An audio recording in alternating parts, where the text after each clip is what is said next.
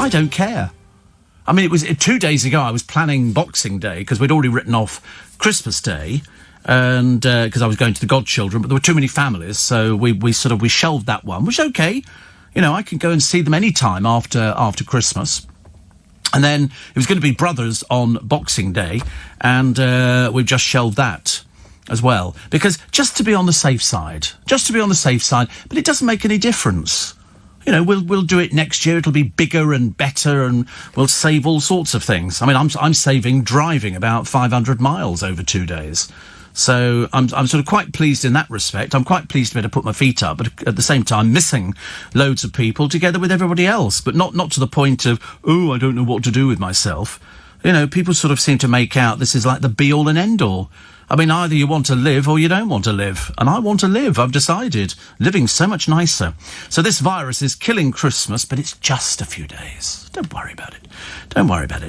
And I will give you the rules for Tier 4.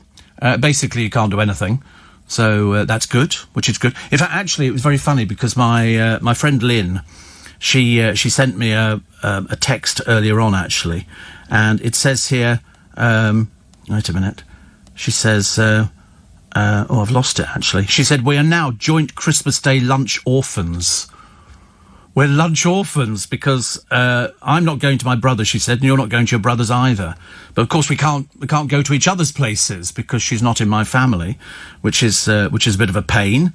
But then our friend Heather, in the same situation, she'd booked 2 nights in a hotel to eat in an outdoor pub with her family. And so, you know, and then all sorts of things. It's chicken. Chicken is going to be having it. But no, I think you have to play safe, Lynn. Definitely play safe. Isn't it funny that Waitrose and M&S don't do a breast for one? They could have sold loads, couldn't they? There'd be loads of single people all over the place going, I couldn't eat a whole turkey, but don't you just do a small portion of turkey? Or half a chicken or something like that, which would be quite nice. You can eat any of these sort of things, can't you? I'm probably just going to have smoked salmon and something else. I don't know what else. Nothing else. I've had a few mince pies this year. I'm not particularly bothered. They're so cheap now. 2 boxes for £3 of mince pie from M&S. I mean, that's £1.50 a box. Or they've got puff pastry or they've got short crust pastry. And to be honest with you, out of the two of them, I prefer short crust. I've tried puff. And believe you me, short crust better. Much, much better. I don't know why, it just tastes a little bit better. The puff pastry thing, perhaps you need to have them heated up or something. You think puffs are heating up? Yeah, you think that. I always think very, very similarly.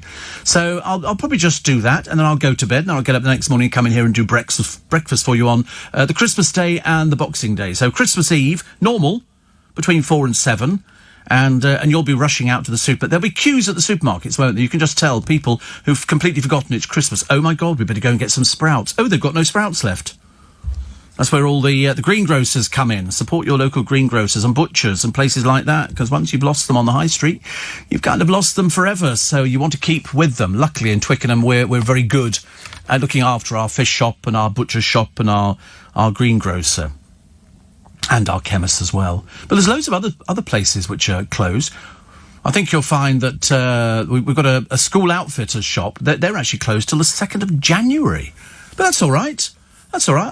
I wasn't planning on buying a school uniform, but if I was, I'll just have to wait. Paul Hollywood is flogging his famous chopper on eBay. A lot of people bidding for that one. The eco-friendly Beckhams. Oh, never a day goes by, does it? Really. It's almost like sort of another dreary story about Harry and Meghan. Oh, we don't want to talk to the press. The press have been nasty to us, and we're going to make them pay for it. Comedian Bill Bailey, the oldest winner of the Glitterball Trophy. Didn't he do well? I love Bill Bailey. I've told him on every occasion that he comes in to be chatted to that he's my favourite comedian. He's so talented. You know, now just not at the dancing, but also he plays musical instruments. He's really brilliant. He's very good. And why would Kyle Gibson, ladies and gentlemen, boys and girls, go into the record books? He's eaten 60 Yorkshire puddings in 3 minutes. 60 Yorkshire... How do these people eat this kind of... I don't understand how you could eat 60... I mean, much as I adore Yorkshire puddings, 60 of them in 3 minutes. I hope they're hot. or warm, because they taste much nicer. The purple suit worn by Peter Kay in Is This the Way to Amarillo video goes on display in a showbiz museum. When that's going to be opening, God alone knows. And is Jessie Nelson really going to walk from the music industry? Some columnist in one of the papers today seems to think she will. She's been so brave doing this. Well, she's brave if she stays out of the music business. If she goes back into it again, she'd be a fool. So let's hope that she doesn't. And Sarah Ferguson, the web flop. You've never seen anything so appallingly bad. Oh, you've seen Steph McGovern's show. I do beg your pardon. I knew there was something on television that was actually worse than Sarah Ferguson. And Steph McGovern's show, the biggest waste of money that one channel has ever pumped into something. I don't know why. It's the most horrible mashup of nothing at all. A once dead, unfunny comedian, some other boring people, somebody who cooks, somebody who does that. I mean, it really is dreadful. And then in the midst of it, way out of her depth, I mean, she is treading water like there's no tomorrow, comes poor old Steph McGovern. Also, Eamon Holmes tells fans he and Ruth will get on with their lives. Well, she will, dear. You haven't got a job, have you? She'll be busy doing her clothing and doing loose women, and you do what? You moan. At least I moan about particular things on the television. I'm much better at doing that. But so he and Ruth are going to get on with their lives now. Well, she will be. I mean, what are you going to do? Sit at home and vegetate? Don't eat. Now would be a good time to join a gym. Prove that you can actually do something. Because apparently he used to eat, like 5 times a day, he was telling us. Plus. Oh, the eco-friendly Beckhams. Poor Beckhams, honestly. And Melanie Sykes seems to have got rid of her gondolier lover. Now she's with a tattooed model. There's not really a lot I could say about that. Woody and Kleiny have TV bosses desperate to work for them, or with them. I don't even know who they are. They're apparently media people, you're supposed to know about this. And attention-seeking Christine McGuinness says a quiet Christmas is the greatest gift to give her children. Yes, I would think that's a very good idea. Very good idea. But she's, again, so dreadful on The Real Housewives of Cheshire. It's almost an embarrassment to see her on there. I felt a bit sorry for her, really. She's looking so old now. And Megan Barton Hanson's New Year resolution is to bag a serious partner. Or failing that, just to disappear out of our newspapers. That'd be very good indeed. Don't ever talk to her. You'll never understand a word she says. And that's it. And how is a pantomime called off, but yet you can sit on an aeroplane for hours on end with perfect strangers? I don't know if that's a Christmas cracker joke. I just don't understand how they can cancel a pantomime. They were all doing socially distancing. And yet they let you get on an aeroplane now and go to wherever. Well, you can't go anywhere at the moment. You can't go. And, Steve, you can get cold-cooked carved chicken breast slices. You just heat up, says Jackie. Yes, I've had that before. I just buy chicken bits. No, I don't do Twizzlers. Oh, no. I don't know where they are. Which part of the body they come from. Turkey Twizzlers they do. But why don't they do a little miniature turkey, serving one person? You get some little sprouts in. They do little packets of sprouts, and you get some roast potatoes and eat a whole box. But... yeah. Oh, you got the... yeah, you're right. You need to enlarge it over the leftovers. But, I couldn't eat a whole turkey any time soon. But I wish that they did something that was sort of bred in miniature. So you got a miniature turkey. Apparently they're ever so friendly, turkeys. They want to be your friend. There's a big feature on Country Life, double Christmas edition out now. And they were talking to people who keep turkeys. Much better than chickens. If you put chickens in your garden, they will dig up plants, the grass, they'll ruin everything. Whereas turkeys are very house-proud and just want to be your friend. And that's it. They eat the same thing, but they do it in a different way to chickens. Yes, exactly. Sit there with a little bib on, little knife and fork carving the grass up. But, because if you're going to get something, turkeys apparently are the way forward. And then you can kill them for Christmas and eat them, so they've served their purpose, which is what Gordon Ramsay did one year. I think they had 2 or 3, and there was a mobile abattoir that came round. Have you ever heard of such a thing? A mobile abattoir. And they sort of hung them upside down, and then they insert a probe into them, and that kind of, electrifies them, and then they dispatch them. Because he wanted to show the kids that, from field to table is a process, and you can't become attached to things. So that was it. We're sort of with all the cameras watching. I know. If I was, they were doing a thing the other day. What was it? It was kids who live in the Arctic, and their families, and they're all a little bit rough. And they went sort of out in a boat, and they're killing food they've got to eat, so they have to kill all their food.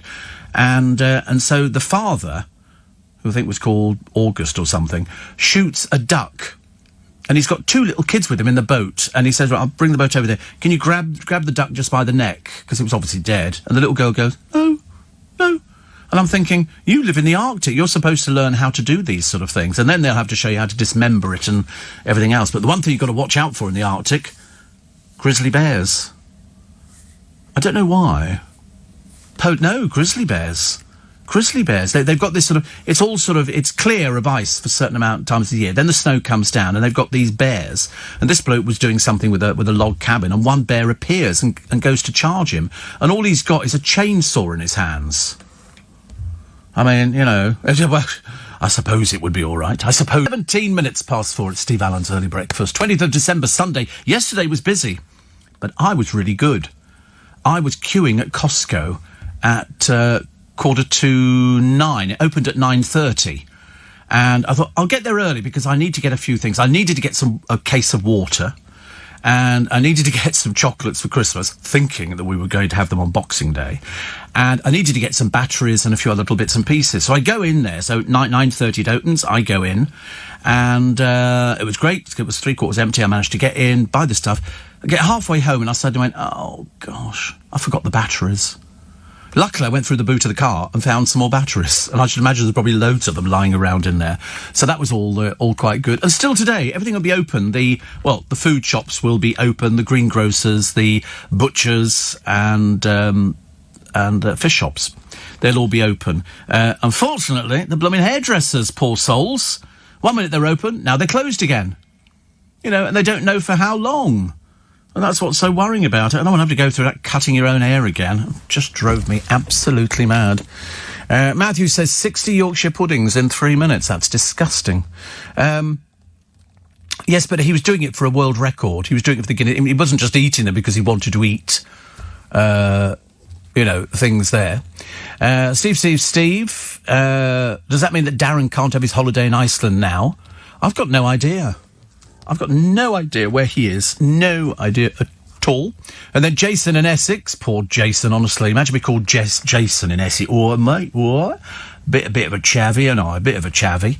And he says, I thought the biggest waste of money in daytime was Fives Company, up the Amen. Yes, unfortunately it was commercial television, so it doesn't quite sort of, get round it. But having heard that mad person earlier on, I think with Nick Abbott seemed to have cornered the market in Bewildereds. I'll get sent these pictures, goes this poor bloke, who was sort of talking about somebody sending him pictures of people throwing up in Borough Market. And I thought, the big question is, are you really as mad as we think you are? And the answer is, yep, and pretty lonely if your friends send you pictures of that. And in Leicester Square. And quite rightly, Nick Abbott said no. In fact, I could show you Leicester Square now. It is completely deserted. It was deserted when I came in.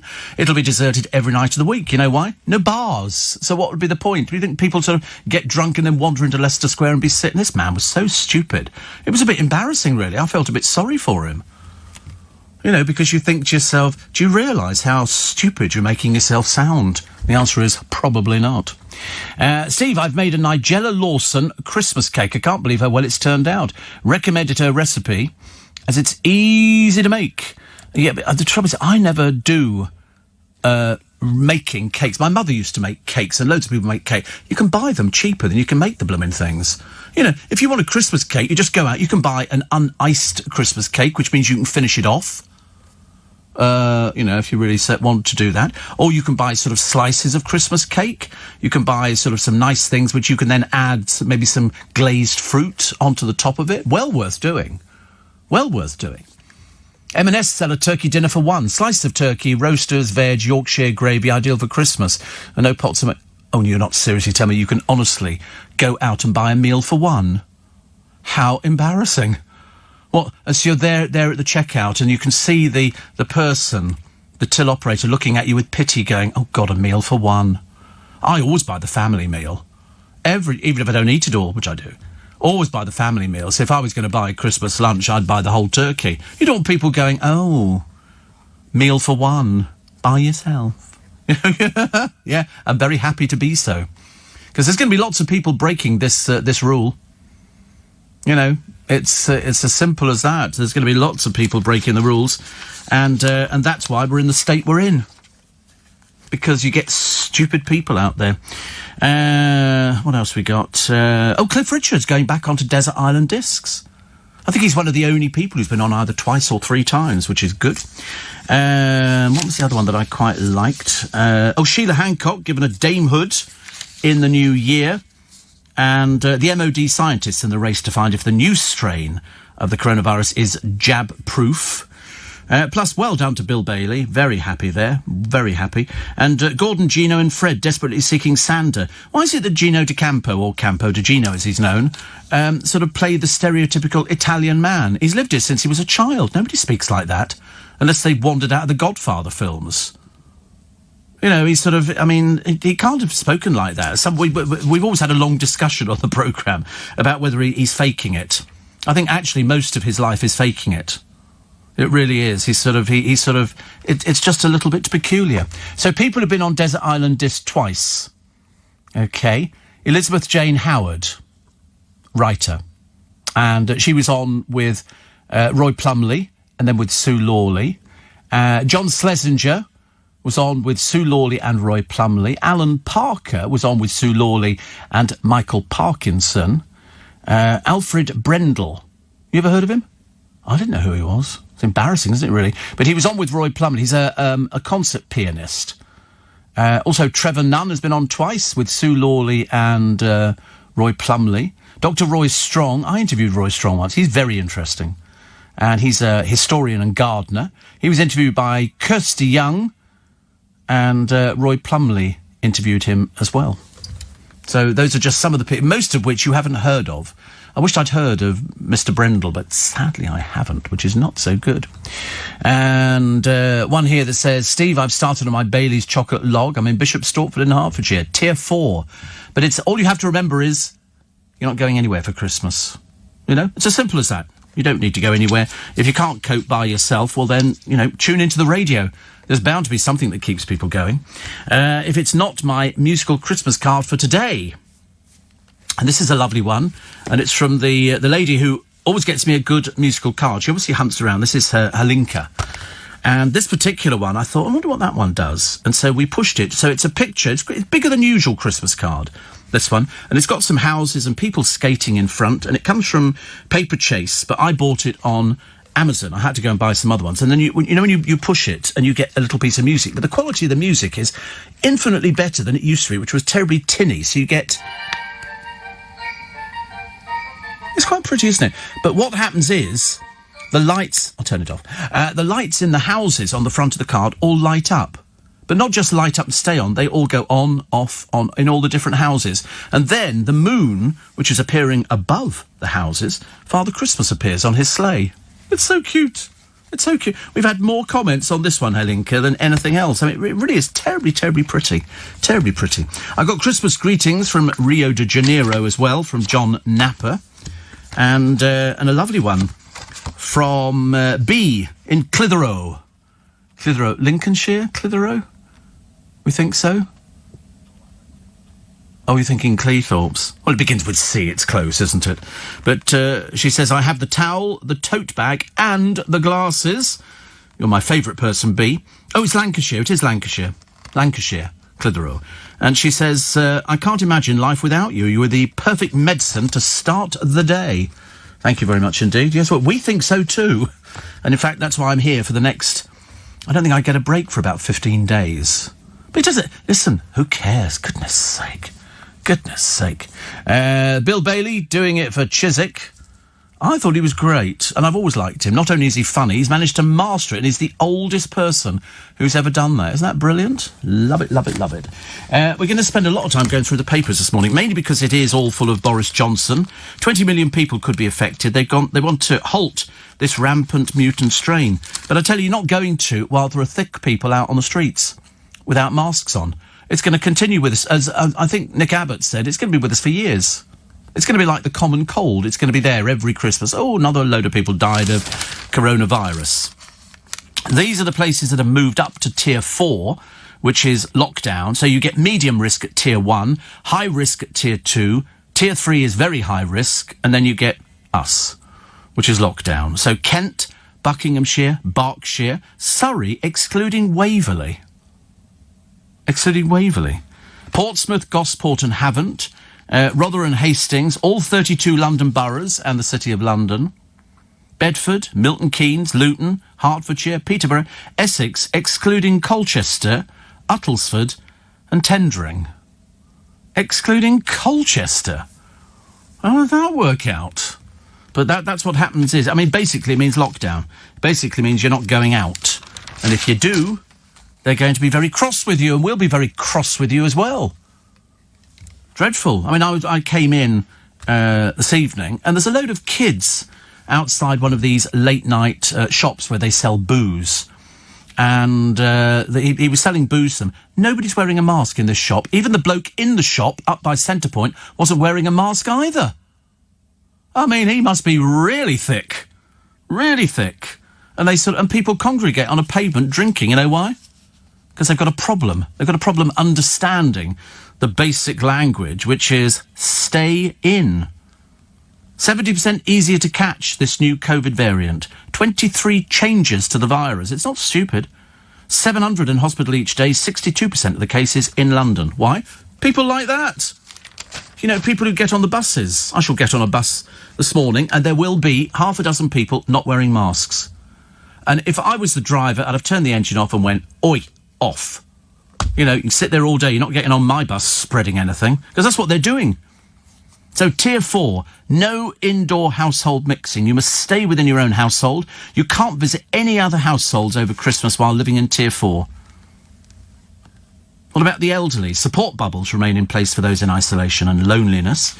And somebody says, so if I live in Tier 4, can I travel to see my grandparents who live in other tiers? No. I mean, how thick do you have to be to not realise this? If you're in Tier 4, it's called lockdown. L-O-C-K. D-O-W-N. Lockdown. You're not going anywhere. Also, what about watching the football on Boxing Day? I wasn't aware there was football on Boxing Day, but apparently fans are not allowed inside grounds in Tiers 3 and 4, so you'll have to stay inside and watch the telly. Can you move house? Yes, but only if it's already been arranged. It's as simple as that. And is this the worst moment of the virus? They say it's not the worst moment as vaccines are being rolled out. The good news is 350,000 people have had the vaccine, which shows how long it's going to take to do 66 million. It's a long, long time. They say here, can I see my family if I live in Tier 3 and they live in Tier 3? The government's advising people to stay local and keep visits short. Can I spend the night with my partner in Tier 3 or 4? No! No! Overnight stays outside your home are banned. But I want to give my gran a hug. No! No! You know, surely there are exemptions. There are only exemptions for support bubbles and for separated parents and their children. And a question here which came in from somebody, what if I've already packed my bag to spend Christmas with family? Unpack it again. All right. It's the best way. Can I go to the gym and work off my Christmas excesses? Not if you live in Tier 4, as the gyms and indoor entertainment will close. Can I still do my Christmas shopping? No. I mean, it really is. We're obviously preaching to the terminally stupid. All non-essential retail shops are closed. That includes stores where you'd hope to pick up last-minute gifts. Can I treat myself to getting my hair done? No. No. Maybe I can escape and go abroad for Christmas. No. You can't. Can I go to church? Yes. Communal worship's okay. I pray for salvation. Believe you me, that's the only way we're going to get through it. Oh, look. Here's Laura Anderson in her knickers and bra. How wonderful, honestly. What a credit to her parents she must be. A terrible belly button, but apparently you won't know who she is, so I'll tell you. She's from Love Island. And in fact, you know, there's too many people now on Love Island just willing to get their kit off. That's the boys and the girls. That, I mean, she's fairly ancient for Love Island. She's 31. I mean, Love Island, 31, that's pushing the boat out, isn't it? But the good news is that Ofcom have now decided they brought in some new rules to make sure that people going onto reality shows are vetted by the TV companies to make sure that they're fit for purpose, because we've had people breaking down. There was a woman the other day worked as a researcher or a producer on the Jeremy Kyle show. Hadn't worked since it finished. She ended up taking her own life. And we need to find these people and they need to get help. So if you're booking people to go onto Love Island or any reality show, are they likely to have a breakdown later? If they are, don't put them on the show. It's as simple as that. Don't mess around anymore, OK? We've had enough of this shilly-shallying. Yeah, but I've just realised, actually, who little Laura Anderson is from Love Island. I mean, apart from being from Love Island, I mean, she's 31, and because she obviously can't sort of get arrested, she's told her fan that she wants to be on the naughty list this festive season. Yeah, well, only just stay indoors, dear. But apparently that could be good news for her former reality TV co-star, Jack Fincham. You remember little Jack Fincham, don't we? Didn't he have a little problem going on? As recent reports suggest, they've become closer. Jack said last month he promised to marry her if both are single at the age of 40. Oh, darling, nobody will know who you are by the age of 40. I mean, you're 29 now. Nobody's going to know who you are by the time you're 30, let alone 40. So somebody says to forget the future, Jack, enjoy the present. Yeah, poor old Jack, honestly. Well, I hope you've sorted out the little problem, eh, Jack? Also, oh dear, that's a bit bad, isn't it? Intimate photographs of a Manchester City ace and a former Chelsea striker were found in a Bible handed in at a charity shop. What? Both players appeared topless with the same mystery woman. In snaps unearthed last week, the Bible was in one of two bags handed in by a woman to a charity shop in Marylebone. Who hands in a Bible? I mean, am I in another world here? Well, so here's a nice Bible. They've got a picture of it. It looks like a very nice Bible. And, well, who gives one of those away to a charity shop, unless the person's died who owns it? The eco-friendly Beckhams, yeah, whatever, well, codswallop, honestly, they write, have ruffled feathers over plans to extend a lake and build an island. Perhaps they'll go and sit on it at their home. The local council's biodiversity officer is worried about the bird and other wildlife living at the Cotswold property. She said it's unclear whether boats will be used on the water, and the justification for the proposal is unclear. They've submitted plans. They're so bored, aren't they? They've got nothing to do. She should be concentrating on trying to flog that clothing stuff she's got. You know, and he should be out there sort of trying to come up with something interesting. The best they can come up with here is Victoria's revealed her sustainable beauty line. I'm sure that's doing really well. And Dave has recently invested in an eco-friendly Bentley. I mean, what a load of old garbage. Good old Dave. All right, Dave. Oh, sorry. All right, Dave. Ridiculous, isn't it? It sounds quite nice, doesn't it? It's a lovely picture. I wish people wouldn't put pictures of food in the papers. And this is a picture of a plate with fish and chips on. And it looks delicious. It really does. The only thing that's ruined it, mushy peas. It's got... Oh, no, it's mushy... So you can always tell somebody from Huddersfield. Huddersfield is like, oh, mushy peas. We love it. See, down south, we're all Jessies down here. We don't do mushy peas. We don't do anything like that at all. But, I mean, it does look quite nice, but I'd rather go for a bacon butty. I'd rather go for a bacon butty every time. But I've suddenly realised all this processed meat's not very good, so I'm having to limit. Maisie Smith, who didn't win, thank God, and perhaps we've seen the back of her, wanted to win for her dad, Stephen, who lost his job. Do you know, honestly, they must sit down there and go, has something happened to you, Maisie? You know, could we sort of pin some dreary story on it? What? Oh, not you and mushy peas. No, please God, no. You hate them. Yeah, I can't think... It's just peas that are mashed with a bit of vinegar in. Not normal.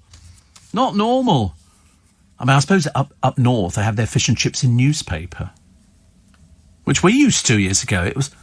I bet there are places that... It's so expensive to do the paper, you know, for the fish and chip shops.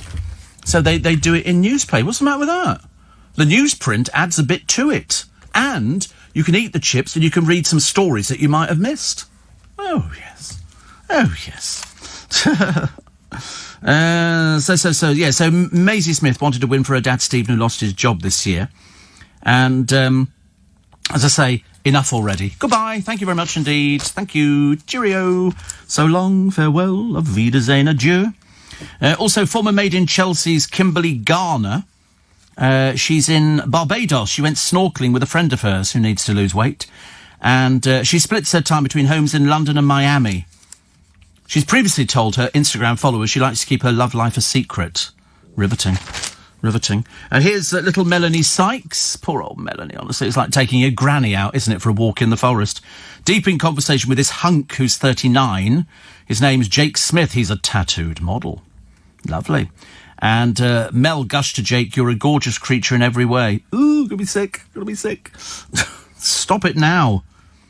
And apparently she recently revealed how disappointed she was in British men likening their way of speaking to women with TV comedy character Keith Lemon. Did you see the Keith Lemon programme? We had sort of Keith Lemon shopping. That was a bit boring. And then we had sort of Celebrity Juice. Thank God we won't be seeing that for ages. Dreadful.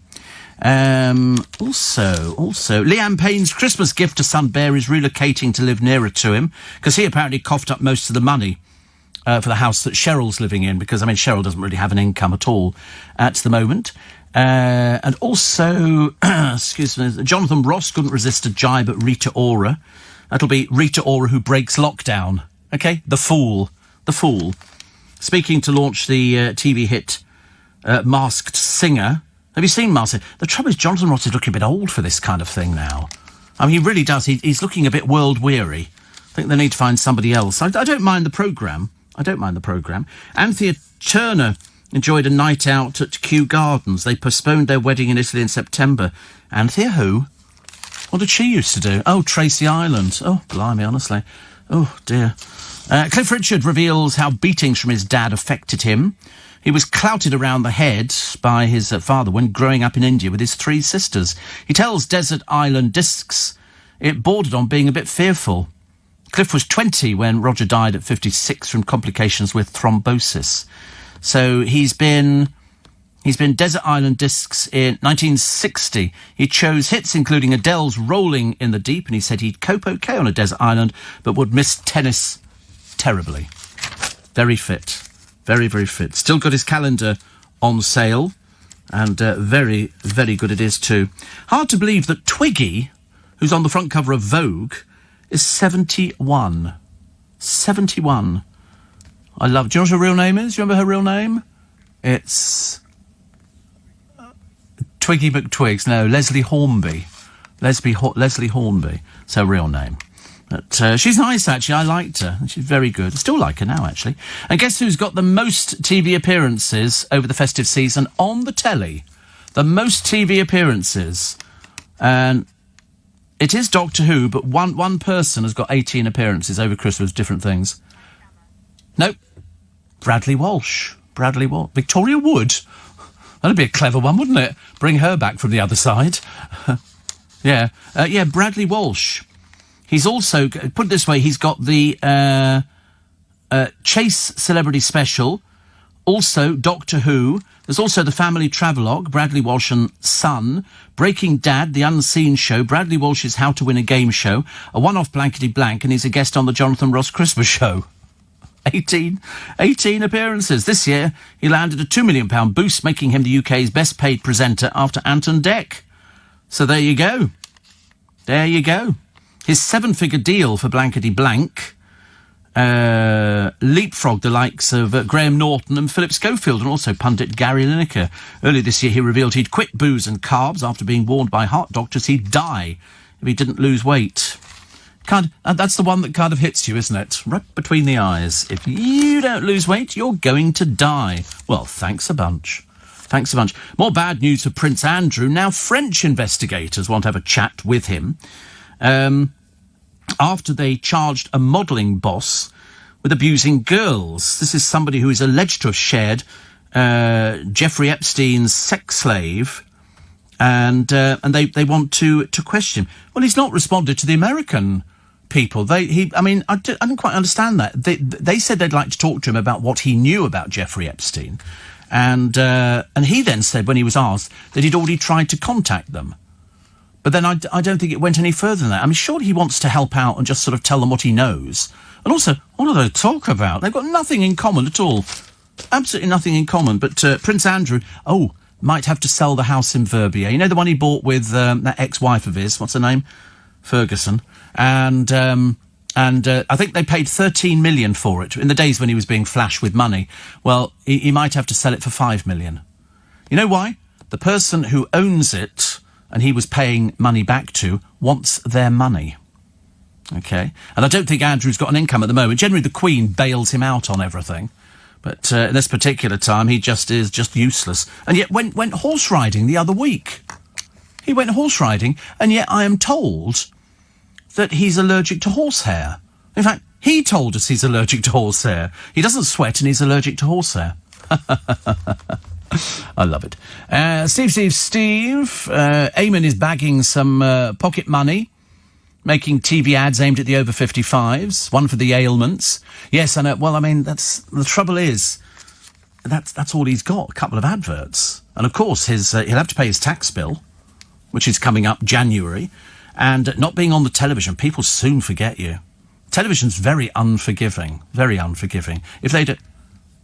Eamon, no, he never made it onto LBC. He had a bit of a tantrum before he even got here, so we didn't take up the offer on him. He didn't last at the other radio station either. He went on to. I don't know why. I can't remember why that was, but I think it's one of those sort of things that he was big, and then he was on Sky. The only time I remember him is he was on, must have been BBC, and then he went to Sky.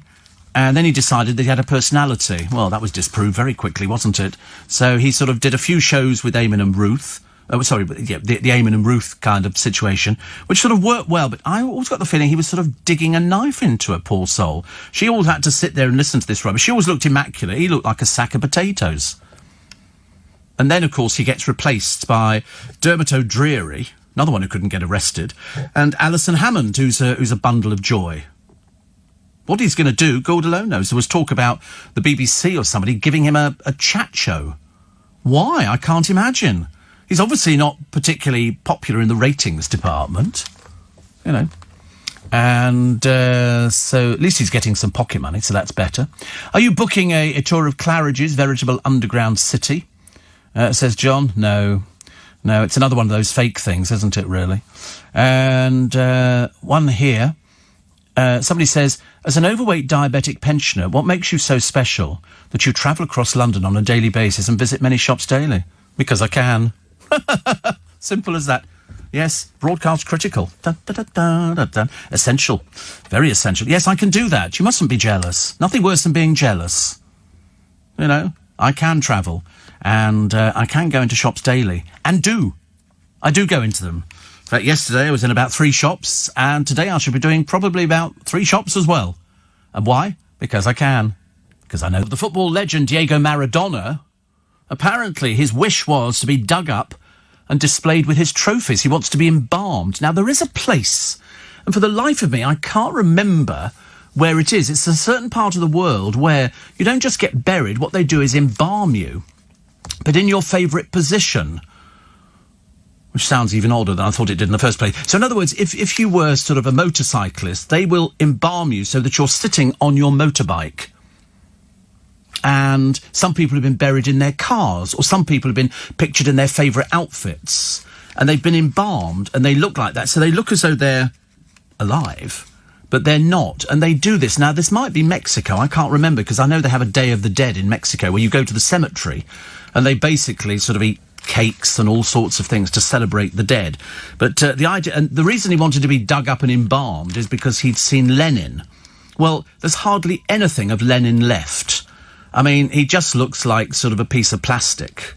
It was like Eva Peron. I mean, she was shoved away in all sorts of cupboards and boxes and cellars and things like that. In fact, they lost her for a period of time. After Eva Peron died, when they did find her, her nose had fallen off, so they had to refashion her nose again. Because the man she was married to was so obsessed with her, he used to take her with him everywhere they went. And so she was put on display, which is roughly, I suppose, akin to what the pharaohs did. They actually put themselves on display, but Eva Peron was displayed to people because she was huge. I mean, she really was absolutely enormous. And so Lenin is in this fanciful tomb, but as somebody said, the bit of him that's sort of real is very small indeed. It's like Jeremy Bentham. Jeremy Bentham, you know, you never heard of Jeremy Bentham? There's a pub just off Tottenham Court Road called the Jeremy Bentham, and he's in I think it's the London Medical School there, and he's in a cabinet. He died in Victorian times, and he was embalmed, and they bring him out for their meetings. And you can see him. He's on YouTube, Jeremy Bentham. And he arrives in this box. They open up the box, and there he is sitting there. Again, there's not too much of him that's original, but he's Very famous. Very famous. That's Lenin's mausoleum. It's... Yeah. Bit of a mistake on this one. Queues are not as long as they used to be. I suppose because everybody's seen him, actually. You know, it's like, you know, I don't know, so anything like that. But no, Jeremy... You've never seen Jeremy Bentham? Oh, he's wonderful. No, he's embalmed, Jeremy... Put in Jeremy Bentham, Bentham, and you'll see what he looks like. He died, I forget, in the Victorian era, I'm pretty certain, and they put him in this box and they bring him out for meetings. He's very... Sorry? Well, because he's... There he is, in his box. There you go. There he is. There is Jeremy Bentham. Bits of him, and they put it together with his clothes and stuff like that, and they bring him out for meetings because he's included in it. This is just off Tottenham Court Road. Yeah, in the hospital there. Drogadero. Yeah, there's a pub called the Jeremy Bentham. He was very famous, and he's famous now because they bring him out for outings. It's like Eva Peron. Put in Eva Peron, and you'll see what she looked like the last time they decided to... I think she's been buried now, and they've tried to make sure that nobody can get at her again, because she was nicked at one point. Somebody decided to... I mean, why you'd want to do something like that, I can't imagine. But, choice information. The mausoleum, incidentally, for Lenin, is open Tuesday, Wednesday, Thursday, Saturday from 10 till 1. Free of charge. So it blooming well should be. But as I say, there's not really very much of him left in there, but it's still interesting, isn't it? I mean, you know, people want to go and see that. They like seeing things like that. Lenin's mausoleum. But there used to be queues around the block, but not anymore. 84850 steve@lbc.co.uk. Everything we shall weave in today. And then some poor soul called Martin. Stop talking about Christmas because Christmas is cancelled. Oh, God, honestly, nothing worse than being a dreary Martin, isn't there? Goodness sake, honestly. Unfortunately, you don't buy a paper today, not that I expect you will, but, you know, you're going to hate all the stories about Christmas being cancelled. I mean, I can't believe that people sort of hold so much store by it. Goodness sake, honestly. It's so much easier. There you go, mushy peas, says Lauren. Ugh, garden peas from a catering tin, not fresh or frozen, just as bad. You see, people used to have tinned peas. Whereas you can go to the greengrocer and buy fresh peas, and you pop... Didn't you never do that as a kid? Did you never grow peas in the garden? And then you would break them off and then you cut them up. I used to eat raw peas. I used to eat raw potato, which isn't very good for you at all. When my mother used to slice it, if she was doing sauté or something like that, I could eat a raw potato. But peas we did all the time. I used to love peas. You break open the pod, then just eat the peas.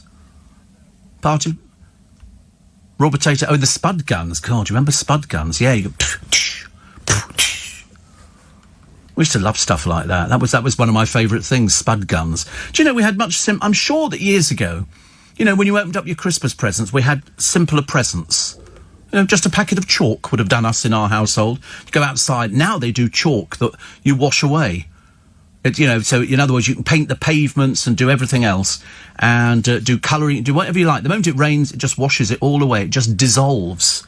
There's a lovely piece on YouTube of a woman in America, obviously on a very posh street, and a bloke has written on his wall, Chinese bloke, Black Lives Matter, because it's a very big campaign. And she's there and she's going, why are you writing on the wall of that house? And he decided to keep her in the dark. So he said, well, because I want to. And he sat there and she said, I know the people who live there. And he said, do you? He said, yes, and they wouldn't approve. So in the end, she calls the police on him. And of course, it turns out it's his house. So she then goes into hiding, loses her job, everything else, a vile old baggage. She's a Karen, I know. Oh, there are some vile Karens. Oh, my goodness me. I mean, I can amuse myself for about an hour before the programme watching Karens. I mean, one of them getting out the car the other day and arguing and screaming at this policeman. He tasered her. She went down like a sack of potatoes, but they're vile. I mean, these people are so awful. Racist, homophobic, everything. They're just awful. There was one woman screaming at children because they were skateboarding in a park. A woman screaming at some man because he's black and he's walking his dog down the road. What do? You don't live here. You don't live here. This isn't your place. Another woman, best one. Oh, There's a delivery boy, pizza delivery boy, black, pushing the buzzer to get into a block of flats, and she blocks his way. You're not coming in here. He says, I'm delivering a pizza. I don't know who you are. Who are you? I'm delivering a pizza. From where? Where's your bike? And all the rest of it. She wouldn't let him in. She blocked his way in. I mean, seriously staggering things that you think in this day and age, what are these people on? The answer is drugs. That's what they're on. They're on drugs. There was one woman, she called the police because there was a black woman and her daughter swimming in the pool in their hotel. And she calls the police. Luckily, the woman was a lawyer. Well, got the police banged up very quickly. You know, the police there, you know, can you tell us your name? No, I won't tell you my name, she said. Why should I? I'm staying here. Can you tell me the room you're in? No! What's it got to do with you? Mind your own business.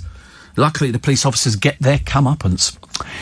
Steve, there you go, we're all right now. Iceland have a small turkey joint for £2.50. And 2 small joints for £5. That includes turkey, pork and gammon. Good quality, says Miriam. Ooh. Matthew says, what's your favourite Christmas record? I do not have a favourite Christmas record. This is not BBC Local Radio. We don't do that. The vicar hosting a show, and then people phone up and go, oh, my favourite record is Oh, Come All Ye Faithful. I like all the carols. I'm playing them in the car at the moment. I'm playing all the carols in the car. I think it's absolutely fantastic. And I've also got Andre Rieu, one of his concerts with all the Christmassy stuff as well. It is fantastic. Fantastic. And every Christmas, that's what I do. I buy CDs of Christmas music and just play and sing along to myself. Would have been singing along on Boxing Day, but of course, as Martin will tell you, you're going to be empty in your household, aren't you? Sitting there because there is no Christmas this year. But it doesn't matter. Listen, 20 million people will not be able to celebrate. Well, you know, don't worry. There's always next Christmas. You can do it. It's the 20th of December. If you're going to get up and go shopping, get up now. Get up now. I mean, because, I don't know what time they're going to be opening today. Oh, no, they don't open until later today on a Sunday. So the supermarkets will be opening later. The fish shop will be open in Twickenham. I can only speak about our area, but I'm assuming the same in yours. And the butchers will be open, and the greengrocer. Because it's, they were selling trees like they're going out of fashion the other day at Paul Cooper's place. Really were doing a lot of trees. One man bought 2. Never heard of it, but mind you, I have 2 trees every year. 3 normally. And so that's it. But a bit too early to buy your Satsumas. They might not see you for the Christmas, so leave it for a few more days and then buy the Satsumas. And apples. Apples will always last a bit longer, actually. But very nice indeed. And make sure that you've got everything in, because it might just be for you. There'll be people going out buying a little bit of party food. People, make sure you've got, and here we go, bread and butter. I'm going to go out and buy a loaf, probably on Wednesday, Thursday, something like that. So, but it's only for a couple of days over Christmas. So nothing, there won't be anything open. Well, not very many shops open on Christmas Day. You'll find your local corner shops will probably be open. And at least you can have a piece of toast. I've already got packets of bacon in the fridge, but I've had those in there for about a few days anyway. So it's just trying to think of all the things that you buy. Make sure, if you like cheese, make sure you've got some cheese in. It's good. Roger likes peas as well, raw peas. Prefer shelled ones to save the time. No, I like the idea of popping the pod. Used to be an advert on the television. Bird's Eye, fresh as the moment. The pop went pop. And it was done by, I can't remember who the girl was now, very famous. Steve says, Freddie, on my way to M&S Enfield, working there until Christmas Eve. Loads of cars on the roads. Can you tell me now, with this lockdown, are you insured or could it be void? Can you tell me now with this lockdown, are you insured? If you're travelling around, it depends. Yes. If you're an essential worker as you're delivering, I'm an essential worker because I'm on the radio. There's people who've got to go into shops. So you can only travel if you can't just sort of just go driving around blindly. You've got to sort of be going as a purpose. So, yeah, still insured. Although I'm quite sure there might be some insurance companies who might be sort of thinking, well, if you haven't driven and you've had this and then maybe you've had an accident, as there might be. Although luckily we've got no snow at the moment. You don't want to complicate the problems with snow, do we? Shane says, as a kid, I had to help my great-grandmother shell the peas. See, I don't see that as a hardship. I thought that was fab. We used to grow lots of stuff in our garden. Potatoes, peas, raspberries on canes, rhubarb like there's no tomorrow. Love rhubarb. And in fact, actually, just been sent a lovely candle by Helinka, which is rhubarb and vanilla, which is going to go very well with my Parma Violet candle. I've got a Parma Violet candle, and that's particularly nice.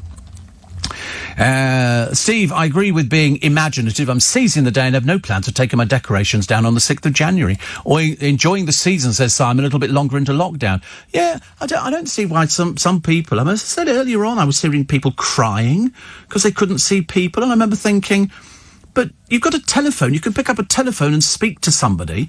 You can do FaceTime. I mean, even I can manage FaceTime. And I'm quite sure at some point over Christmas, probably Christmas Day, my godchildren and family will be FaceTiming me. I'll just sit there with a small vol au vent, trying not to look depressed. But it doesn't depress me in the slightest. Because I've said, listen, don't worry, we'll do it next year sometime. Better be safe than sorry. You really don't want to sort of get yourself into a pickle, but there's some people seem to think that this thing is just fake, isn't it? I'm sick to death of hearing idiots, which you see on the television, everywhere else, sort of going, no, it's just made up, this, isn't it? Because we've read it on the internet. And that's where the internet sort of gets into an awful lot of trouble, which is a shame. The popping girl was Patsy Kensit. You're quite right. It was little Patsy Kensit. She would sit there, little cutesy, which is sweet, actually. So I remember that. Bird's Eye Peas. That was Clarence Birdseye, wasn't it? Clarence Birdseye, who was the man who invented refrigeration for them. So they could actually get, I think, something picked in the morning. Within an hour, it was frozen. And we always used to keep packets of peas in the freezer. So my mother would just add them. I don't think we actually bought fresh. We used the ones from the garden, but we didn't have as many of those as we wanted to. Karen in Manchester said, when I was a kid, I used to go to the corner shop, buy a pound of pea pods in a brown paper bag and sit and eat them. Yeah, healthy days. Healthy days. I've just bought, although I'm having a lot of trouble getting rid of them at the moment, Chupa Chups. I saw this thing on Amazon, and I bought 100 for my producer, Corey. And then, I don't know why, I must have had a momentary lapse or an extra glass of Prosecco. And then arriving last week was a carousel with 200 Chupa Chups. I can open a sweet shop now.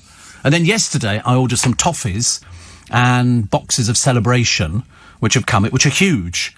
And I was going to take them down to my brother's, but I now have to sort of take them down after Christmas. After Christmas. Also, what was this other one here? Oh, somebody else. Can't spend Christmas with close family, but looking forward to spending the mornings with Steve Allen, says Jane. Yeah, we're here throughout the whole of Christmas.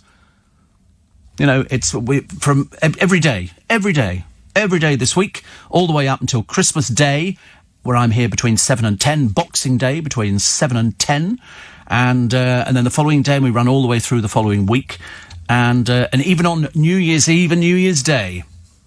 So we should look forward to your company. If you're not doing anything, and believe you me, now you're not, it would be a lot better if you came and joined us, because we would love your company. I agree with you on the pea pads, says Iceman. The flat ones, my mum said, throw them away. Nowadays in restaurants, they charge you £7 a portion. Yes. And you could cook them so easily, just heat up, a wok or a frying pan or something like that, and just chuck them in. I'll tell you what was the most popular thing the other day, which I noticed, Brussels sprout tops. Have you ever seen those? They were shifting out of Paul Cooper's shop yesterday. It was not very well at the moment, so get better soon. Like a rate of knots. Because kids love them, and it's a stalk.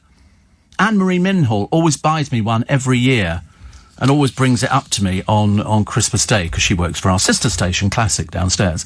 And you've got all the Brussels on it, and then the top as well. And it's become so popular. The other thing that's becoming popular, but nobody knows how to cook the thing, because you've got to cook it forever and a day, is red cabbage. Red cabbage. People like red cabbage. See, I'm not really a big fan of cabbage. I don't mind it in mashed potato. I love mashed potato. I really do. I'm a big fan of mashed potato. Joseph says you're going to be on air Christmas Eve. Well, I should think so. What day of the week is it? Thursday, isn't it? Thursday? Is it? I can't remember now. Thursday's Christmas Eve? Yes, I'm here every day, every single day. There is never a day when I'm not on. Okay, that's the Christmas gift that keeps on giving, which is lovely. See, when I was a kid, we picked and ate raw peas from a friend's parents' garden. I had stomachache and was sick afterwards, so I've never eaten them again. Oh, shame, Reggie. You should eat them. I love them, actually. I mean, I can eat them hot or cold. but can't eat them with a fork. Takes forever, so spoon. Spoon is lovely. So, the big question is Jesy Nelson going to walk away from the music industry? I do hope so, because that's what's made her ill so far. She would be a dreadful hypocrite if she went back into it, because being a solo act would even be more pressure than if you were in a girl group. So let's wait and see what happens. Comedian Bill Bailey lifts the Glitterball trophy after winning Strictly in its closest ever final. After the verdict, he said, What? We've won? He'd be delighted. Absolutely delighted. Very clever man. Very, very, very clever man. Strict new curbs. All the papers full of this, you know, the strain of Christmas and shutting down. It's going to cost the shops $4 billion, they reckon. $4 billion. And yet you go around the world, the UK, we've got more cases than Italy, Slovenia and Spain. In San Marino, 2,072 cases, 55... Who's had the most deaths? We've had... Oh, there you go. Italy's had more deaths than us, but not by many. We've had 66,500 deaths. They've had nearly 68,000 deaths. Spain's had 49,000 deaths. San Marino, 55. Let's all go live in San Marino. Seems the place to get. Andorra, 80. How come they're managing to sort of get away with it and we're just completely blooming useless? Terrible. Britain's longest-suffering COVID patient has more reason than most to celebrate Christmas after his family said don't turn off his life support. He's been in hospital for 222 days. His kids have said goodbye to him 3 times now. And he's still there. The miracle. And higher trust in the vaccine. You know, I mean... If people don't believe in the vaccine, I'm afraid I have very short, sharp shock treatment for them. It's a case of, listen, you need the vaccine. I don't think there should be any sort of decision that you can make to not have the vaccine. It's as simple as that. A letter from Princess Diana complaining about a ghastly week in 1992 is to go under the hammer. She wrote it after her book came out, sparking a huge public reaction. This was Diana, Her True Story by Andrew Morton. It's one of 39 letters and Christmas cards sent to an elderly gentleman and dear friend. The collection's worth about £30,000. She's still generating income, Diana, more than 21 years after her death. Still doing that. Dozens of probes into child sex exploitation in Telford have collapsed with no convictions. One girl gave police the names of 68 men, but nobody was charged. Also, channeling mum's death spurred Naomi on. This is Naomi Ackie. And she's a British 29-year-old. She has landed the lead role in the film of Whitney Houston's life. There's a film I should be looking forward to seeing. Definitely. And apparently, Jesy Nelson claimed she was once injected with painkillers 50 times so she should go on stage. She said she felt like a robot. You shouldn't really be doing these interviews, dear, as you know. You shouldn't be doing it. It's going back years. You're quite clearly, quite seriously ill. You shouldn't be anywhere near this.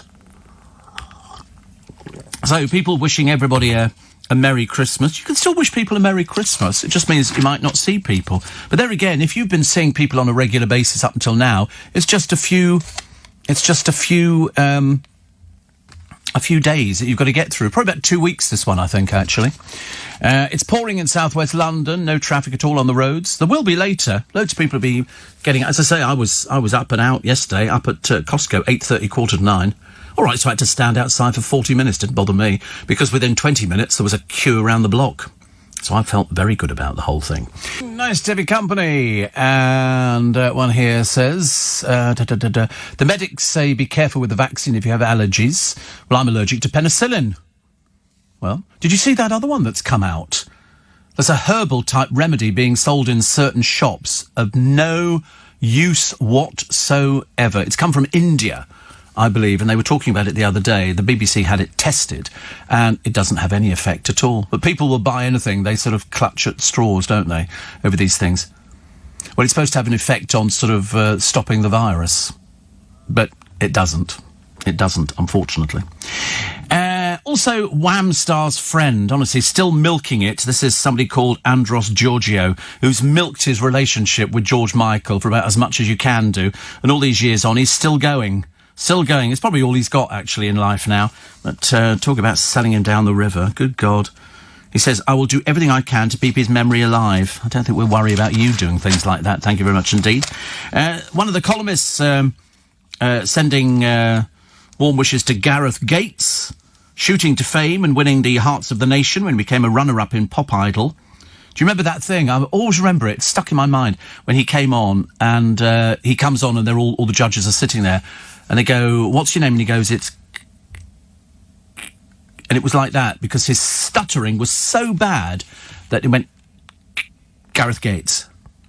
And yet when he sang, perfection. I interviewed him, and he has somebody that travels with him that will tell him how to breathe, and so he can do interviews now, which he couldn't do before. But it was very interesting. This particular columnist, who doesn't appear to know anything about what's going on in the world, says he's not only a pop idol, but also a great role model for his daughter. Yes, and he also appears all over the internet having sex with his girlfriend. I mean, really, you do have to sort of ask yourself the questions whether these people who are columnists now are so naive they don't know.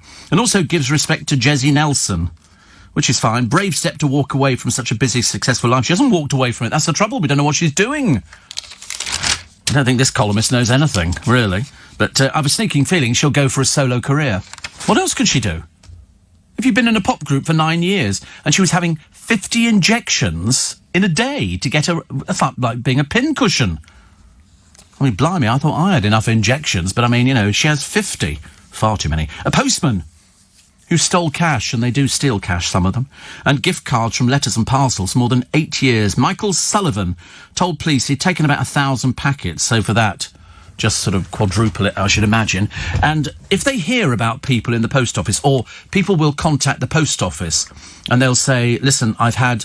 you know, this parcel never arrived or this letter never arrived. The post office have a special department. Obviously, poor little Michael Sullivan didn't know about this special department, because what they do is they then have to isolate what it is. So they put in decoy packets, which they can track. So they know who's nicking the packet.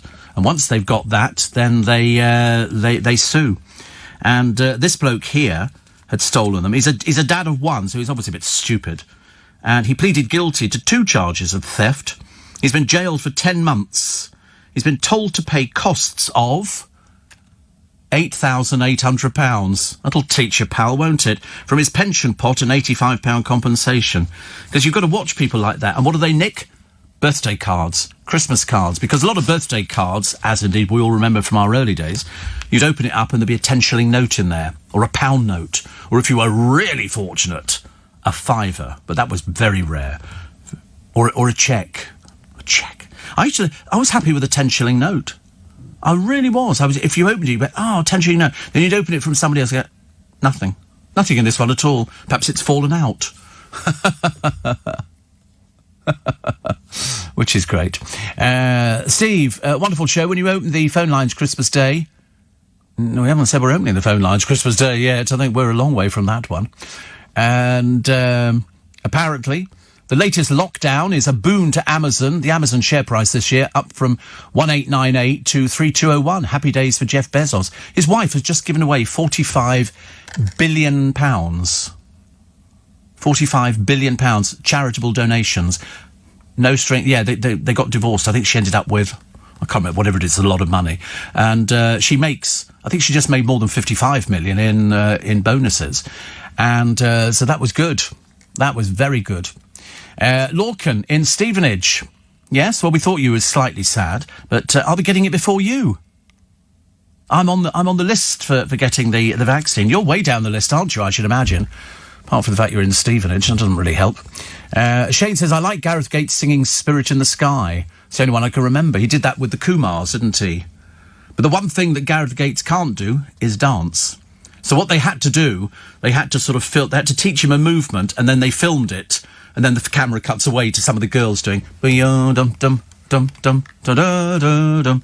Did you know that Norman Greenbaum's Spirit in the Sky, they were booked, Norman Greenbaum, to do a school end-of-term prom thing. Unfortunately, they only had one song, which was Spirit in the Sky, so they literally played it, I think, about 32 times. They finished it, they went, dum dum dum, dum, dum, dum, da, da, da, dum, dum. And of course, if you hear, it is one of those songs you can hear time and time again, and it still sounds quite good, but not 32 bloody times. Jasper Carrott got booked for something years ago, which I think was very good. But he'd had a hit single with a song called Funky Moped. But that was the B-side. The A-side, or was it the other way around? Yeah, that was the A-side. The B-side was Magic Roundabout. Did you ever hear Magic Roundabout by Jasper Carrott? It was... and it was very fun. I used to play it in discos. It wasn't a song. It was just him talking. Hello, Dougal, said Florence. Hello, Florence, said Dougal. Hello, Dougal and Florence, said Zebedee. And so it went on. It was very funny. You'd listen to it and people would stand there and wait until the end line, which I can't tell you what it is because it was too rude. But very good. Matthew says, you're right, Gareth Gates' voice was pure perfection and loved it. Should have beaten Will Young. See, Will Young won it. And all of a sudden we haven't seen Will Young for ages. Where's he gone to? He was very canny with his money, though, wasn't he? I think he was very good with his money. Because all these people, they don't realise in the pop world, the popular world, that in fact... They say you've got £1 million deal, but everything comes out of it. Your cars, the recording, your makeup, your hair, your clothes, everything. So before you know where you are, £1 million goes right down to nothing, as Bros discovered. And they ended up with nothing. Well, you've got to sell a lot of records to start making a profit, which is then... But it depends if the artist writes it or not. So many of these little popsicle groups, they don't write. Somebody writes for them. And they're the people who make all the money. The pop groups just get a fee. And, I've seen loads of groups and you go, oh, you must have made a fortune. I went, oh, I made nothing. Nothing, because they never wrote anything. George Michael used to be very canny to make more money, to add to his £60 million fortune. He would have the A-side of the record in the early days. And then on the B-side, what's the point of wasting a song? He'd put the instrumental version of the A-side on the B-side. And that's how he got double money. It was well worth it. I can't write for toffee. Seriously, I can't do it. Steph McGovern says she's been squirreling away food on the set of her Channel 4 talk show, Steph's Packed Lunch, packed with rubbish. Absolute rubbish. Biggest pile of dross I've ever seen on the television. It's very embarrassing. Very embarrassing. Please finish with it, Channel 4, very quickly, and let's go back to, oh my godfathers, Sarah mad as a broomstick Ferguson. Enormous interest in Harry and Meghan's £30 million Spotify podcast deal. Sarah has generated just a few thousand hits with her festive YouTube clips. She's not in the real world. She's not. Have you ever seen her? Mad as a broomstick. Seriously. Fergie wears a floral headband and crouches at a festive scene as she instructs kids on craft work. But things don't go well and user comments have been switched off so nobody can post jokey barbs. One here sees her turning a jam jar into a kid's snow globe. It's got 1,900 views and 56 likes. She's surrounded by characters from her Little Red Book series. She refers to a doll as Snowy and then blurts, I mean Roni. She tells kids to get some super glue. Well, of course, you can't buy it under the age of 18. I mean, she really is that thick. And then she warns, but be careful, Mummy and Daddy might have to help you as it might get caught and you don't want it on your fingers. Then she's making a fir tree using a paper cup covered in cotton wool, and she sings We Three Kings, but mumbles through the words and incoherently forgets everything. Clip 3, seen 700 times, includes a tutorial for stained glass biscuits ornaments, in which she again gets muddled. She says, we're making what they call stained glass windows. Stained glass windows. And then clip 4 is back to the snow globe again. I mean, she's the total disaster. Total disaster. Poor old Sarah Ferguson, 61 and out to lunch. It's not happening, is it, really? She was doing it. And then her daughters were on the thing the other day and they were sort of going, oh, because we owe everything to our mother. I thought, yep, everything, because you don't work. You don't seem to contribute anything at all. And in fact, one of you went out and had a meal in a restaurant with a load of friends. Business meeting. Yeah, whatever. Another one says... I don't think you're allowed vaccine if you have penicillin. I've got no idea. Go to the doctors. Just remembering Gareth Gates covered Unchained Melody. Did he? Oh, right. Non-essential shops closed, but garden centres okay, because it's essential to get winter flowers. Is it? I don't know. I'm sure we're going to see queues all over the place again. And only essential travel allowed, but you can go to the local takeaway. Yeah, they're only doing takeaways or, deliveries and stuff like that. Local pub with a few regular patrons closed. Yep, pub's closed. Local school with hundreds of kids in And COVID cases open, is it? Blimey, all of ours are closed. Either lock us down properly and get it sorted, or stop lockdown and tier stuff. Well, we're on tier 4 in London. That's all of the London boroughs. On tier 4, can't go out, can't go anywhere. You can go and do your essential shopping. Stuff like that. I was amazed how many people were speaking to Clive Bull earlier on, and they didn't understand what they could do and what they couldn't do. They thought you just packed a bag and you went to Cleethorpes and went to see your family. No, you can't. Not allowed to do that. You know, you just have to follow the rules. Otherwise, you'll be going down with it, and then you'll be turning up at the blooming the hospitals, going, "Oh, I think I've got COVID. I think I've got this. I think I've got that." What now? What do you want? What do you want? What's he walked in here for? Chocolates. I have got chocolates, actually. Do you know what I bought the other day? You won't believe what I bought, because somebody told me about this on air, and I said, "Are you sure?" And I said, "Are you sure?" Wait a minute. So I go into this shop and I said, "Do you have After 8 Mints gin and tonic?" After 8 Mints gin and tonic. Okay. "Do you have After 8 Mints Turkish Delight?" After 8 Turkish Delight. "Do you have After 8 Mints Strawberry and Mint?" I mean, seriously, this is like the Christmas box of all Christmas box. And I got so excited with the Turkish Delight, I bought 2. And then somebody said, "Have you seen these ones? Dark chocolate ginger biscuits, only 113 calories." I mean, this is like, we are having Christmas here today. Who needs to wait? So, which one of these would you like, Alec? Yeah, but which After 8s? Do you want strawberry and mint, gin and tonic, or Turkish Delight? Morning, everybody. Whilst everybody's tucking into gin and tonic After 8s this morning. Gin and tonic After 8s, I ask you. What will they come up with next? What will they come up with next? So Fergie not doing very well on the internet. Mind you, it keeps her busy, I suppose. She's got nothing else to do, really. And the stars of The Chase, because you know that all these Christmas programmes that you get on the television, they were filmed, some of them weeks, months ago. Ages, because they don't, you know, it must be very difficult doing some of these, because you're doing it socially distancing and there's no audience, which I think is very difficult. If you're doing a show like The Chase, you need an audience. That's how these things work, because the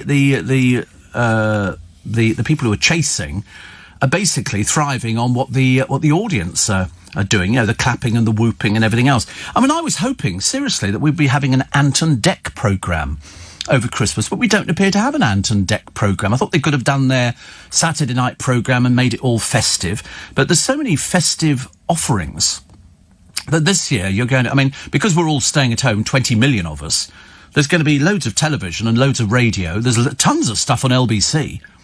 I can't begin to tell you, I mean, how many new programmes we've got over the festive season. Some people have got sort of, 4-hour programme. I think Clive Bull's got 4 hours to do on Christmas Day afternoon, which he's done every year for ages, in the same way that I do the Christmas Day breakfast. I think basically it's a case of what's actually fairly innocuous. It'll be Steve Allen Christmas mornings. We can open our present together. That'll be very exciting. Sorry? I'm on from 7 on Christmas Day and on Boxing Day as well. And on Boxing Day. So 7 today. It's sort of been a tradition to do it over the years.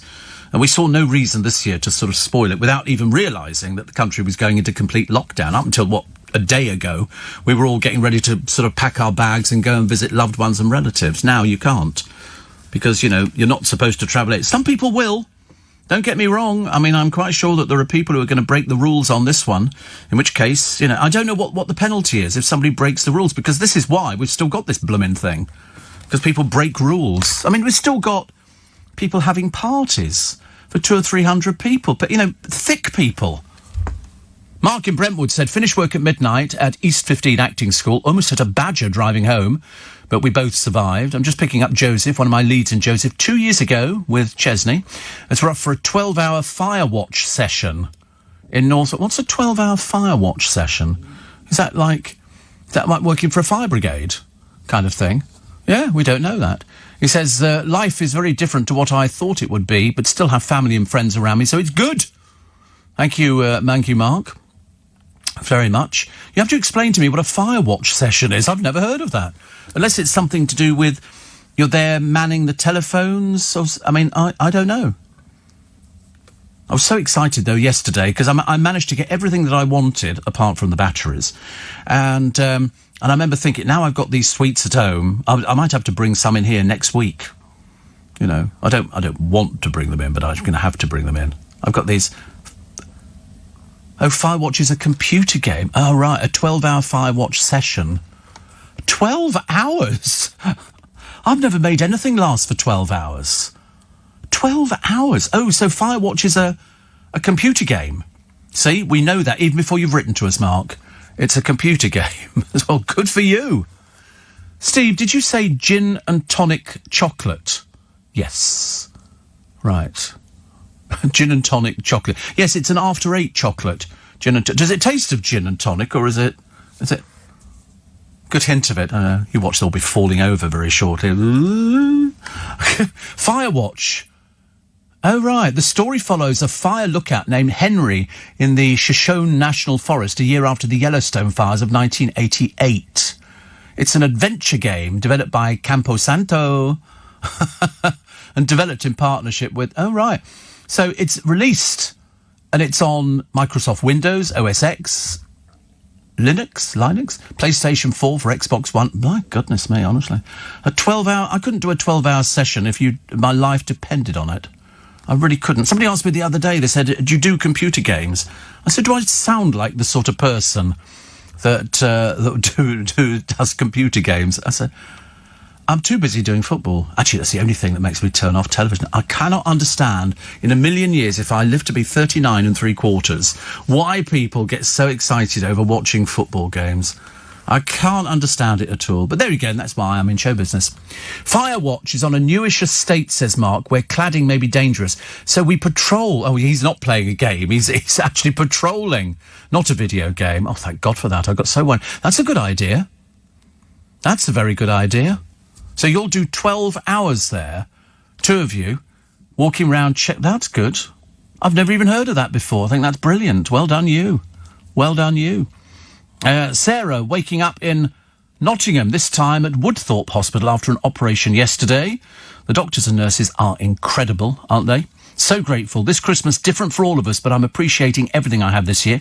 Thank you for making me smile every morning. Listen, I've said to everybody since the beginning of the programme, and I've been saying it for a few weeks now, we weren't expecting this complete lockdown, but as it got quite close, I thought he's definitely going to say something, and it's going to go into this lockdown.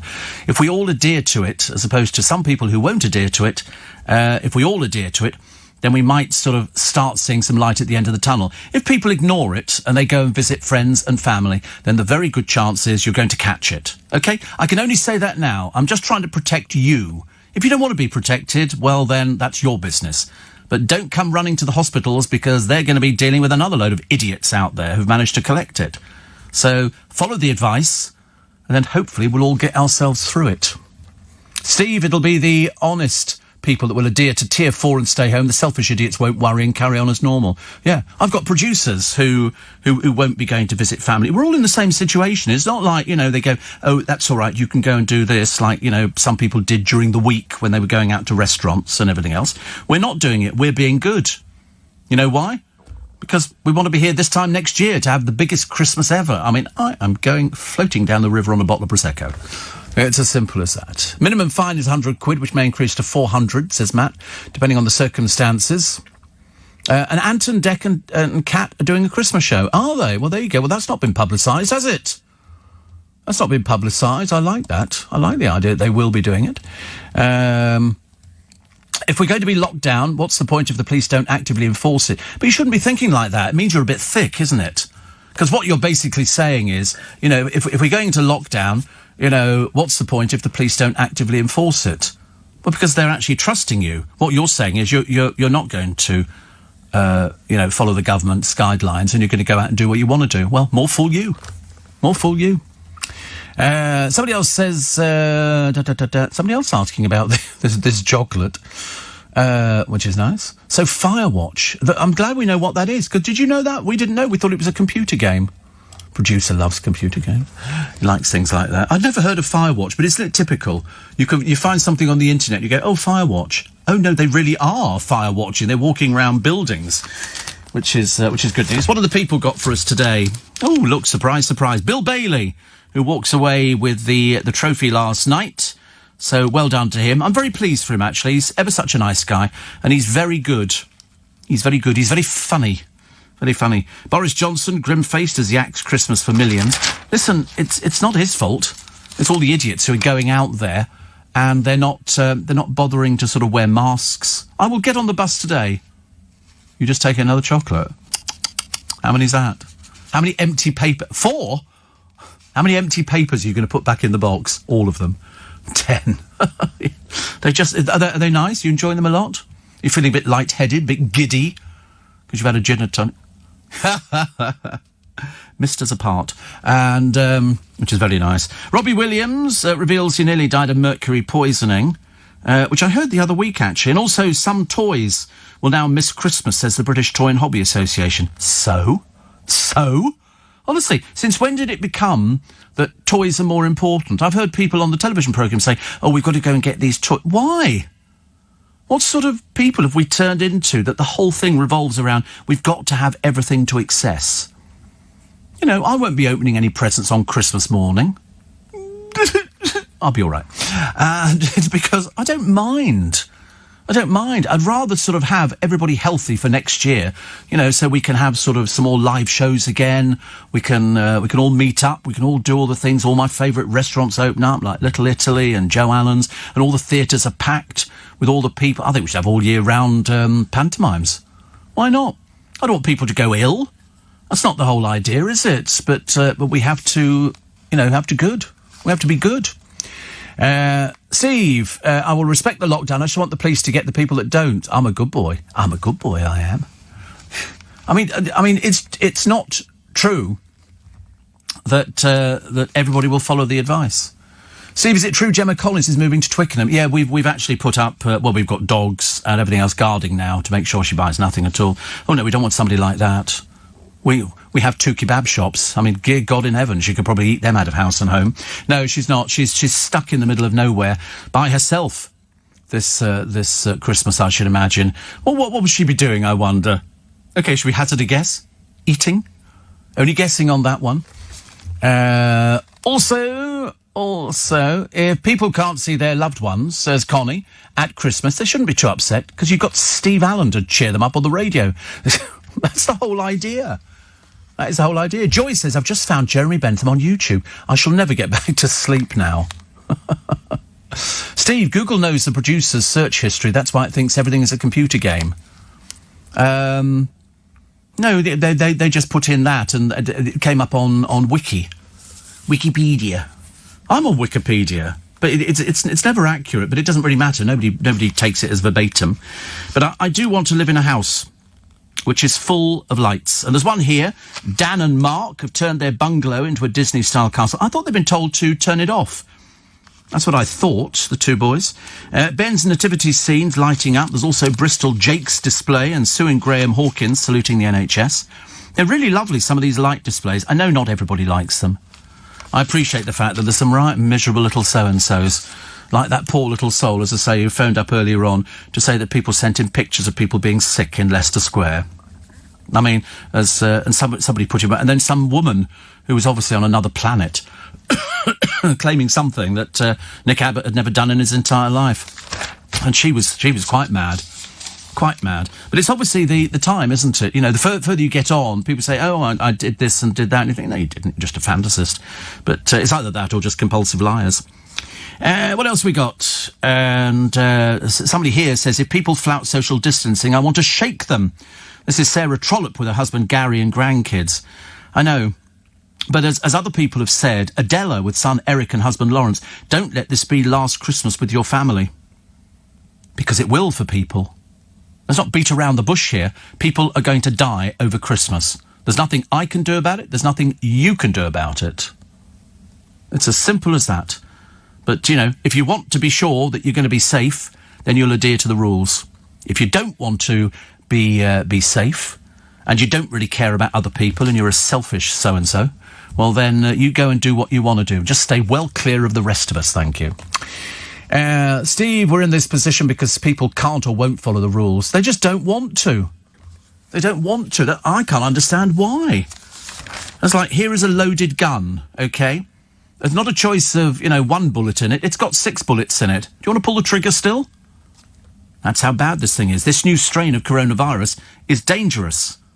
A lot more people are going to get it and a lot more people are going to die. I'd hate to think that you were one of them. Morning, nice to have your company. It's Steve Allen's. I'm a bit over-cheerful then. I was over-cheerful for myself. It's only because I was just thinking about how much money I'm saving on petrol in the car. And of course I've just worked out there's no car wash open today. I might have to get out with a bucket and a sponge. They get so dirty, cars, in this weather, don't they? Because the roads are dirty and the council are not as good at picking up rubbish as they used to be. When is the interview with Eddie Mayer on over Christmas? I don't know. I can't answer that one for you. They never tell me these things. They never tell me. So if I hear beforehand, which I probably will.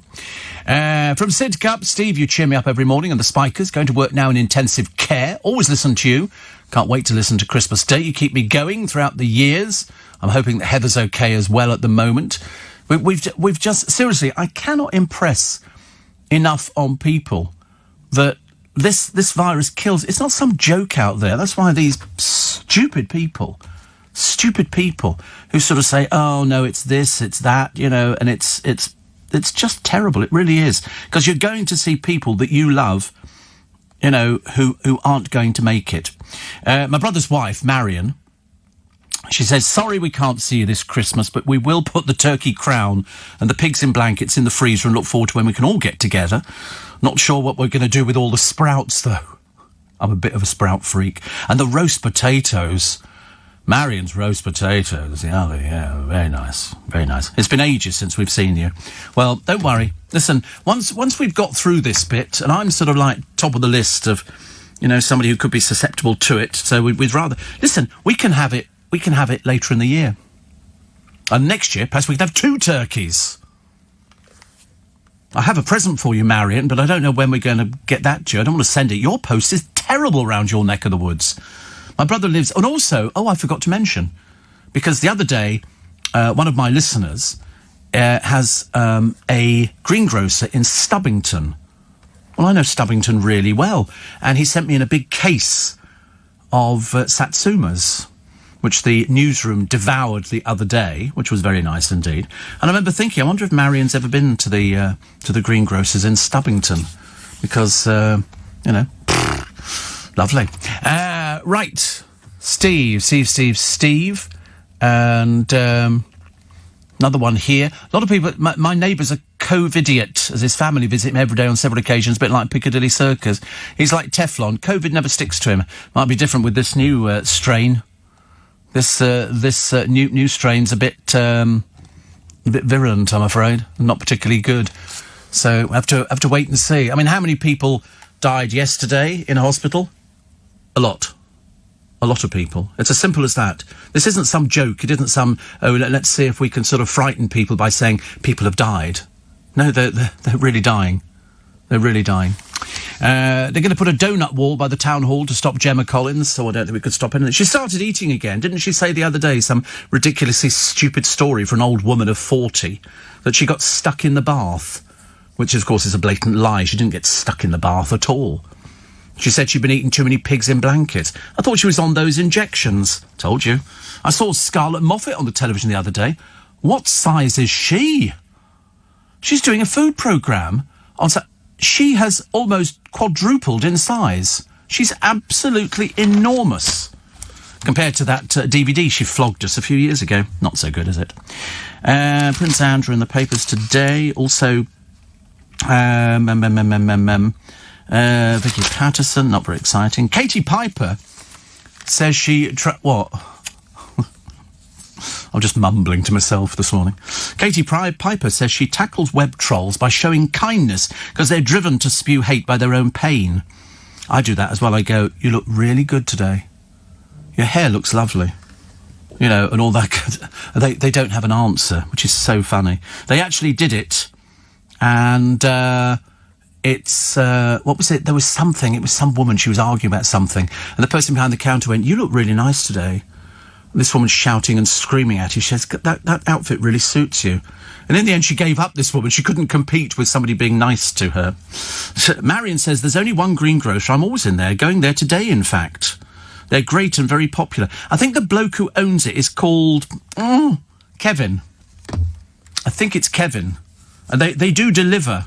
They do deliver. And we had the delivery of all the Satsumas. So he said in Stubbington. He said the greengrocer's in Stubbington. I thought, well, there's a coincidence. There's a coincidence. Also, most people prefer to receive a homemade Christmas card than a shop-bought one. Depends what it does. See, I like the cards that Halinka finds for me. If they light up, if they've got little lights in there, or they play music, or they move, or they're animated, those are the cards I like. 4 out of 5 proud parents think their children's handcrafted cards are good enough to be sold. Oh.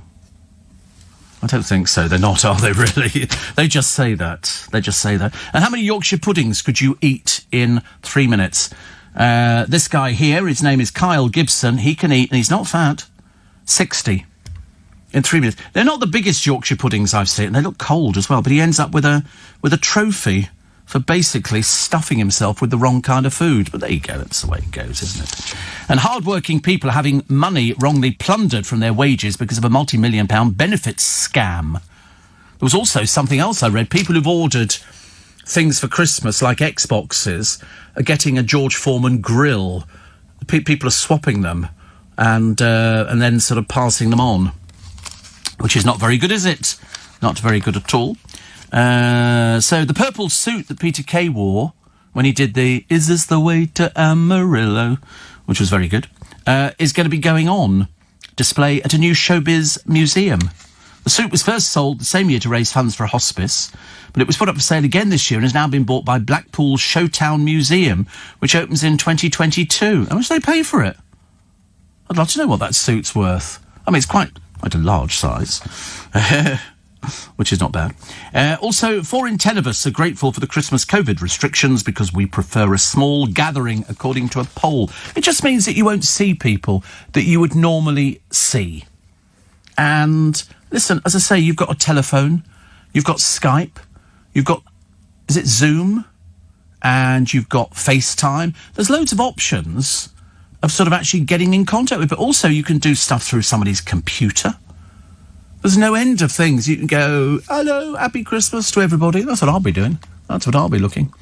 Sidcup, Julie and Heather, the Norwich nurse, and all the NHS angels and all the key workers, all the best, keeping us well. And little Julie says, hope we meet up for lunch too. It's been too long. I owe John Warrington so many G&Ts. At this rate, I might have to buy him a distillery. Oh, he wouldn't complain. He'd be very happy. You wait till he discovers they did gin and tonic after 8s. Alex out there came back in specifically to say how good they were.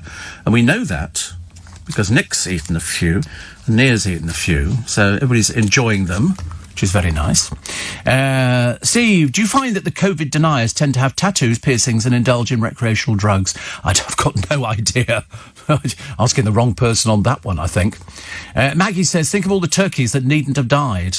Well, I mean, there's only 20 million. There's another 40 million people are going to be eating turkey or something like that. Do you know what I could eat now? I could eat a turkey curry.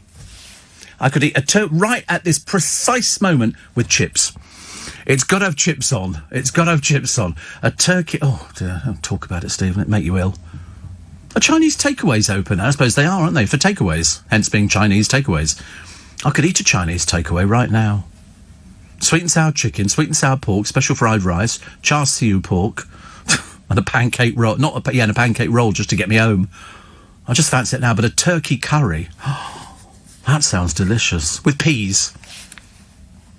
And chips. We'd not fancy the... No. Not pea. Oh, right, OK. What would you put with a turkey curry then, Nick? You wouldn't put peas with it. What would you put with it? Have it? A potato dish.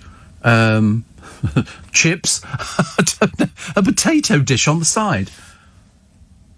I don't know. A potato dish on the side. Mashed potato. Oh. Is it? Oh, right. Not Bombay potato or something like that. So there's a potato dish on the side of a curry that Nick is struggling with finding out what it is. Anybody any ideas? 84850 steve@lbc.co.uk. Irene says, these are the people who sat side by side on the beaches in the summertime. We said, it always comes to he who waits. Yeah, do you remember all those people who went down to the beach? We had a hot day. Do you remember there was a few hot days? And there's packed select people, including one particularly stupid couple who was so thick they travelled all the way down from up north to go to a beach with a pussycat. A kitten which they put on the beach. How stupid you have to be. Dear me, honestly. Steve, you'll like this one, Nick. Some idiot's stolen all the bus stop signs from along the road. Honestly, where do these people get off? Da-da-da-da, you're barred. And Harry says, I'm 80, I've been offered the vaccine, but I'm waiting for the Queen to have hers first. Well, I wouldn't worry about that. She will be having it. It'll be done privately. I don't think she'll be queuing at the local clinic, put it that way. That won't be happening anytime soon. Also, researchers in Oz have discovered kangaroos can ask us for help. Which it's like Skippy, isn't it? Skippy, Skippy, Skippy, the butch kangaroo. Also, Meghan and Harry should be having a very Merry Christmas, writes Rachel Bletchley. And it's so nice the way that they're milking the media, hypocrites. And they've struck a deal with Netflix, linked up with Apple TV and Disney, and signed with an agent for corporate speaking gigs. Well, he looks as though he couldn't manage to speak about anything at all. So the self-deluding Sussexes, are they ever going to wake up and smell the coffee? Of course not. Of course not. That's what her intention was all the way through. But Harry, not the brightest penny there. And how many trees did we buy this year? Apparently about 3 million trees. Christmas trees. Bombay potato. I said that. Is it Bombayaloo? Says Matthew. Sagaloo. I don't know. Isn't that shape banana make the tree Thagaloo, loo, loo? Isn't it that one? I don't know. I've got no idea. None of us know. Steve, ignore the rules at Christmas. Be merry. In January and February, prepared to bury. Yes, you're not wrong there. Everybody coming up 4 minutes past 6, Sunday morning, and it's the 20th of December. So 5 days until Christmas Day, 4 days, and that'll be the final time to do your shopping for a couple of days, because after the lockdown, you'll have all the essential shops open. We've been there before. There's no immediate rush. There's no shortage. Nothing at all. You know, you can go out and buy toilet paper and tissue for the kitchen and everything, and your potatoes and your Brussels sprouts and your turkey. Well, they might be a bit lax in the turkey department. I'll tell you what was the biggest pile of rubbish I'd ever seen on the television the other day. The real full Monty on ice. The biggest pile of drivel I've ever seen. What a waste of a life that turned out to be. Ashley Banjo doing all the gags about who will shrink in the rink kind of thing. It was just ghastly. It was just ghastly. Worst thing I've seen on no, it wasn't the worst thing I've seen on television. I've seen worse things on television, but there again, every time I turn on the television, there are worse things there, including poor old Gino D'Acampo and Fred, whoever he is, and Gordon Ramsay, off to see Father Christmas. People seem to like it. It's had some very good reviews. Poor old Gino spends most of his time taking his clothes off. It's so sad, isn't it, really? You only look at him with sort of pity.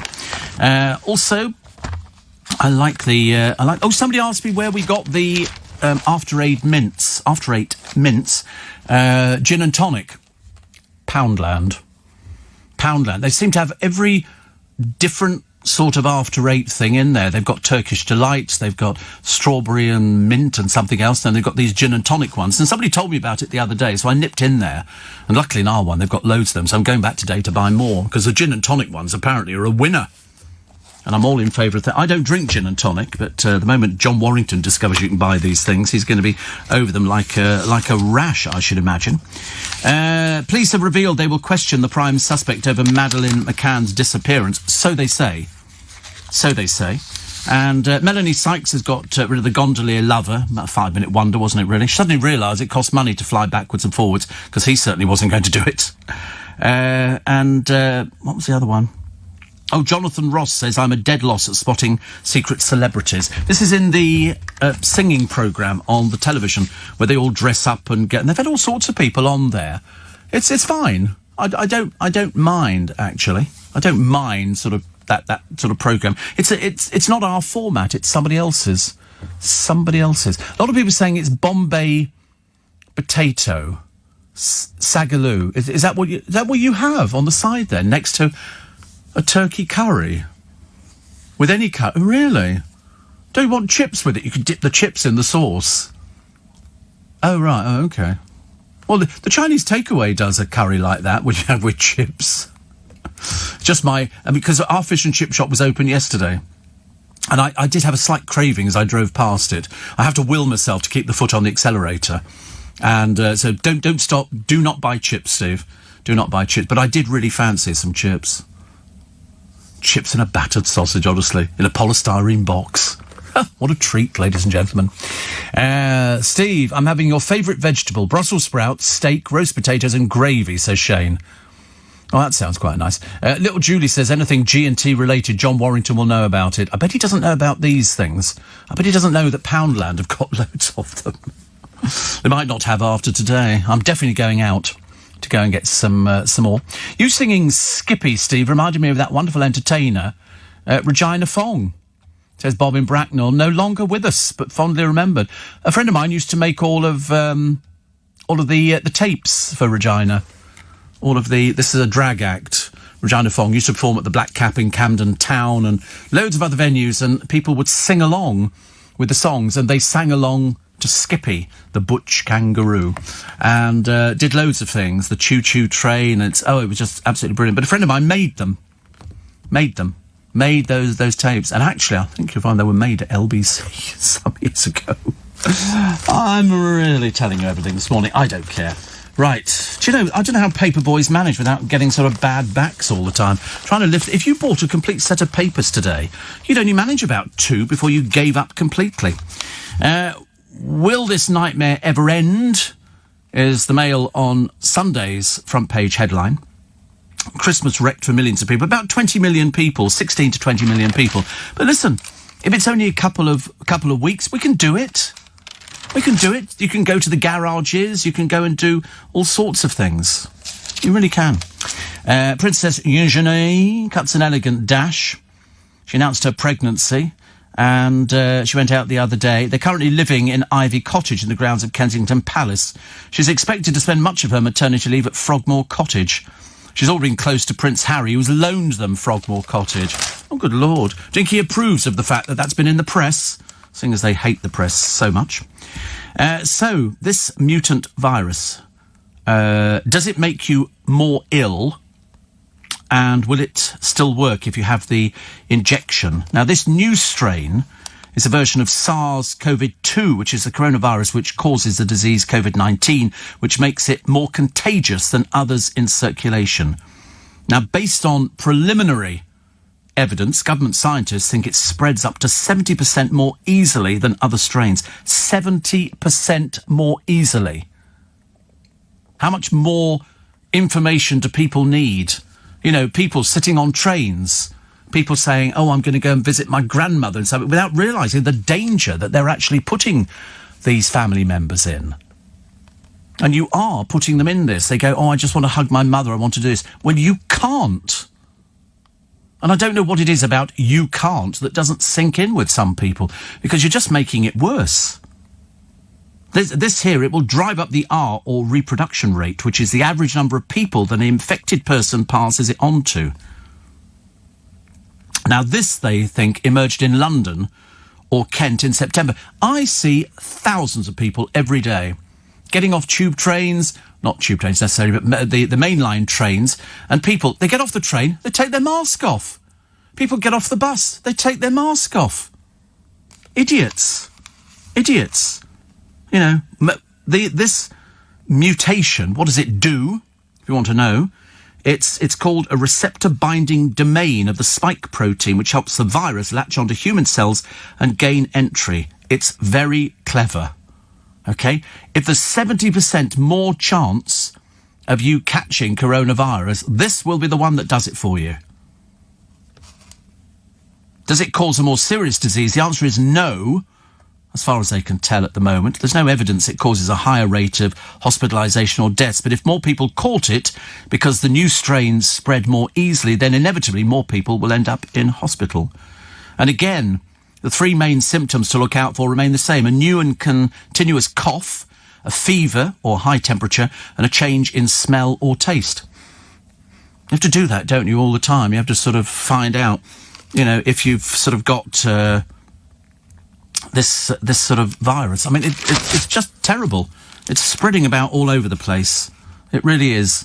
200% spike in a week, this new strain. 200% spike. I'd hate to think that you were going to be parts of it. I still can't work out why Essex is included in Tier 4, except Colchester and Uttlesford and Tendring.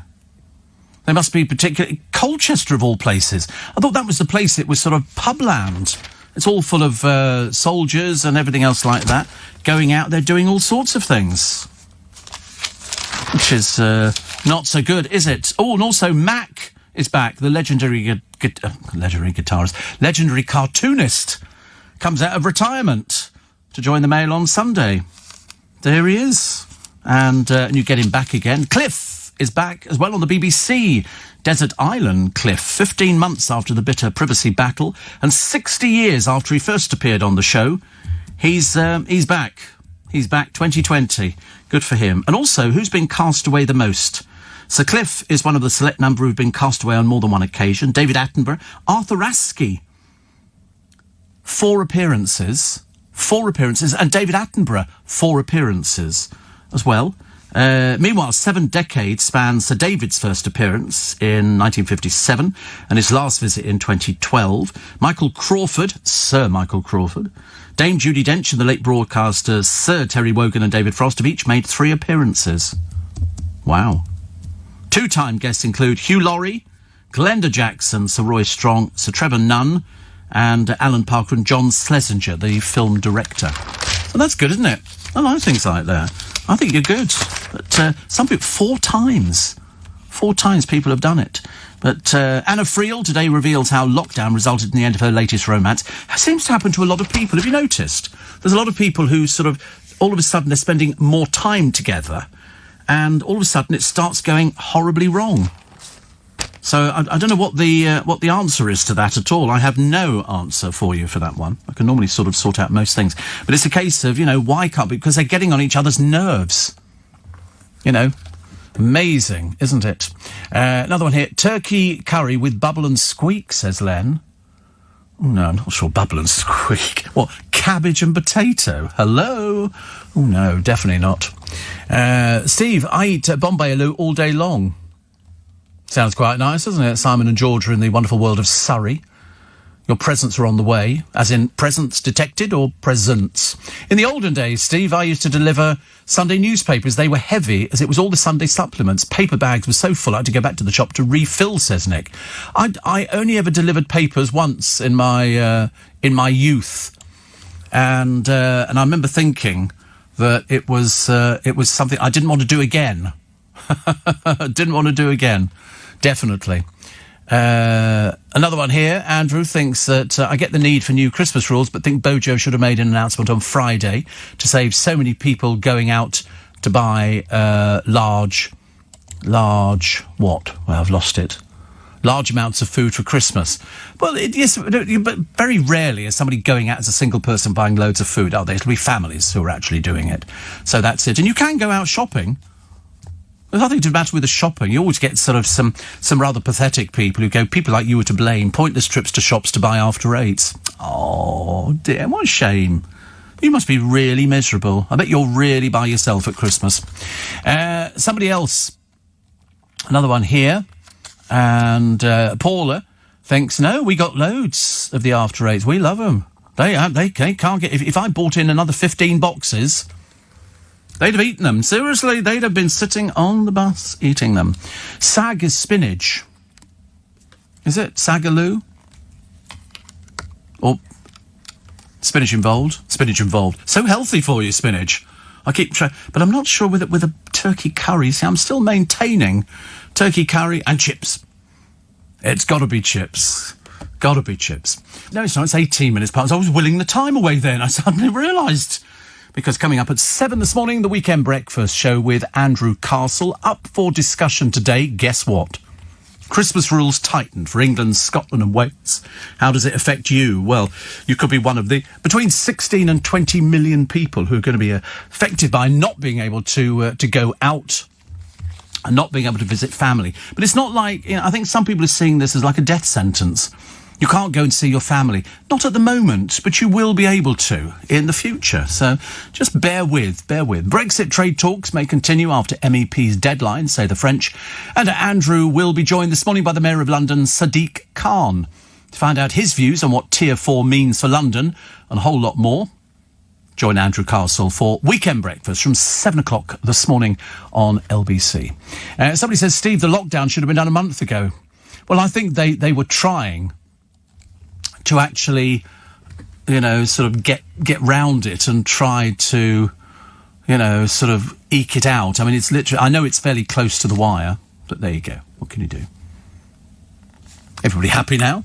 Steve, I've spent over £6,000 to fly to the French Caribbean on Thursday, and my accommodation won't refund me even a penny.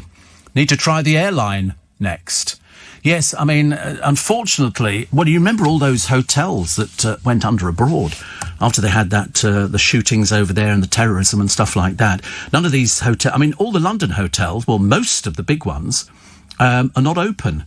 It looks like they're open. They put up their Christmas lights and stuff like that because nobody's flying in. Nobody's flying. I mean, who would fly into London? You've got to self-isolate. Who would actually fly into London and book into a hotel? There's nothing you can do.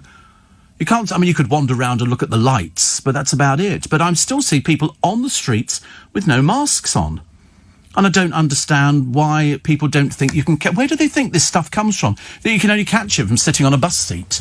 Because I know for a fact that this morning I'm going to get on a bus and there's going to be people on there with no masks on, which is a bit mad. Sagaloo, Steve, is potatoes with spinach. Merci bien, thank you. I think it's a lovely combination, don't you think so? Spinach and potatoes, not turkey curry though. Turkey curry and chips. I keep telling him chips. And then they've got to be really crispy chips. So 4 times or 3 times. Matthew says, thank you for cheering up my year alongside Mr. Abbott, Mr. Swarbrick, Mr. O'Brien and others.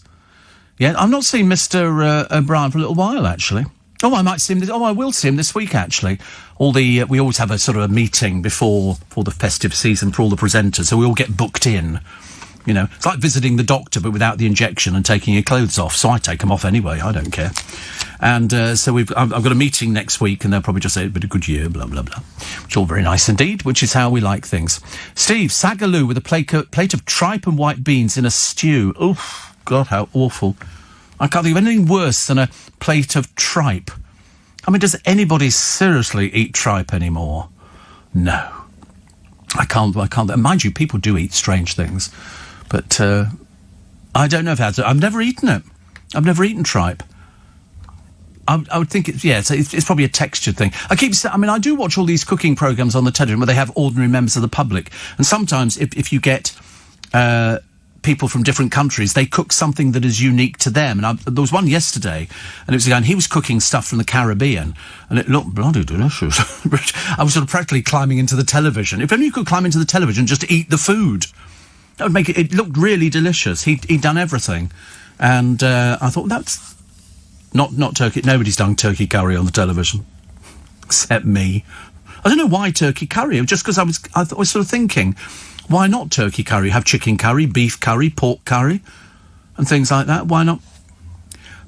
I can't do too hot. I don't want to spend my entire life drinking milk or water to try and take away the heat. So I'm not good with particularly hot things. If ever I used to go, my very first Indian food was chicken tikka, and I was okay with that. And then again, I would have mushroom bhaji. I don't know why, I just got a thing about mushrooms and cauliflower and anything like that, and chips. Always had to be chips on it. Typically useless British person, isn't it? Chips with everything. You go abroad now, you go to places. We went to some ghastly place years ago. What's it called? Can't remember. It was horrible, full of Brits. And every place you looked at, full English breakfast with chips. Everything with chips. You think, honestly, where is the culture of Spain gone to? The answer is they're catering for the Brits. The Brits go aboard and they go, OK, so we can have this for Brit. No, we're not eating that. You've got sausages and bacon. Yeah, you can have a fry-up. Oh, main fry-up for all of us. Kids, you want fry-up? Yeah, fry-up for everybody. Nobody bothers trying anybody else's food. As if it was sort of alien to them. Very, very disappointing, I'm afraid. Steve, endless planes arriving at Heathrow, but who's on them? Nobody. Where are they going to? I mean, there are people flying back into the country, but certainly not the, not seeing, anybody for ages. Could be cargo as well, couldn't it? Yeah, absolutely. Could be cargo. Steve, if I've noticed, if I have chips the night before, my sugar levels are normal, 6.4 the next morning. I'm type 2. What are your sugar levels? Today, they're not particularly... They're okay. Because I tend to work high. You see, I'm doing a 10.2, which is... It's a little bit high, but it's within... And I'm doing very well on the... blood pressure. I sit there in front of the television, and they always said to me, whenever you do your blood, I've got a machine, and you fit the strap onto your arm. It's very easy to do. And you sit there, but you've got to keep your hands steady and flat, and you've got to relax. Because if you don't relax, it gives you high blood pressure. So you relax, and it's really good, actually. Very, very good. And so I did it twice yesterday, because my doctor always used to do 3. And it's surprising how much it varied between the 3. I thought it was great, actually. Brian will be sitting waiting to talk about Brexit. Oh, he hardly mentions Brexit. What are you on about? Goodness sake. The tripe is a Portuguese stew to make it more appealing. The tripe is the pig's stomach lining and does have a texture, says Paul. I don't think we're going to be, eating that. I don't think so. Also, London protest, 27 arrested, police break up an anti-lockdown. Was it one of the bus drivers phoned up the other day? And I can't remember who it was, actually. And was talking to, it was either Nick or Clive, it might have been Nick, to say that there were 3 people having a party. And you think, how stupid are these people? I mean, absolutely ghastly. Turkey curry with hot, crusty bread. No. I do like hot, crusty bread, but the only time you have that is with tomato soup. OK, you have tomato soup, hot, crusty bread with butter, and you dunk it. And you dribble it down your shirt. That's the only way to eat tomato soup. Or failing that, you see, I don't bother putting tomato soup in a bowl. I put it in a giant mug. I've got a very big mug, and I sip it. And it's delicious. Absolutely delicious. Dean says, my daughter's cabin crew is flying this morning with a full plane.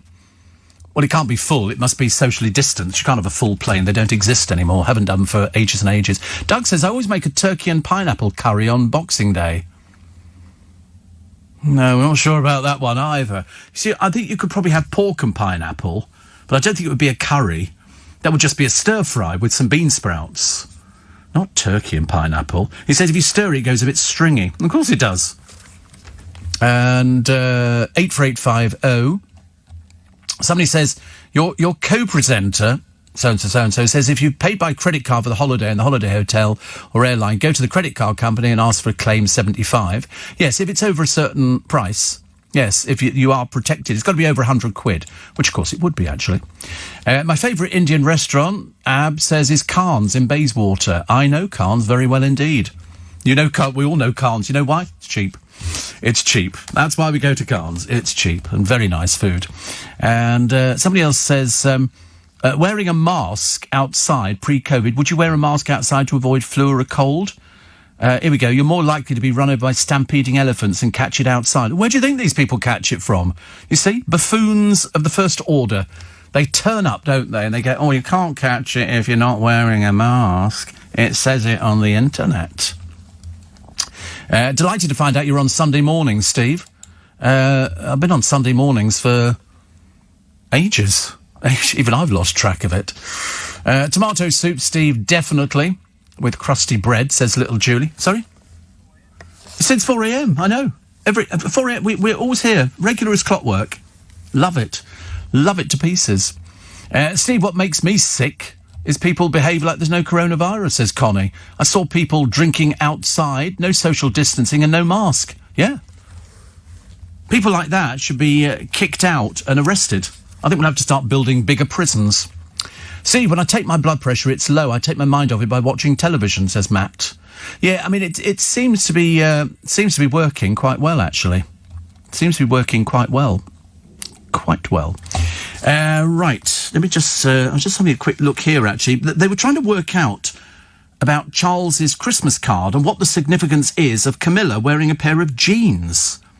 This is the Christmas... I'm obviously photographed in the summer, which is very nice. I mean, is it a secret message she's sending out? And they say it's fun to practice cod psychology on those Christmas card portraits. Sadly, there seem to be more reindeer and snowstorms around and fewer family groups. But the royal family always do group pictures of the family. The Queen and Philip will send out pictures of themselves, and William, and what Harry's sending out, nobody cares. Who cares? A picture of him and dreary old Meghan, and we'll have to put up with it. Can't see them paying the bill. I mean, presumably they must have sent Christmas cards to all the family. They can afford it, can't they? Now they've milked the media. But, no, they never do anything that is... You know, you never see a picture of the Queen superimposed on Windsor Castle in the snow and things like that. I mean, you've seen horse guards, you know, going through Hyde Park in the snow. That's a fairly well-known picture, and people standing outside Buckingham Palace. It's interesting, isn't it? You know, because I do like traditional Christmas cards. I like, pictures of snowy scenes, because that's what I think. And yet, hardly ever does it snow where we have it down south. We just don't get the snow down here. Too warm. Come and join us. Come on. Oh, no, you can't, because we're all socially distancing. 27 minutes to 7. And, Steve, I could have sworn, says Eric, Skippy was a bush kangaroo, not a butch one. No, they used to sing the song. A drag queen called Regina Fong used to sing it, and it was called Skippy the Butch Kangaroo. Made it more appealing, I think, actually. Steve, jerk turkey patties. Jerk turkey patties. There you go. There's a new one. Says Kay. Caribbean bread with all the leftover trimmings. All this talk of food, honestly. Small wonder I go home and think to myself, I need to go and get some food. Sometimes I stop off. Well, I do stop off, actually, at a petrol station, and they have a hot bean cafe, and sometimes you can pick up a pasty in the morning, which is quite nice. But you try eating a pasty. I have to sort of pull in off the side of the road and eat it. So I've decided to find things that are easier to eat, like a sausage roll. To Paul's doing it. I've never been in Paul's in my life. I've seen it, but I've never... And I stand on the bus stop waiting for it. And is it good? They do a nice sausage roll? With what? Cheddar? A cheddar sausage roll? What, cheddar cheese? Oh, right. Oh, cheddar pastry. Well, that sounds quite nice. Are they very expensive? $3.90? I shall have to save up. I bought a terrible thing the other day in Pret. Only because my audience were telling me that they do pigs in blankets in a roll. And so I thought, I do like pigs in blankets. And this is a roll in Pret-a-Manger, very nice. And so I went in, specifically, I was going to do some shopping again. And I went in there, and I said, and I saw them, so I bought 2. But what they've done is they've put 4 little sausages with bacon wrapped round in a roll, and then they've covered it in this gunk. It's like sort of a mustard. But the trouble is, it goes everywhere. It's just awful. The roll wasn't particularly great. The pigs in blankets were sort of passable. And it was like £4.80, this thing. Terribly expensive. So when you... Where'd you what? Yeah, the gunk's inside the roll. They've already squeezed it on. It's like going to buy a... McDonald's or something, and just saying, I don't want any of the skunk you squeeze on it, or that blooming gherkin. Thank you very much indeed. Tricia in Bedfordshire says, Happy Christmas. Yes, Happy Christmas to you as well. And how can Train Steve allow that many people tend to board to leave London last night and then tell the people that book tickets that the journey won't be socially distanced as there are too many people? I won't let anybody sit next to me on a train. I deliberately pick a seat on the trains that I take in the morning, so that nobody sits next to me. I make them, I just don't let them. And on the bus as well, exactly the same. In fact, we were very lucky the other day. There was a very good bus driver, and it said on his bus, 14 people. And every time we got to a bus stop, he looked round and he counted how many empty seats there were, and then decided, whether he'd let somebody on the bus. And you could see people going, open the door. And he's going, no! Sorry, I shouted at myself then. And he was very good. But we had another bus driver the day before who let everybody on, which I thought was just... either he was a bit simple or stupid or both. But I will not let anybody sit next to me on a bus. I'm terribly sorry. I'm sorry, this is a pandemic. Get off the bus. And then the bus driver would go, can you please sit down? They don't want people standing up. Well, don't let them on the bus in the first place. Perhaps nobody's telling these bus drivers round our way. Ridiculous. Absolutely ridiculous. But Steve says, little Julie, so has your lovely wreath got pride and place? It certainly has. certainly has. I love my Christmas wreaths, as you know. And after you mentioned the other day, says Paul, your smoked salmon and egg mayonnaise sandwich, I tried it and I'm now addicted. What I do is I buy the Marks and Spencer's three packs of salmon for £10, and it's delicious. I think they say it's done in whiskey. I've never actually noticed the whiskey side of it, so... and then I buy a pot of that sandwich deli filler, egg mayonnaise, and I just basically take a spoonful of egg mayonnaise, bit of salmon on there, and it's delicious. I keep thinking it's healthy. I mean, I don't know whether or not the egg mayonnaise is not healthy, but the smoked salmon's good for you, and it's nice. Mayonnaise slightly fattening, I think. I think eggs are slightly fattening, I think. But it just seems to go so well together.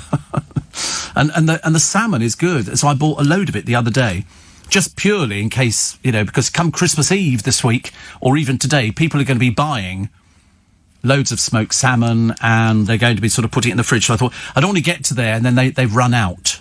So I'm stockpiling smoked salmon, because I don't think everybody will. You could get little Blinnis and everything else, and I thought, no, I'll just buy the smoked salmon, and that'll keep me going on Christmas Day.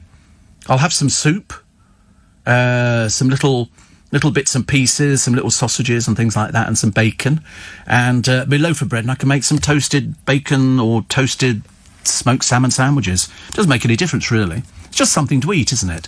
Shan't bother with a pudding, because I don't do puddings. Might buy get some berries in, which would be useful, and some yoghurt, but it'll be very low fat yoghurt. I buy this yoghurt, which I think is less than 5% or something. It tastes a bit sharp. Nibbles. I tell you what I do like as a nibble, but I shouldn't really have it at all because it sends my blood sugar through the roof. Twiglets. If you're watching television, it's great. You end up with your fingers covered in Marmite. And it's not the most attractive thing. But somebody says, have you tried roasted Brussels sprouts? Yeah. And you do them with crispy bacon and cheese? Yeah. And where have you been? I've been eating that for the past 500 years. So, definitely. Definitely. Little Julie says, happy birthday to Glenda on the original Spikers Facebook group. Yeah. Happy birthday. Fancy having a birthday this near to Christmas. This near to Christmas. So it means that... Do you get double presents if you're this near to Christmas? I bet you don't. I bet you just get the one present. Do you know what's back? I did it the other day, but I want to tell you again, because I think it's tomorrow night. Up in the sky. No, the Star of Bethlehem. It's reappearing after 800 years. It's coming back tomorrow. It's not been seen since the Middle Ages, and it means that Saturn and Jupiter come into close alignment, and this is the first time it's been seen in 800 years. It'll be just after sunset. And they say you'll need an unobstructed view of the horizon. Look in the direction of where the sun went down, as there will be a brighter section of sky towards the southwest, and that's what the three wise men saw. They saw that, and it's come back after 800 years. Isn't that fantastic? I think that's so exciting. Something that's come back from the Middle Ages. Absolutely brilliant. Also, Prince Andrew. Oh, dear, what a shame. He could lose £13 million on his ski chalet sale. And he owes £6.7 million in debt. He really is a walking disaster, isn't he?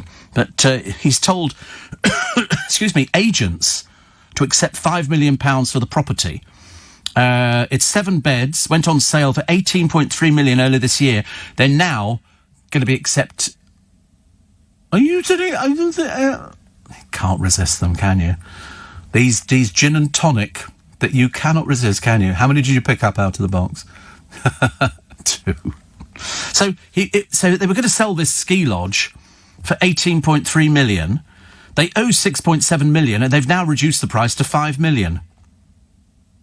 I mean, to be honest with you, he's either a complete idiot or it's a housing hiccup, which is probably the truth, I think. But even so, just about everybody's criticised Rita Ora.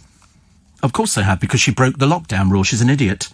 But now she's getting it in the neck from Jonathan Ross, which is quite right, actually. She's left the country. Good. Hope she stays away. Complete and utter idiot. Absolutely ridiculous. Absolutely ridiculous. In fact, she did it twice. She went away to do a gig, came back and did it, and then she'd done something else before with a party. Hello? Are you in the same world as us, thicko? Blimey, come on. Yes, her mum's... I know. That was the worst thing, wasn't it? Her mother works for the NHS. I mean, what an embarrassment. What an embarrassment. Luckily, she left the country, so that was good. Stoke-on-Trent is the kindest place in the UK.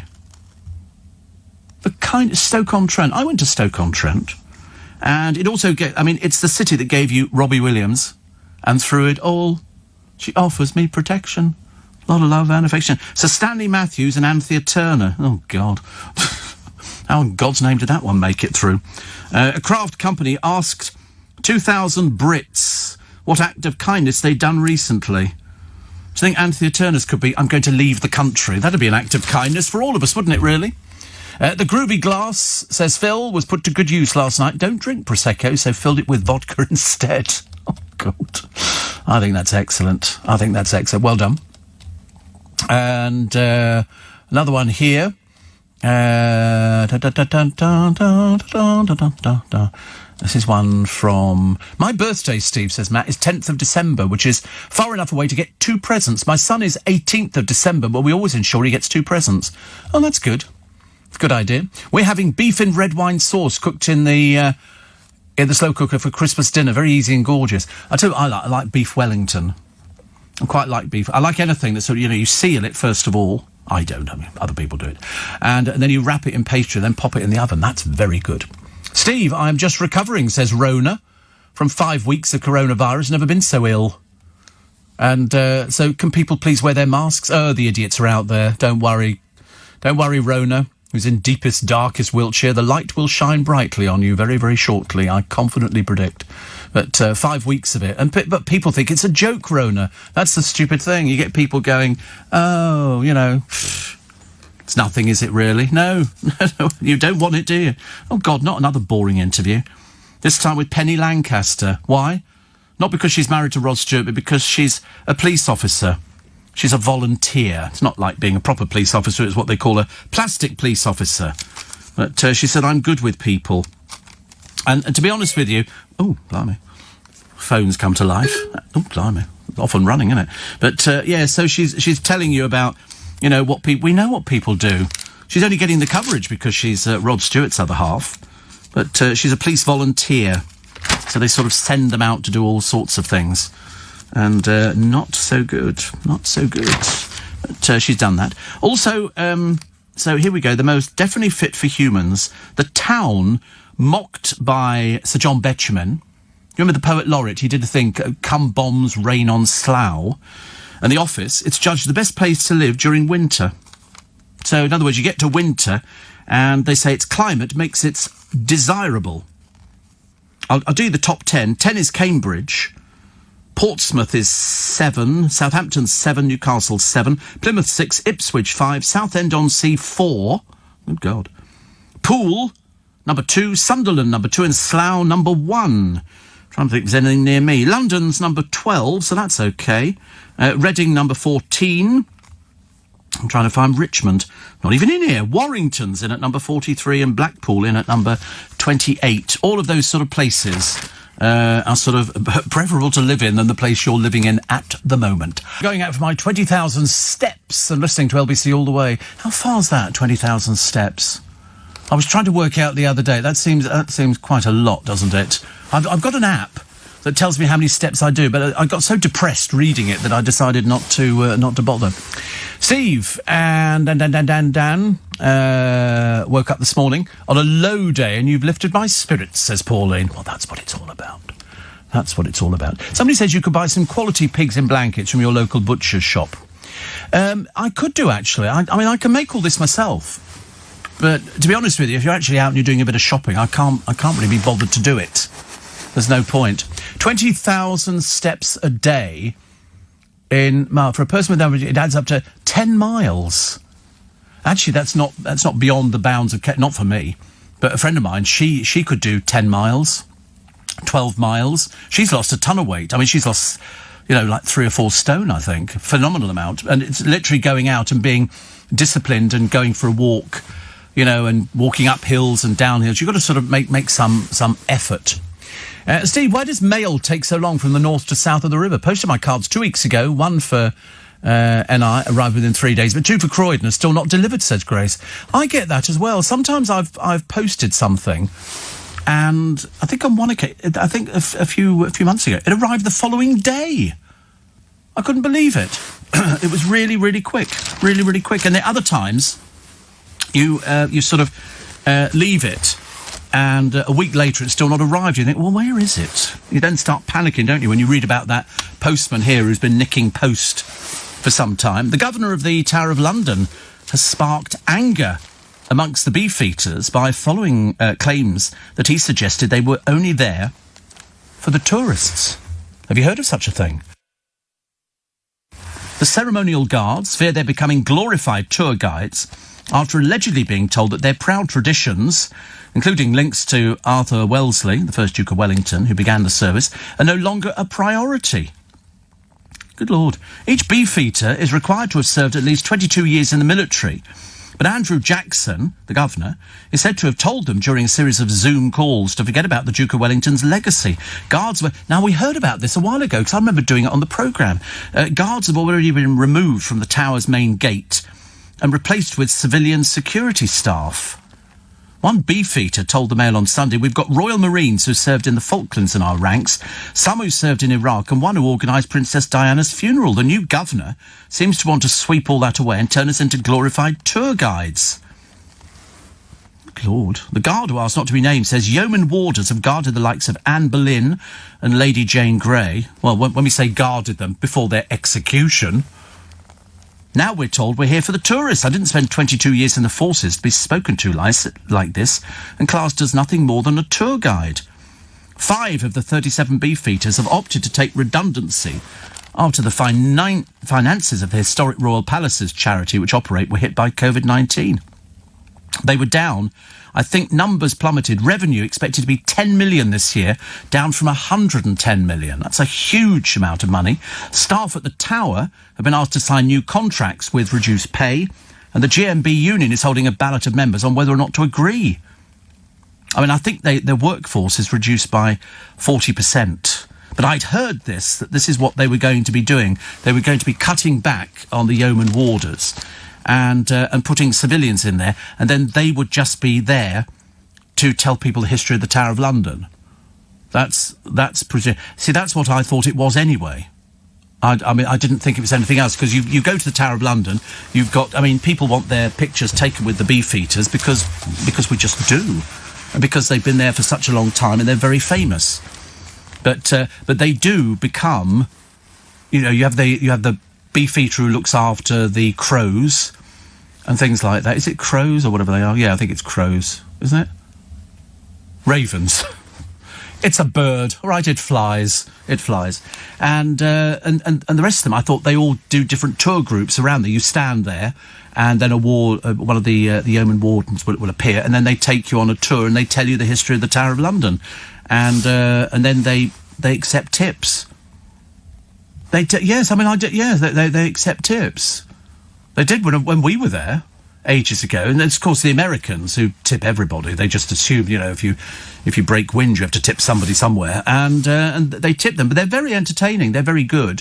And there's a woman beefeater there as well. But I heard that they were cutting back on the amount of people there, and so he says they're there for the tourists. I mean, to be honest with you, they are there for the tourists, but I think their job is more than that. It's ceremony and it's history. So for the new governor to say, forget about the Duke of Wellington's legacy, I think it's wrong, because that's what we've got in this country and that's what we need to hang on to. It's as simple as that. So I'm on the beefeaters' side. I like the beefeaters. I want them to be there for many, many years to come, and I don't like them to be referred to as just something there for the tourists, if they're dressing up for a bit of fun, like some comedy costume, which of course it isn't. The Home Office has lost some migrants in Britain. How many have they lost? How many migrants do you think the Home Office has lost? They've just vanished. In other words, they arrive over, yes, I'll do that, I'll do this. 17. A good guess, Nick, but wrong.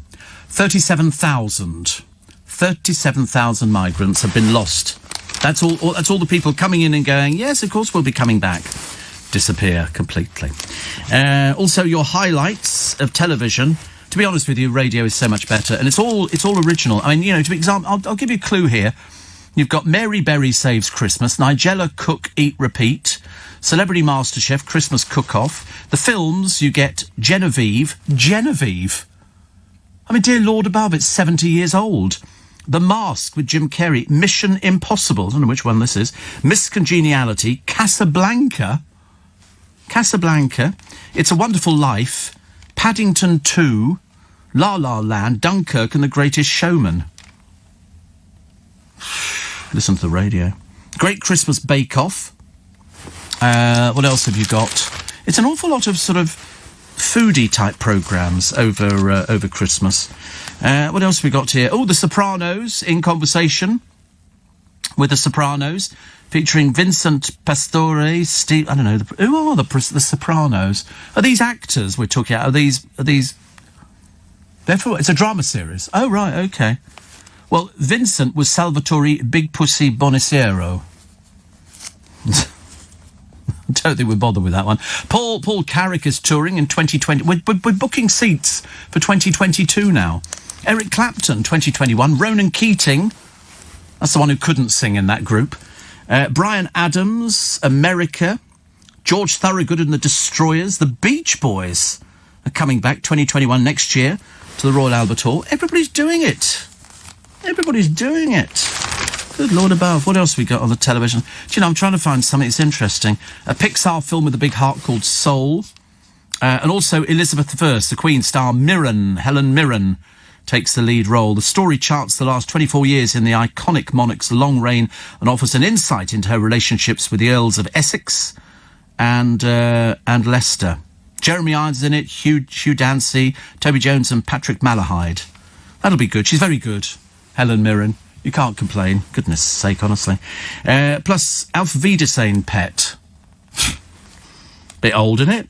Bit old. And Trapped in the Arctic with George Clooney. God, what a nightmare. What a nightmare. It's not the most exciting thing we've ever had. Oh, look, Bryan Adams is touring. McFly are touring. Blondie. Steps. Oh, Lord above. Dragging out that tiresome routine again. But their special guest is Sophie Ellis-Bextor, so it could be worth it.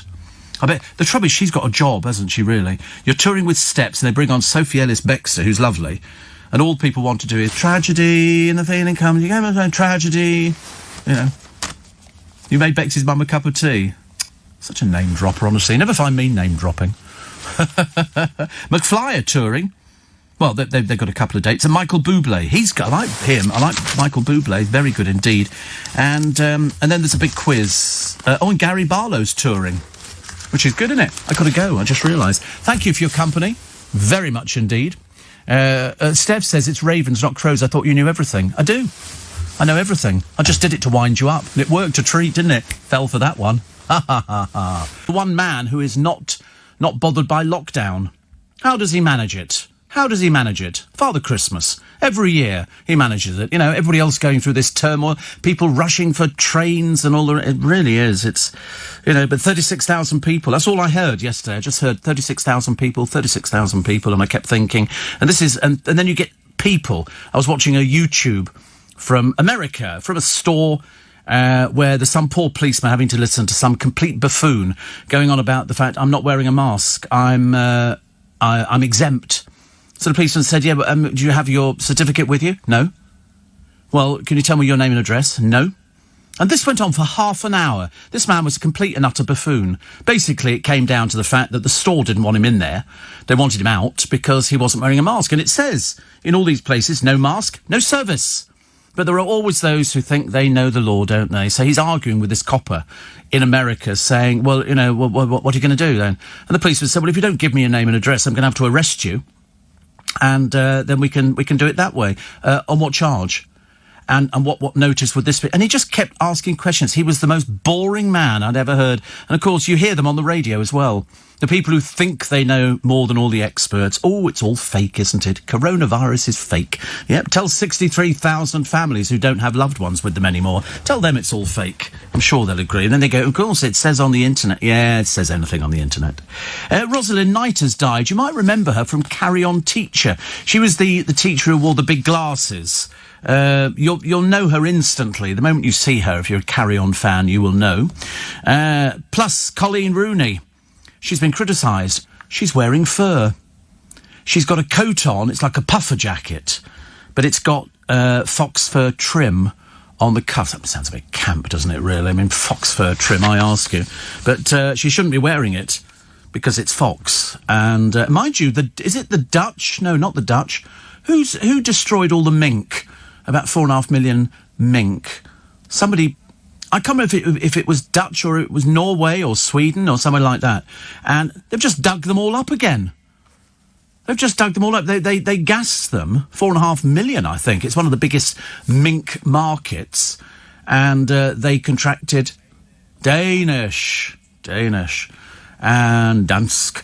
There used to be that advert on the television. Good bacon has Danish written all the way through it. And because if you bought your bacon, as we used to before it became pre-packed, you could read in purple letters on the side Danish.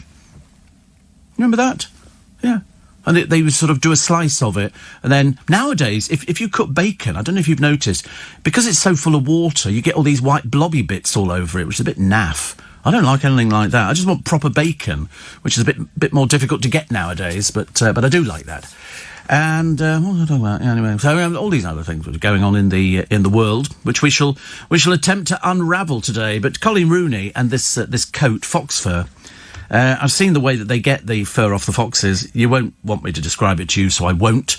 But they've had to dig up all these mink because they think they could be infected, and they're going to have to keep them, and then they'll have to incinerate them. Thought they'd have realised that in the first place. Also, eating ultra-processed food increases the chances of heart failure by about 50%. And that's why when you get... And I do urge you to look, because I've had to start checking all the time now. You go to buy some processed meat. You don't know it's processed, it just looks quite pretty in the packaging.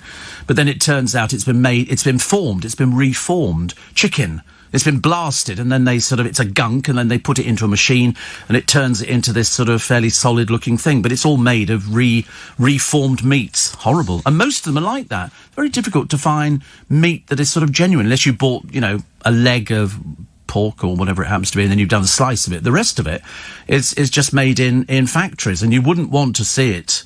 You really wouldn't. I'm slightly dodgy with meatballs at the moment, but at least I'm coping with it. I can manage to do meatballs quite well. But again, you put them I've got a machine that cooks meatballs. Bizarre, I know. And you put them in there, and after about 10 minutes you open up the thing, and they've shrunk to about half the size. Why? Full of water. Gareth Southgate's a big fan of the Colonel. And believe it or not, Panorama is going to investigate itself into how Martin Bashir secured that interview with Diana. And It's a Wonderful Life, my friend Ian will be delighted is the top Christmas film. A disaster when it first came out. Total disaster. They didn't take to it at all.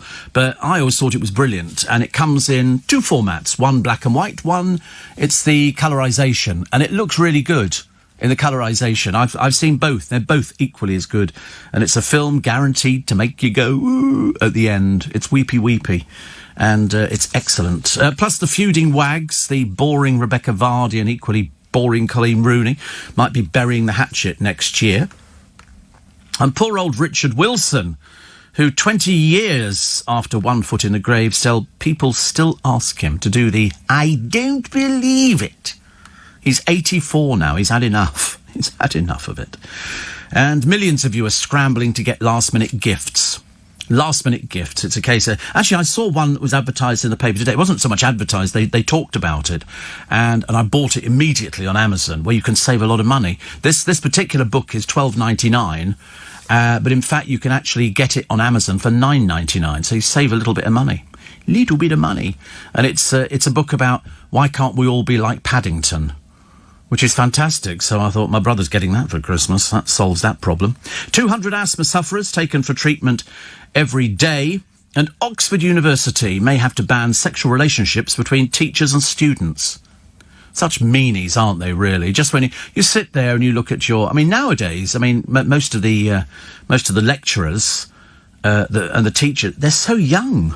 I mean, they really are phenomenally young, not much older. Definitely It's a Wonderful Life is the correct answer to the best Christmas movie, says my friend Ian. Can't wait for my Christmas Eve viewing. Colour or black and white? That is the question. As I say, I've seen both. Producer hasn't seen either. Whether colour or black and white. He's all Scrooge in colour. He didn't like that because that was the early days of colorisation. But now it's much better. It's much better. It's really good. Even the snow looks real. And, you know, as he's running through Bedford Falls. Hello, Bedford Falls. Hello, cinema. Hello, shops. It's a great film. It really is good. But I wonder if today's people get it. People of our age definitely get it. Oh, and Christine McGuinness. Oh, so boring. Christine McGuinness, you know, here I am again on the original dreary Housewives of Cheshire. What a bunch of boring old Marys they turn out to be. Good Lord, nobody likes each other. Mind you, they're not as bad as the Housewives of Melbourne. They hate each other. They really are. There's some right old mingers on that one. But the Housewives of Cheshire, oh, God, ghastly. Ghastly. They argue all the time. Nobody likes anybody. They're all doing one-upmanship. Oh, I've got this, I've got that. I can do this, I can do that. They're really dreadful. And there's two gay guys on it as well who sort of wear, I don't know how you describe their clothes. Flamboyant? One's fairly ancient and the other one's not fairly ancient. But they've obviously made their money in something, and I don't know what it is. I never quite understood. But they're the best friends with one of the women in Made in Cheshire. And it's it's a bit cringy. Because they turn up and then I think she officiated at their wedding. I think Dawn did or something. And they got married, although they've been together for donkey's years. But it's these naff clothes they wear. I always thought gay people were really, really well dressed. Not these two. These two kind of defy description. They look like sort of drag, but without the wigs and the makeup. Although actually the makeup might be under question. But when you watch sort of poor Christine McGuinness, you suddenly realise what a bore she is. On the programme, she doesn't even contribute to it. She just sort of floats through the scenes, but she's looking a bit old now. But anyway, she's made a startling revelation. Wait for this one. To her fan. Out there in the dark. And the revelation is she possesses more lingerie than real clothes. I mean, that's just what you want to hear from Christine McGuinness. Because when you think of Christine McGuinness, what you think of her is in a bin liner, don't you? I thought you might. But no, she spends a lot of time in her lingerie. The trouble is, she's still desperately trying to get into that market of I'm really glamorous, as opposed to I look ridiculous. It's like that woman Demi Rose. She's in Nairobi at the moment, feeding giraffes, wearing a very skimpy little outfit. Isn't it? It'd be like me coming in here and all the boys walking around in their pants and the girls walking around in bra and knickers. You wouldn't find that, would you? But if you go to nightclubs nowadays, they're hardly wearing anything. I mean, we used to think it was bad enough with that Jodie Marsh creature from years ago who used to turn up at nightclubs. You used to think, oh, God, if she's going in there, let's go somewhere else. I'd rather go and sit in the local Wimpy bar than go into any place that would allow her in. And she used to turn up. She was such an attention seeker and then didn't actually amount to anything. Nothing at all. It was a bit disappointing, really. Also, the best bubbly, because you will be buying, but I don't know how you... Well, I mean, most people are trying to cancel food orders, aren't they, at the moment? Because there's no point in ordering loads of stuff. You know, we've ordered all the food from M&S or Tesco or wherever it happens to be, and there's going to be nobody coming round, so what are we going to do with it all? Well, the answer is people are trying to cancel, but because they've all taken a deposit, they don't have to give it back to you. It's not their fault. And so people have bought... There's going to be an awful lot of cheap turkey the other side of Christmas, I'm telling you. There really will be. So, let's hope. Steve, the answer to your bacon plea is to buy dry cure bacon. Dry cure. Right. Oh, right. Interesting. Steve, Father Christmas won't be quarantined, will he? Well, he seems to be immune to everything. He's got all the elves around him. He's got Mummy Christmas and everybody, and they're not self-isolating. I don't think he's wearing a mask at the moment. Mind you, I hardly see anybody in masks nowadays. Although, actually, good news was yesterday I did get on the bus, and everybody was wearing a mask, except one bloke who thinks that when you're looking at your telephone on the bus, you have to pull the mask down for some reason. He was a right idiot. Right idiot. And then when he did put it back over, he didn't cover his nose. He felt like saying, "Oi, thicko! Cover your nose, that's what you're breathing through, isn't it?"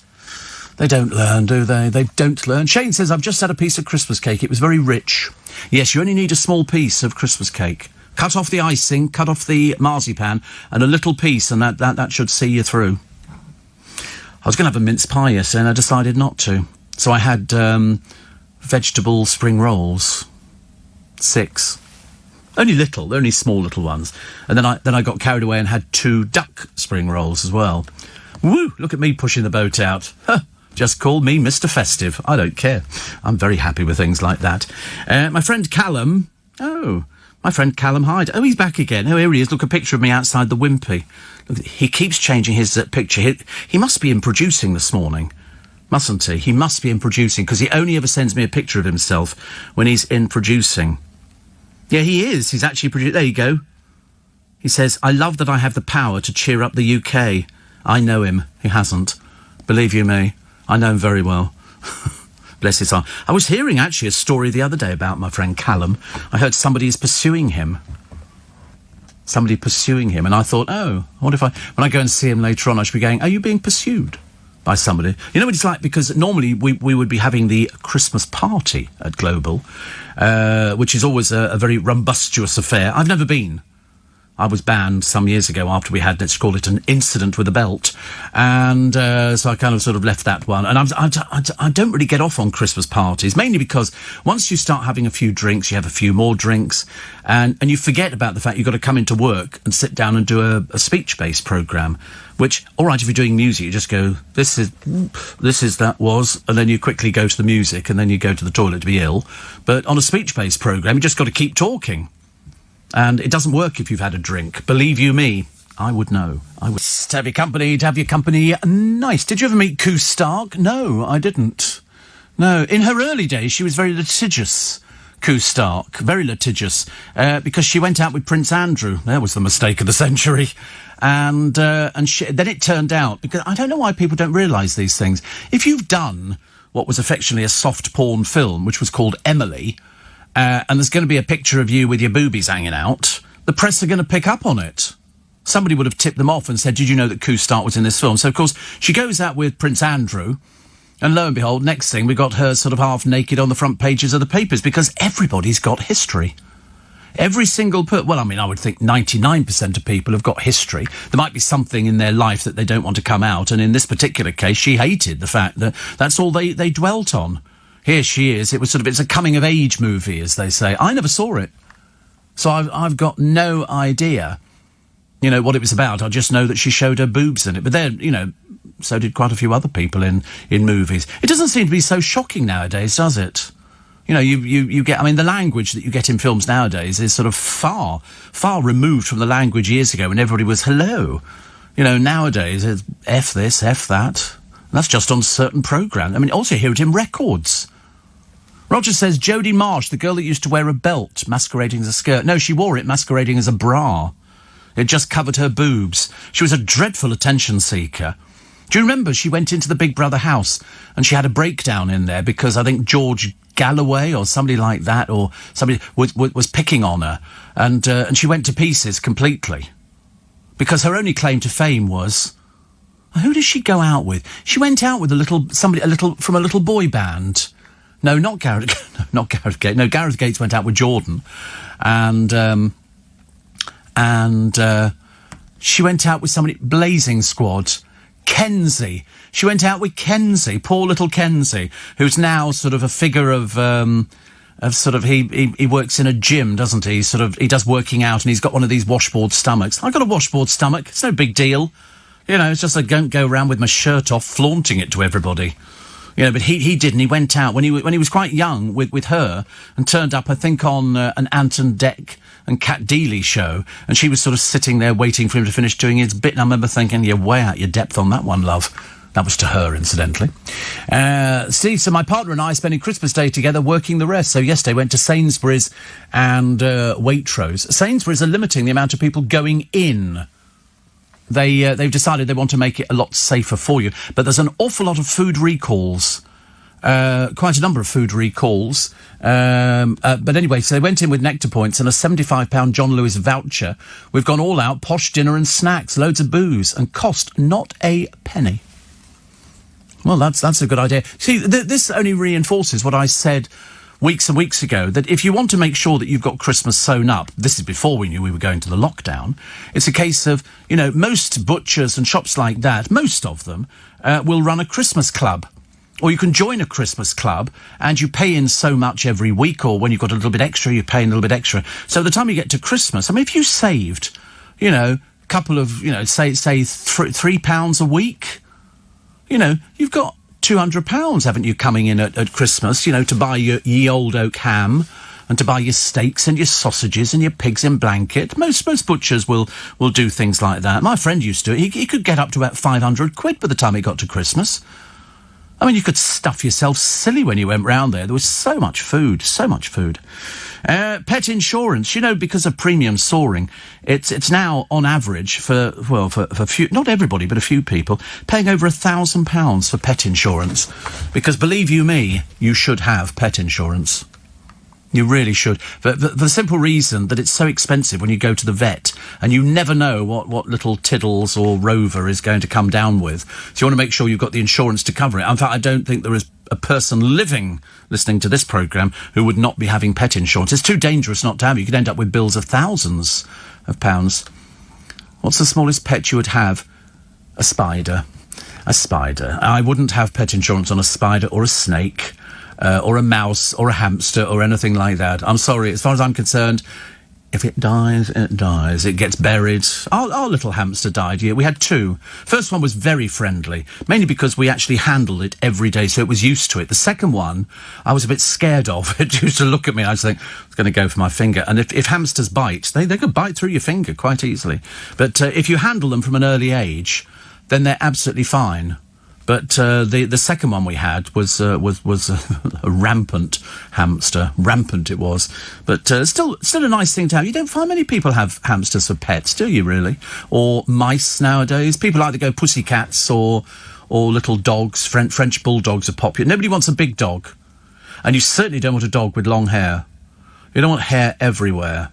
That is just, you know, I mean, if you've got an Alsatian or collies or labs or anything like that, they're going to have a lot of hair. Sheepdogs, lots of hair. Lots of hair. I don't want anything too big. I've always said that throughout my life. I've always said nothing too sort of big that takes over. So we had a Cocker Spaniel, which was quite nice. Would I insure a Chihuahua? Oh, yes, definitely. Yes, because Chihuahua, I mean, they're not really classed as dogs, are they, Chihuahuas? It's like an accessory. It's like, I can't think of it ever being a dog. You do see some, I hate people who carry dogs. That really drives me insane. I feel like saying to every one of them, put it on the bloody ground. It walks. It's got legs, okay? This is not some little toy to have. And some people do. They sort of, you know, tuck it under there. Or failing that, you get a little doggy bag that you put it in. Now, I thought a doggy bag was something you got from KFC if you couldn't eat everything. But no, it's a case of it's a little, like a little cage thing, and you put it in there. I was on a bus once, years ago, and this woman sitting in the disabled seat, or for people who can't walk very far, and she's got a coat on, all of a sudden this dog's head pops up underneath her chin. And I remember thinking, it's like being in the film Alien. And I remember thinking, this is really odd. And I looked at it and she gets off and she's not making any fuss over it. It's just sitting inside a thing. And you see little tiny dogs out on the street in this cold weather, little tiny puppies that shouldn't even be outside. And yet people are a bit stupid, aren't they? But these aren't animal lovers. Definitely not. Definitely not. Steve, that fellow was right about the bacon. Dry cure or maple cure. No water and delicious, says Mags. Oh, I should definitely get some dry cure. I don't like the watery bits. I really don't. Oof, dear. Steve. Another one here. Early mornings right now, tuned to the often outrageous Steve Allen show. Are you serious? Heavens above, we're not outrageous. And somebody says, upbeat talk radio till 7 a.m. Not this morning. 6:30 this morning. Nick Ferrari starts early. Mind you, somebody says, don't take him on by text message, you'll regret it. I know. Not only will you regret it, but you'll vanish from the system. I got a thing from my hairdresser yesterday, Michael, and he said, I'm terribly sorry, Stevie, we have to cancel your hair appointment on Thursday. I was going to be having a little trim before the big day, and now, no trim. Typical, isn't it? Well, I'd give up with your hair, Nick. Goodness sake, honestly. That's not... I mean, you're almost like just a badly made bed, aren't you, really? Me, at least, it's sort of short, but if you have it short, you've really got to keep it short. You can't let it... Because once it starts growing out a bit, I look like Wurzel Gummidge. Hate it. So I'm hoping all this finishes very, very shortly. And then we end up... with hair for Christmas. But it doesn't make any difference. I'm not seeing anybody over Christmas apart from the people in here. I bought some lychees yesterday. They've come down in price. £12 a pound before. £3 yesterday, lychees. Have you ever had lychees? No. But, yeah. But those are the ones you get in tins. These are fresh lychees. Fresh lychees. I love them. They're really nice. Rubicon, you can get lychee juice. Yeah, but these are proper lychees in the hard shell. You take off the shell, then you suck the fruit underneath. Lucky old fruit. And you've got to do that. You know why? It's got a blooming stone in the middle of it. You don't want to bite into that. But then if you buy them in the tin, they're already de-stoned and everything else. When I say de-stoned, it makes them feel like they're coming out of the tin going, wow, man, that was crazy. But not like that at all. Rosalind Knight dies.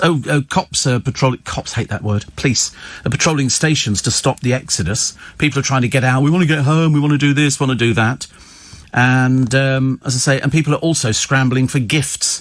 Because you can buy stuff in a supermarket now that could qualify as a gift for Christmas. You go to Waitrose, they've got everything. Go to Sainsbury's and places like that. But why is it that you can go to Sainsbury's and go and buy just about anything, and yet you can't go to a clothes shop now? Because it's not classed as essential. Yet yesterday I went out and bought light bulbs. Screwfix were open in Twickenham, and I needed a couple of light bulbs, and I went to get them, and they were a lot cheaper than I thought. I thought they were going to be about 12 or 13 quid. They were these sort of D-shaped bulbs, as we call them, and only $3.99, so I bought two. They only had two, so I bought two, which was lovely. Windsor Castle's gone into Tier 4, but it doesn't matter. It's only the Queen and Philip down there, and they'll be having a small sort of... I mean, whether they're going to have Christmas luncheon, I've got no idea. Or whether it's cancelled this year, as they're in Tier 4. I should imagine it's cancelled. But I bet you the chefs are now sitting there twiddling their thumbs going, what do we do for Christmas this year? Let's just cook for all the staff. Because there will be staff there. But it's Monday. I know, I'm trying to sound upbeat about the fact it's Monday, and we've only got 3 more days, which takes us to Christmas Eve, because then we've got Christmas Day, and then people will... It's amazing, actually, how I was saying yesterday, I heard people crying, talking to, the likes of Nick Abbott and Clive Bull about the fact they won't be able to see people over Christmas. I'm thinking, God, blimey, honestly. I mean, and then some people say, oh, we haven't seen people for months and months. Well, I don't know what planet you're living on then. Must be completely balmy. I was seeing people. And also, we have a thing called a telephone now, thanks to Alexander Graham Bell. I know it's obviously something not many people have mastered, but I can do FaceTime on my telephone. I can do Zoom. I can do Skype. I could do all sorts of things. You can do something on your computer. You can do all sorts of things. All these people making excuses. Oh, we're not going to see anybody. It's going to be dreadful. Well, the whole idea is that you don't see anybody because we don't want to pass on the virus. Imagine how many people have passed on the virus on the train. All those people packed on there say, well, we've got to get home, and, I'm not wearing a mask. Nobody says anything. We're British. You don't want somebody to turn around and produce a knife, do you, really? So you just leave it. You just think you're obviously stupid. There was a policeman on YouTube trying to get somebody off a train who wasn't wearing a mask. He said, I'm allowed not to wear a mask. You think, oh, shut up, you stupid little person. These people are ridiculous. Absolutely ridiculous. And so in the end, the policeman went to pepper spray him because he couldn't get him off the train. The bloke's obviously looks like he's about to attack a policeman, which of course could actually see him in prison quite easily. Bogus callers posing as police officers have been scamming residents during Christmas. I can't imagine. I mean, I've always said to somebody, if you want to stop bogus callers, get an answer phone. Get a phone with an answer phone. They will not leave a message. If you pick up your phone and it rings and you can see that there's no caller ID, you pick up the phone and go, hello. There'll be a pause of about 2 seconds, and it's a call centre. Somebody will be calling, oh, hello, is that so-and-so, so-and-so? So what you do is you go and put the phone down on them.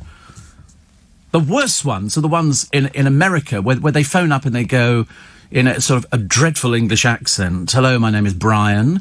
I'm calling from the IRS. You owe tax money. And some people are a bit naughty, and they play along with it. And they go, oh, please, how do I stop the police coming round arresting me? And Brian, of course, says, right, OK, do this. Do you have an Apple store? Because they can't get the money directly, so you go and buy a card with the money on it. It's all very... anyway, these people are crooks. Bent crooks, OK?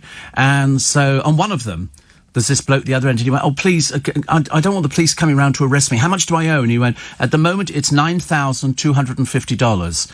And Brian, who's he's well ahead of this, he can't stop laughing. He's going, oh, please, I mean, how do I get the money to you? I'll do it now. Well, obviously, the people the other end can't believe their luck. They've actually found somebody who doesn't realise that they're crooks. Bent crooks. And in the end, Brian sort of drags them all the way through this thing. And then he goes, "Oh, sorry," he said, "I'm not going to pay it. Send the police round. Bye." And this bloke then sort of gets really uppity about it because he's wasted 10 minutes of his life. Very funny. But you get them. One of them phoned a police constable in a station in New York. And he said, "Can you give me your address?" And she went, "Yeah." So she gave the address of the police station.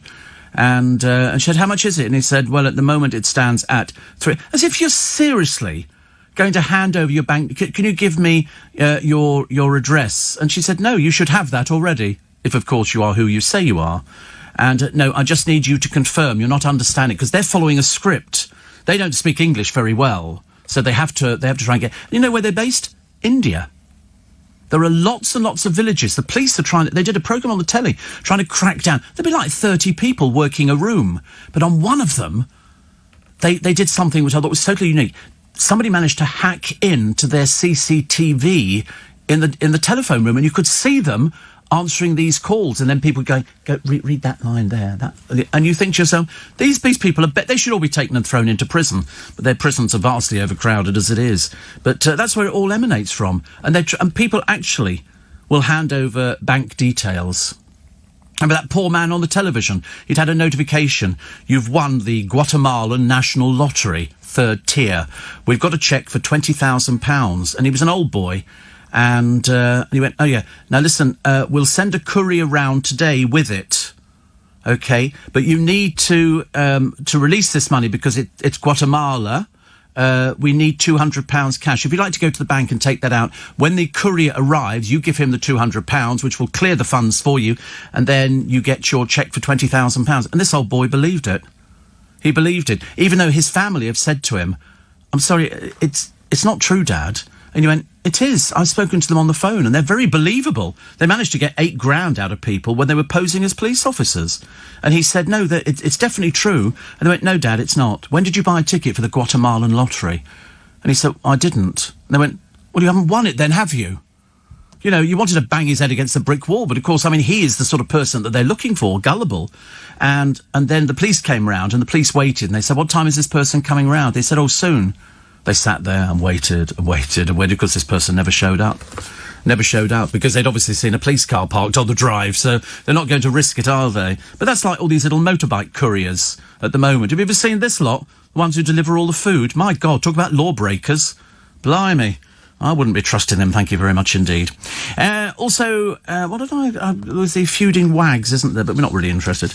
The streets are deserted. They are actually. They're fairly empty, but then we've seen them I work in London. I'm up the road from Trafalgar Square, which is lovely. And even though the tree lights on the tree that we get as a gift from the people of Norway, it's lovely. And it's not the best looking tree I've ever seen. I've seen some beautiful trees, absolutely stunning. The one in Covent Garden is beautiful. Also, a lot of stores now hanging on by a thread. They say a lot will not survive this lockdown. There's a limit to how far they can go. You've seen Debenhams go under. You've seen loads of other places. It's really, really difficult at the moment. Really difficult. And they're struggling. And then there was somebody, I think Pure Gym have got all their staff, 1,200, furloughed at the moment. I've never been to a Pure Gym, actually, as you can tell by looking at me. But it doesn't matter. They're opening one in Twickenham. Like we need another gym. We're obviously a very unfit sort of place to live. And it's going to be open 24 hours a day. It won't be manned after a certain time. You'll go in there and do sort of working out or have a shower or something like that. It'll make it very popular, won't it? About 3 o'clock in the blooming morning. All the people are there. Who can go to a gym at 3? I couldn't do anything like that. Imagine going to a gym at that time. Dreadful. My lovely Jonathan Shallett is as ever loving your show, as I do my early morning emails.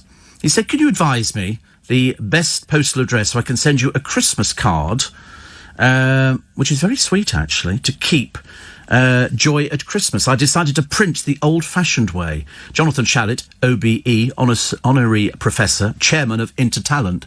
He has everybody. He even has presenters in this building. In fact, actually, now Jonathan Shallett normally every year goes out to Barbados. wonder if he's in Barbados. He could be working from Barbados at the moment. But best postal address to send a Christmas card. To here, actually. To here.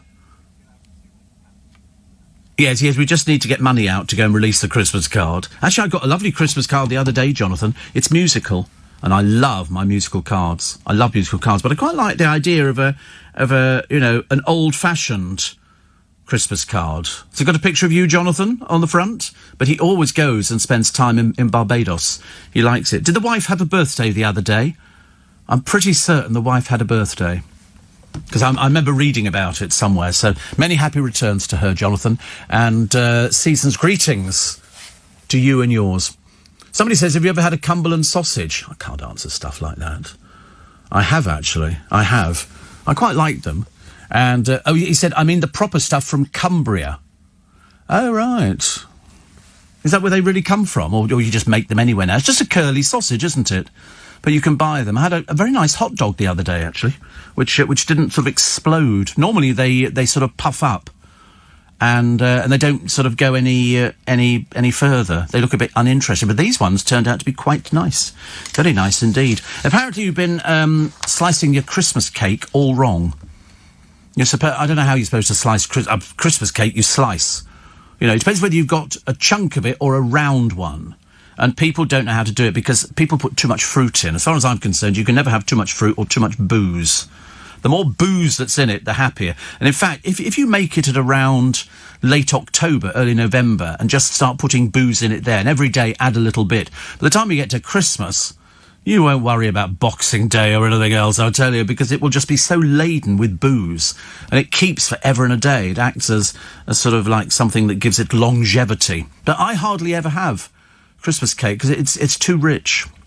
And the icing, my mother used to make a lovely Christmas cake every year because, you know, she was old-fashioned traditional. She made things.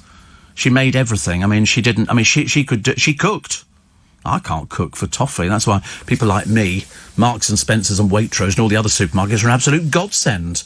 I mean, do you imagine trying to sort of reorganise everything in the kitchen? So the turkey goes in at this time, then the stuffing goes in, then we've got to put the roast potatoes in, you've got to parboil them, then you've got to drain them, and then if you want them to be nice and crispy, rub them in semolina, apparently, drop them in semolina, then you put them in, and then you baste them every so often. Then you've got to work out how long your Brussels sprouts, your carrots, or your mange tout are going to be in, and then you've got to try and juggle all of this in an oven with 2 shelves in it. How does that work? I mean, seriously, you've got pots and pans, and people saying, can you come and just hold this saucepan just over the heat for the moment? And then, you know, you've got to take the turkey out, and it's only then that you realise you've left the giblets in. And that's when the whole thing goes a bit pear-shaped. But it's a nightmare. People get very stressed over Christmas. So for this Christmas, you should be very grateful that we can keep you safe, and you don't need to worry about doing all that stress. Just have cheese on toast. It's much nicer. You can have turkey any time. Most people would be freezing it because they'll abort their turkey. By the way, if you bought a frozen turkey, don't defrost it and then refreeze it. Okay, I'm just telling you that now, just for safety's sake. Leave it frozen because they take about 24 hours to defrost. But if there's only going to be you there, what's the point? It might just be 2 of you. Well, you're not going to manage there, are you, with a whole turkey? That's an awful lot of meat to get in your mouth. My friend Ian says, will you be attempting a Christmas dinner for 1? No, absolutely not. Absolutely not. Jonathan Shallett, he says, yes, my wife Katrina Shallett was... I'm not going to read out her age, Jonathan. He says, thank you. We had a lockdown party with just me and our daughter, Sophia, who also works at Global on the Heart Breakfast Show and loves you. I know. He says, no, sadly... He said, oh, of course you can't go to Barbados. How... Duh. Where am I coming from? He says, Tier 4 rules are very clear, no international travel, so I think irresponsible to go. So he's not... But he always goes to Barbados. Always goes to Barbados. He always goes to Sandy Lane. There'll always be a picture in a paper somewhere of Jonathan. Simon Cowell goes to the same place. They all go to Sandy Lane. Why? Because it's the top place to go to. So, hotel, yeah. Because you know who owns it, don't you? Yes, you do. You know who owns it. It's... Yes. Yes. Yes. Yes. Yeah. Did you not know that? That's where... Oh, I remember talking to a friend of mine who went out to Sandy Lane some years ago, and he said the cabaret for New Year's Eve was Take That. He said, for about 30 of us. He said, Take That flew in and did the I mean, seriously. I just got a couple of crackers and that was it. That was Steve Allen's cabaret. But I'd forgotten, Jonathan. Of course, you're not. But I'm delighted that Katrina Shalit was... I'm not saying how old. I think it's rude to say that. But it's also just a number, as you know. But Jonathan used to be big. When I say big, Jonathan used to... And he worked out and worked out and worked out. And now he's definitely the before and after picture of somebody who's lost a lot of weight. Looks so much better for it. Whether he feels better, I've got no idea. But I should imagine he loves his Christmases. Bless his heart. But he has a catalogue. You name somebody on television in this country, chances are they're with Jonathan Shalit. It's as simple as that. He's what's commonly known as a super agent. He's a super agent. Never expressed any interest in me whatsoever. But it doesn't matter. I'm not a bitter person. Now romanticising about train journeys in the snow. And there is one on YouTube where they've got the camera fitted at the front of the train, and it just seems to cling on to invisible lines. How that works, God alone knows, but it looks beautiful. And you just fall asleep, wouldn't you? And you just sort of go. Oh look, there's the line back again. So pretty, isn't it? You don't want to be out in that snow, but it's so pretty to look at. It really is. But it just disrupts everything in this country.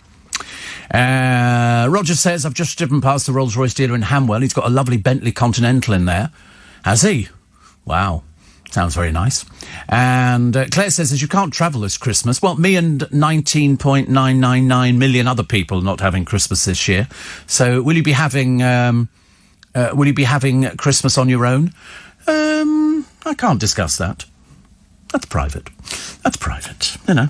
I mean, there'd be me and Father Christmas and probably the Luton Girls Choir and just about everybody else you can think of. I love stuff like that. But definitely, we will be celebrating Christmas at some point. It might not be, you know, until next year. Warren says, and your book's going in the post today. He's still reading it. No, he's joking. He says, I'll be on my own Christmas Day. Loads of us. Cliff is in Barbados because he has a place out in Barbados. So he's been out for quite a while. Yes. Although he turned up the other day on this Carol programme, which I think was hosted by Pam somebody. I can't remember her name, but she's very popular. And Ali Jones was on there and Catherine Jenkins, and they did one Carol, and I've mentioned it on my free podcast for today, my Steve Allen's Little Bit Extra, and it was JB Gill from the boy band, I can't remember. I really can't remember their name. It doesn't really help, does it? But they were very big, and then they sort of gave up. Because I think boy bands and girl bands have their place. They have their longevity. They're called JLS. JLS. Yes. And he was on there. And then he sang. Now, unfortunately, up against Ali Jones and Catherine Jenkins, he sounded awful. It was the worst thing I've ever heard in my entire life. I seriously wanted to write in and go, I'm sorry, do you know he can't sing? He was singing a carol. You know, it might sound good when you're doing some vocal harmony with sort of JLS. But the rest of it was terrible. I mean, absolutely awful. And I thought, please don't ever release any sort of... Because up against professional singers, I know he was in a boy band, but it doesn't really count as far as I'm concerned. So Rosalind Knight has died at the age of 87. You'll know her when you see a picture. If you Google her from Carry On Teacher, you'll go, I know exactly who that is. I know exactly who that is. And I thought she was lovely. I forget who she went out with, actually, in Carry On Teacher. Whatever it was brilliant. Absolutely lovely. France last night has banned all travel from Britain, including freight, due to the mutant COVID strain, stoking fears of a massive breakdown in food and goods supplies over Christmas. I see that as scaremongering. There's no shortage of anything. No shortage of anything. You can get everything at the moment. Toilet rolls, you name it. There's warehouses with millions of these things. Seriously, there's no shortage of anything. And also, if there's nobody coming round... You know, why would you be bothering with all this food? You're not. You don't need to worry about it. My friend Ian says, are you going to attempt a Christmas dinner for one? I'm not. I'm not particularly, but listen, I'll eat it if somebody else cooks it, but I'm not cooking it myself. I see that the attention-seeking and immensely shy and retiring Harry and Meghan plan to publish an official family Christmas photo. Who cares? Who cares? You're not in this country, and you're not in the royal family anymore. Why would you publish an official photograph? What an ego! My goodness me. But Omid Scobie, author of their biography, says there is this forthcoming Christmas card photo. I believe it's on its way. Oh right. So did they tell you that, or you just made it up? Have you? I mean, honestly, who are they going to send it to? Do you think he's going to be licking stamps? I shouldn't think so. Dancing on ice could be on thin ice, as a lack of training means celebs may not be good enough to compete. Well, it's not a case of good enough to compete. We haven't got any celebs left. Who's left? There aren't any celebrities. Some dreary from Love Island. And that's about as far as you're going to go. Please, God, tell me it's not going to be Gemma Collins, her and her enormous bottom sitting on the ice. She didn't so much dance as just sort of was pushed onto it. I always assumed, naively, that if there was a programme with the word celebrity in it, I would know who these people were. Years ago, you'd have Blankety Blank, and you'd see all the celebrities on there, and you would know exactly who they were. Now you turn it on and you go, who the hell is that? It'll be some old himbo and bimbo from either Love Island or, have you seen the latest one? It's another one where they've got a building, like sort of a log cabin thing, and some really gross-looking people will be trying to sort of cop off with each other. I mean, to be honest with you, I looked at the lineup the other day. I'm not surprised they can't find anybody to go out with them. Ugh, ghastly. People with tattoos up their faces, piercings. Ugh, disgusting. Absolutely awful. Lewis Hamilton was crowned Sports Personality of the Year. Good.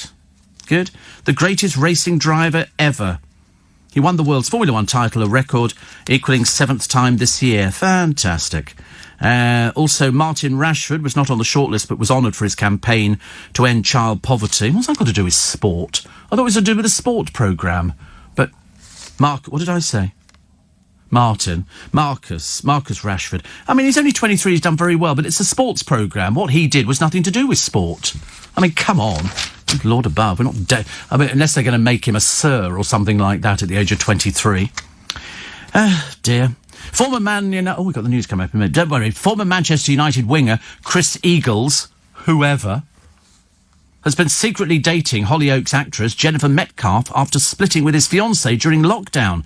The footballer was with Danielle Mitchinson for 8 years and they've got 2 children together, but she walked out of their Cheshire mansion in October, and now Chris has been spotted spending evenings with the soap star after they started seeing each other about a month ago.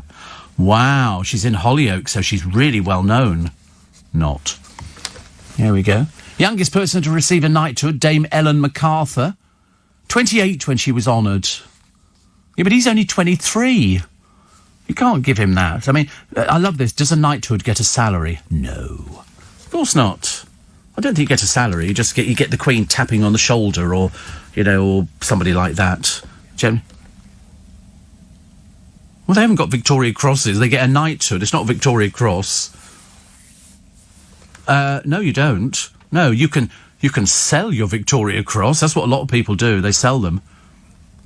I don't know. No, there's a part of the Imperial War Museum. There's a whole room full of VCs, and it's got lots of people because people sell them because they're worth a little bit of money.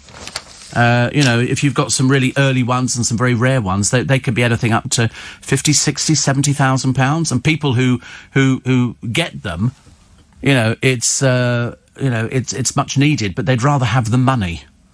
Which is a shame. Guess how much, just to make you feel really bad? J.K. Rowling has earned a month in the past 2 years. Every month for the past 2 years, J.K. Rowling has earned how much money? Okay. National living wage. This is what I don't know what the national living wage is. About 11 quid. No, not 5 million a month, no. £637,000 every month for the last 2 years. She got 12,850,000 in 2018 and 2.5 million last year from a firm that handles her telework. Accounts lodged with Companies House show the firm turned over 18 million last year, up from 13.5 the year before. Amazing, isn't it? I wish I'd come up with something like that. Just think, I could have actually done all of these, made a fortune. Imagine getting £637,000 a month. What would you do with it? Well, I know what I'd do with it. I'm Steve Allen. This is Early Breakfast on LBC. So we get that, is it today we get the Bethlehem Star? I think, yeah, Bethlehem Star today. 800 years since it's been seen. Phenomenal, isn't it? And 800 years, yes. It's taken that long for the two planets to align, and you'll see it as you sort of stand there and look to where the sun goes down, and then it will appear there in the west, is it? Yes. So as the sun goes down, then the Bethlehem Star will be visible. How exciting! In my lifetime. I mean, I wasn't here when it was around first of all, but those three wise men must have seen it. They must have gone, oh, look, star in the east. And now we're going, look, star in the west. Or something, which is nice. I've just Googled Rosalind Knight, and yes, everybody will know her, says Pam. Yeah, absolutely. And another one here from Dan. He says, Steve Allen's the best way to start your day. Nothing worse than a creepy text, is there, really? And Steve, JLS guy can't have sung worse than Annie Lennox on the Andrew Marr show yesterday. Terrible. The JB Gill, it was awful. I mean, it really, I don't know if it's even on YouTube. If it is, it was the worst thing I'd ever heard. I mean, seriously, I was horrified. And Simon says, did you say this astral event occurs this morning when Saturn comes close to Jupiter? No, it's later on today as the sun goes down, I think. It's, I don't know whether it's southwest skies. See, we're having roast beef, no turkey in our house, thank you. See, the trouble is, white meat's better for you than dark meat. I mean, I would also go with some roast beef as well, which is quite nice. Or failing that, I quite fancy the idea of a chicken curry pie. That'd be nice. A big chicken curry pie. I told you there used to be a butcher's shop in Twickenham that used to do them from Lavastocks, which is Jodie Scheckter's, the racing driver's farm, and they did the best chicken curry pie. It was delicious. It was packed. I mean, literally, you couldn't get any more chicken in it. I could eat a whole pie, which was particularly delicious. Steve, have you seen the Christmas dinner you can get in a tin? Everything, turkey, sprouts, everything. Oh, it doesn't surprise me in the slightest. And another one here, which says... a Cumberland sausage should come from Cumbria, and they're the best. They all seem to be okay, actually. I mean, I can't remember if I've had them or if I haven't had them, actually. Listening, says Rose, I think. Or it could be, oh, yeah. Whilst listening to your youngest fan, Georgia. She's 8 weeks old today, never misses a show. Thank you very much indeed. That's what I like to hear. And my partner, Steve, starts saving for Christmas at the beginning of the year. Oh, wow. That's actually quite a good thing to do. And so by the time you get to Christmas, they'll have saved up. In fact, this time round, I think it says here, they've actually saved over £1,000. He's a great saver, say Nicola and Warren in Liverpool. So £1,000. Very good. Very good. But that's what you should do, and then it takes away the worry of having to... I mean, I told you I'd take a little bit of money out of the bank at the beginning of each month, and I save it. And then when it gets to Christmas, I've got the cash there. I don't need to worry about sort of the... I don't know when we get paid this week. I know we do get paid this week, but I can't remember when it is. 23rd, is it? You just make numbers up, don't you? You've got no idea. Why would it be the 23rd? Christmas Day, yes. They're going to come round and deliver by hand. That'd be nice, wouldn't it? Can you imagine? Nick Ferrari starts at 6:30 this morning. 6:30. And he will be bringing you up to date with everything. I mean, it's because it's changing almost by the second. Steve, the Bethlehem Star might be visible around 6-ish, according to the web. And then somebody said, tonight, 6:20, says Paul. That was Andrew and Cheam. Steve, look up Tyson Fury on Jonathan Ross singing. It was unbelievably shocking and awful, says Emma. I did see Tyson Fury on there. He's got the most peculiar idea of outfits. Have you ever seen anybody who dresses like that? Unless it was Lewis Hamilton, who wears the oddest outfits. I mean, seriously, you see Lewis Hamilton wandering out, you think it's like Coco the Clown. It was the most dull, boring interview, but at the same time, it was these peculiar clothes. Very, very peculiar. Another one here. Oh, so a lot of people tell me about the Bethlehem Star. 6 or 6-ish. 6:20. I mean, as the sun goes down, you'll then see it. You'll see it. Duchess of Cornwall bringing Christmas cheer to sick kids, despite COVID-19 stopping them helping her decorate her tree. And so she did a video call, and she loaded a carriage. I mean, it's a different way of living, isn't it? This is at the old Queen Mother's house, by the look of it. And hopes of a white Christmas set to be washed away as the UK heads for its wettest December on record. Days of downpours. They've closed as well. What's that big dome thing, the Eden Project? That's closed. They've had mudslides and everything else there, so that's had to be closed off. Far too dangerous to actually go anywhere. And Colleen Rooney slammed by animal lovers wearing a real fur coat. When you say real fur coat, most people imagine complete fur coat. This is not. She was spotted in a cream puffer jacket with cuffs made from foxes. Elisa Allen of the animal rights group PETA said, anyone who still wears animal fur comes across as unstylish and unkind. Colleen loves her dog Pip, but somehow can't yet connect the dots to foxes and coyotes. She should realise there's no excuse for wearing fur.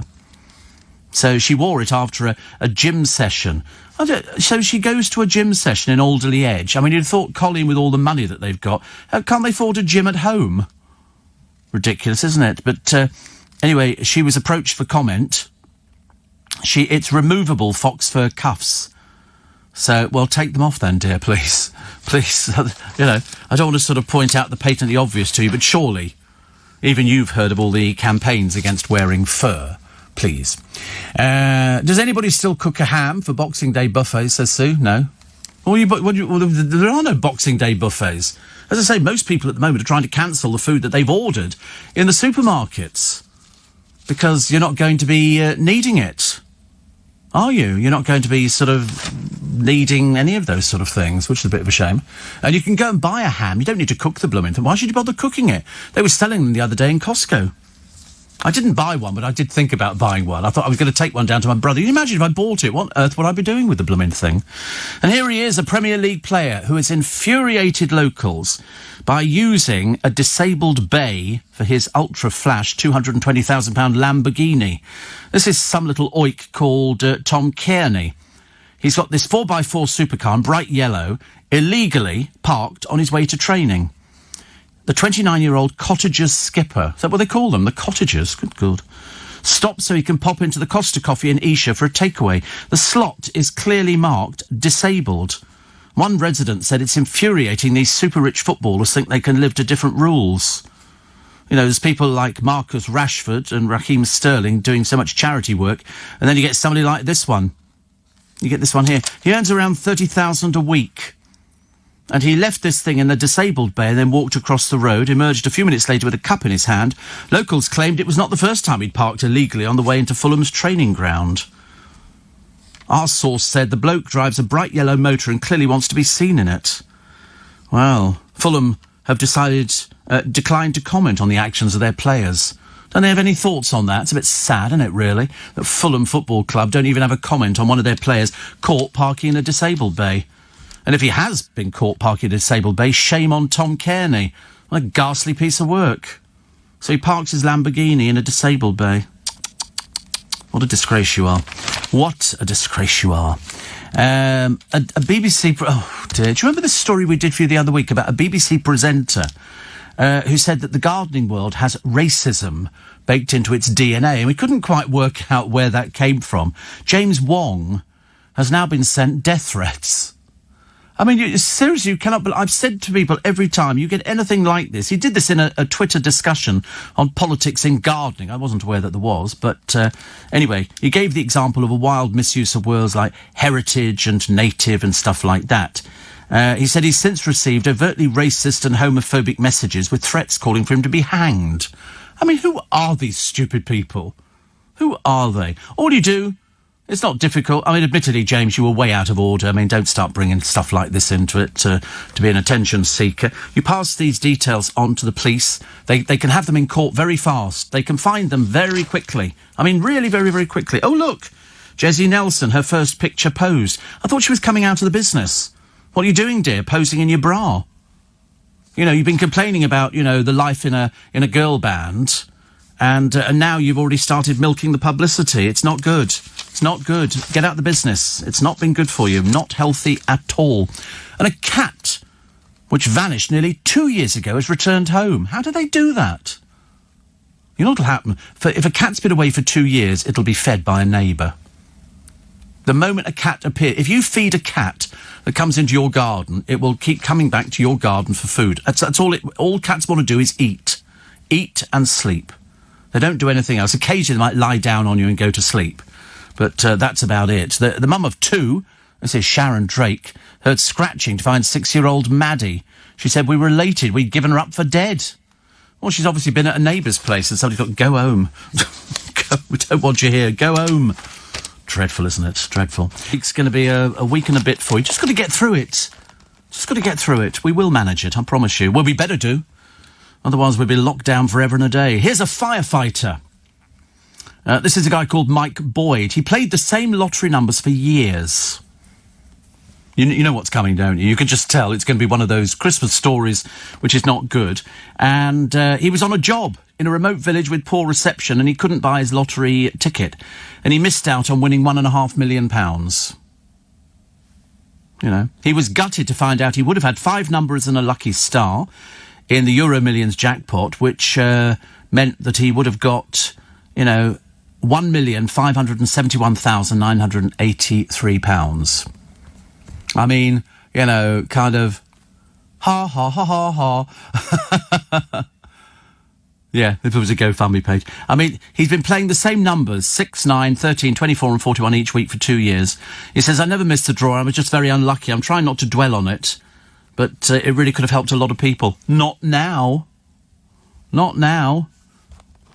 He says they've worked their entire life. He said, I'd have given much of the money to my parents, but you didn't. See, the trouble is, it's no good dwelling on what might have been. You can't say that. You know, I mean, I would say, of course, I would have given to, you know, animal shelters and all sorts of things. But £1.5 million, once you've actually got it there, I mean, it just sounds more, doesn't it? £1,571,983. Just the 983 would be nice. I got 3 lucky dips lucky dips. He said, "We're going to enter you for the draw on Tuesday or Wednesday, whatever it is." But that'd be quite nice. So his sister Nikki said 4 years ago Mike had an injury misdiagnosed which left him unable to continue the job for much longer. "Nobody deserved the money more than my brother." What do you think they're going to do? They're going to hand it over from Camelot and go, "We're so sorry, here you go, have the money. Have £1.5 million. No, unfortunately not. 5 UK players shared £9,481,900. And somebody won do you remember the Euro Millions? 175 million quid. Somebody in France won it. I couldn't be happier. Seriously. Somebody from French France won it. Another one here. What did Dale think about Christmas? He wasn't a big fan of Christmas. Didn't make any difference to him. Sometimes he'd sort of go away for America. And he was quite happy there. He wasn't particularly bothered about Christmas or New Year. Mind you, I'm not bothered about New Year. I know people look on it as an excuse to sort of get themselves totally off their faces and sort of to be found slumped in doorways all over the place. Doesn't matter where you live, from Brum to Scotland, be people in doorways. So, you know, not a big fan of Christmas, I'm afraid, and what he thinks of this current situation. Well, I've got no idea. I can't contact the dead, I'm afraid. I've tried on this programme a few times. I've heard a few people that I thought were dead phoning in, which is interesting. I won £25 on a lottery scratch card, Steve. And Donny says, "Many thanks to Grandma Sandy for purchasing." See, I think that's good. 25 quid's better than nothing. Better than nothing. You know, we all have a little flutter occasionally. But I would never, you know, fancy playing the same numbers for 2 years. You see, I do different numbers all the time. I do lucky dips. I stand as much chance of winning on a lucky dip as I do on just about anything else. But I didn't win the 175 million. I had an idea what I was going to buy. The house is being done up now into flats, and it's not too far from here, which was very good. It was very nice. Steve, how about this for a new TV show? Brilliant idea. Nick says tag wrestling, starring Gemma Collins versus Scarlett Moffat. Tag partners to be announced later. Yeah, I mean, I was horrified. Scarlett Moffat, who's not the world's greatest presenter, they've given her this... I mean, all she did was sit there talking about TV programmes with her parents using foul language, and she was a thin little rake after she brought out a DVD where they sent her to Switzerland to work out, and she was basically starved. And then they bring out the DVD, so she trousered the money from that one, and now look at the size of her. Absolutely huge. Seriously, absolutely enormous. And you think to yourself, so, do you not feel like giving the money back to people and announcing that it was a bit of an old fraud? Because she obviously decided not to keep up with it, which of course you've got to. You've got to. You can't just go on a diet and then think, once I've lost the weight, that's all right, I can carry on eating what I want to. You can't. It's a lifestyle change. Caroline is in Somerset and says, Merry Christmas, groovy gang. Me and the husband are not having nothing with dinner Christmas Day. We're having an all-day buffet. All the bits I bought. Sausage rolls, chicken goujons, cheese and crackers, and lots of chocolate. Ooh. Now, the only thing that appeals to me there is the chicken goujons. Quite fancy chicken goujons. But loads of people who are now not going to be going to family or seeing family are now stuck with a huge blooming turkey and all the trimmings and potatoes, just sitting there going, what the dickens are we going to do with all of this? And the answer is, you might have to... I mean, if it's a fresh turkey, freeze it. Freeze it and then sort of bring it out again later in the year. That's okay. You can do something like that. But the vegetable... you could just eat the vegetables, which would be quite nice. Paul in Poplar says the cat that disappeared for 2 years maybe ended up in tier 4 and decided to go. Steve, if you always use the same national lottery numbers, it's worth setting up a standing order to it. Exactly. I don't know why he didn't set up a standing order. He's obviously doing it online and he couldn't do it. I mean, duh. Why is that our fault? If he'd always done them and then he forgets on this time, it's got nothing to do with being in a village where you don't get reception. He could have done that at any time and set up. They do have a thing on there. It says direct debit. So you can book them, they'll take out the same amount each month. But they'll also advise you to play carefully and don't gamble if you can't afford to lose. That's the big treat, isn't it? It's having a little flutter. But you stand as much chance with the numbers 1, 2, 3, 4, 5, 6 as you do with anything else. And yet there are thousands of people who book 1, 2, 3, 4, 5, 6. And you ask yourself, why? Why don't you sort of be a little bit more adventurous? I mean, some people go, I've got all these ping pong... Everybody's got different things. Ping pong balls, or, with numbers on, and the cat will pick one out and you go, OK, 43, pick another one. And so it goes on. It's like people in pubs playing fruit machines. People sort of used to pull the handle, but put their hand over the reels so they couldn't see what numbers were coming in. I used to think there's something the matter with them, because I used to love playing fruit machines. I've not played a fruit machine for years. Years and years and years. They have them in betting shops. I've not been in a betting shop for years. So that's okay, isn't it, really? Still enjoying his Saturday night father. It's Bill Bailey, hailing his extraordinary dancing winners. One for the dads. Yeah, good for him. Good for him. He's a nice man. Very talented. Very good musician. Very good. Here's Jessie Nelson. I thought you were supposed to be sort of, I didn't like, the pressure of being in a girl band. And now you're going through exactly the same. Exactly the same. So, God knows what you're going to do. Also, families are taking down outdoor decorations in a village hit by thieves. Illuminated reindeer are particularly being targeted. This is in Shinfield in Berkshire. Somebody says, for the first time in 21 years living here, I don't feel safe anymore. 2 of our reindeer have gone. I mean, who would go out and nick somebody else's things? Because they're wired up, aren't they? I mean, presumably the plug sockets must be outside. But what sort of person would nick reindeer? Make up your own jokes, I suppose. Jeremy Clarkson says filming in the remote Outer Hebrides turned out to be a star-studded affair. He said, we kept bumping into TV celebrities. He said, with Scotland, we sort of were there. When we got there, we bumped into the producer of A League of Their Own, Joanna Lumley, Bob Mortimer and Paul Whitehouse. All there. I like Clarkson. I know not everybody likes him. I like them. I think they work very well, actually. Oh, and here she is, picture of show-off Christine McGuinness. The model. The model. She's not a model. It was so stupid. Ridiculous. I own more lingerie than clothes. Oh, well, does that mean you go out in your lingerie, Christine? Oh, wow. Oh, hello. Call me now. I mean, seriously. Your life is just one big drama, isn't it? Diversity will perform in the Britain's Got Talent Christmas special. Oh, God, do they have to? We've seen people dancing and doing backflips. I do it every morning. You get out of bed, a couple of backflips into the bathroom, little pirouette around the shower curtain. And, people like them. Also, George Sampson is going to be in the Christmas Day show. He must be getting on a bit now, mustn't he, George Sampson? He did his Singing in the Rain, didn't he? Singing in the Rain. And believe it or not, Barry from EastEnders, this is Sean Williamson, he's back as a ghost. Not in EastEnders. He's doing it for Paddy Power's Christmas Carol spoof advert. Whatever that is. I've got no idea. Eating processed food, junk food, increases the risk of heart failure by 58%. And Rod Stewart lied to get out of paying huge phone bills that he ran up listening to Scotland matches. He would phone his dad up and his dad would hold the phone up to the television. Talk about mean. Goodness sake, honestly. And Tom Fletcher has labelled his fellow McFly bandmate Scrooges for refusing to record a festive album with him. It was his wife that won the I'm a Celebrity, Get Me Out of Here, who nobody had ever heard of. Nobody had ever heard of. Very bizarre. Demi Rose, she's apparently a model, and she's posing here. She's in Kenya. She jetted off here, continuing her African adventure. The African adventure involves getting your boobs out and shoving them in the face of a giraffe who looks like he really couldn't care less. A bit like the rest of us. She was rocking her figure-hugging animal print dress for this incredible excursion. Oh, Demi Rose, you are so sexy. Gordon Ramsay and pals have been blasted for filming horrendous dog sledging scenes.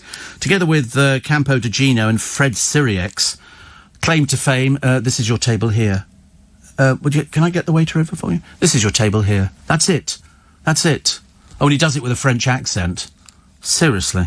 I mean, Gordon, you can understand. Gino de Campo, who spends most of the time with his clothes off. He was wearing a mankini the other day. I mean, honestly, it was a bit like watching Peter Andre wearing his Speedos with the sock. And we all remember the sock and Peter Andre's filming because his agent, when he was in the pool, she said, do you need the sock? He went, yeah. So she hands him a sock, which he rolls up and shoves down the front of his Speedos. I sent him a sympathy card. I think that sort of just reinforces, doesn't it, really? And a 6-year-old boy is determined to become an astronaut and got a message from Tim Peake spurring him on, which is good news. You can always guarantee that, if you want something from somebody famous, dress up, let your parents embarrass you. This little boy turned up to visit an exhibition at Gloucester Cathedral, dressed up in his spaceman suit. Wonderful. It's like you see them, don't you? Be walking through a town, there'll be some poor little kid being dragged along, dressed as a teenage mutant ninja turtle. Ninja Turtle. Doesn't quite sound the same, does it? Or Batman or something like that. Or Spider-Man. Every time I see kids like that, I always go just to see what the reaction is. There's generally nothing at all, I'm afraid. Oh, look, Maya Jama. Lots of publicity, very little action, dear. Very little action, but it's good to get the publicity. And a traveller has shared his hilarious collection of animal selfies from around the world. Tommy Heller has explored 70 countries and always seemed to make animal pals. So he's been pictured with all these animals around. He's obviously a person with no life whatsoever. Can you imagine? And the best place to spend Britain's winter months. Come on, where do you think? I mean, apart from with LBC. Slough.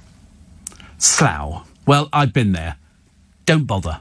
OK? Don't bother. It's not for you. It's not for you. Just got the Mars factory. That's all you need to worry about. Right. And Paul says, if you put a turkey in the freezer, surely it would die.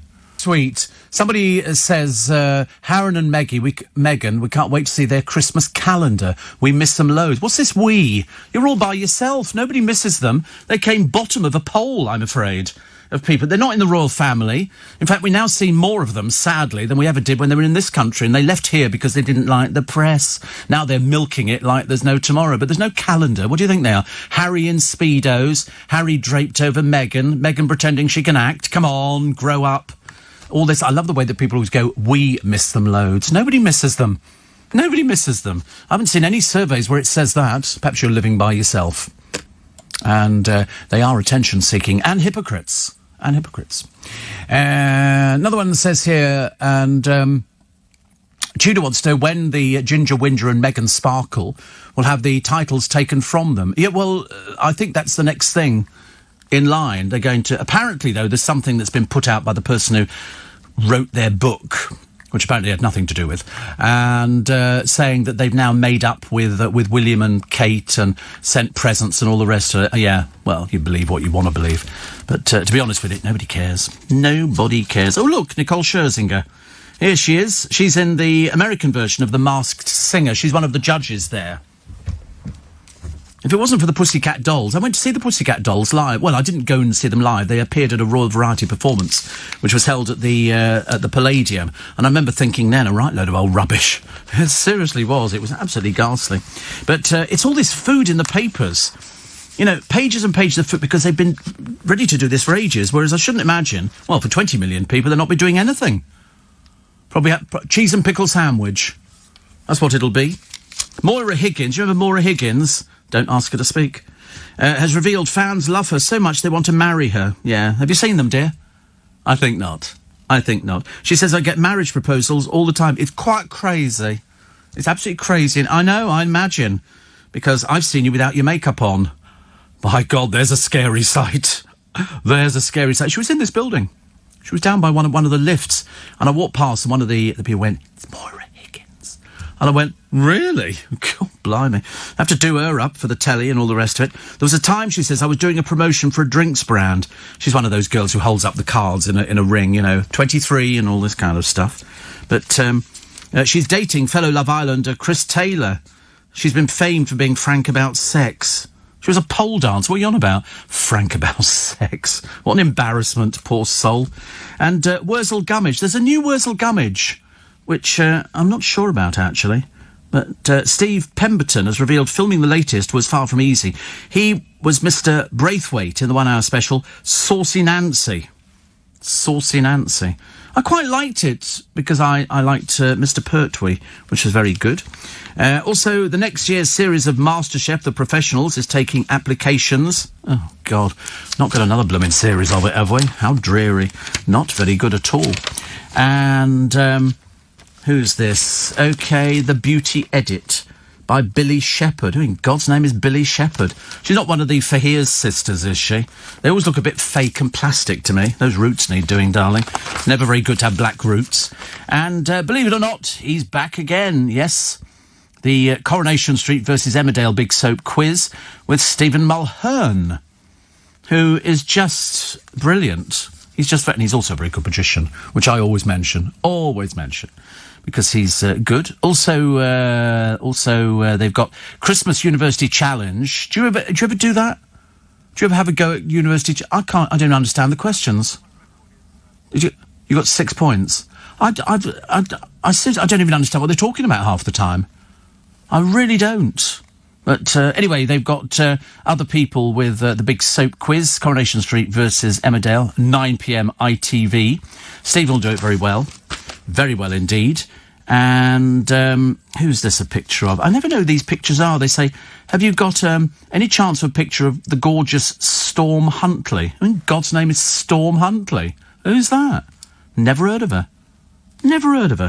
But they've got a picture of her in the Daily Star, so she's obviously achieved the dizzying... She's not page 3 girl, is she, or something like that? No, she can't be. She's got her clothes on. Who is she? Oh, she's the phone girl. Oh, the phone girl on the right stuff. Oh, blimey. Oh, well. She looks a bit like Scarlett Moffat. That's why I wasn't sure who she was, actually. A bit difficult to tell, isn't it, on some of these pictures? That's why, you know, they sort of put pictures of people up on there, and you think, who are they? The answer is, we don't know. Actually, I don't think they know half the time. They just sort of sit there and go, I'm so-and-so. Steve, I won a big scratch card the other day. I won big on a scratch card, I do beg your pardon. They sent me a tube of Germaline. Right, you're barred. And Steve, Meghan and Harry, if they really wanted to be anonymous, they'd become Rachel and Henry Windsor, which are their actual first names. Yeah, they don't. They're milking it for all it can be. I couldn't care less what happens to them. Makes no difference. They don't affect my life. Don't affect anybody's lives. Absolutely nobody at all. But they love the publicity, don't they? You would think, actually, that by accepting the golden shilling from Netflix, the company that's dissing his mother, you know, in The Crown, he'd have had the courage of his convictions to turn around and said, no, I don't like the way you've portrayed my mother. But, of course, he hasn't said anything, has he? They've taken the golden shilling. I reckon she said to him, listen, you can't bring her back. We've got to look for ourselves. We've got to look to the future, and this is what we're doing, you know, and we'll have more money than your granny.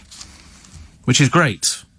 But is he happy? Shouldn't think so. He never looks happy. Did you hear that little bit of the podcast? God, it was awful. Hello, I'm Harry. Hello, I'm Meghan. And then at the end they go, do-do-do-do-do-do, like that. It was seriously, it was like listening to 5-year-olds. It was ghastly.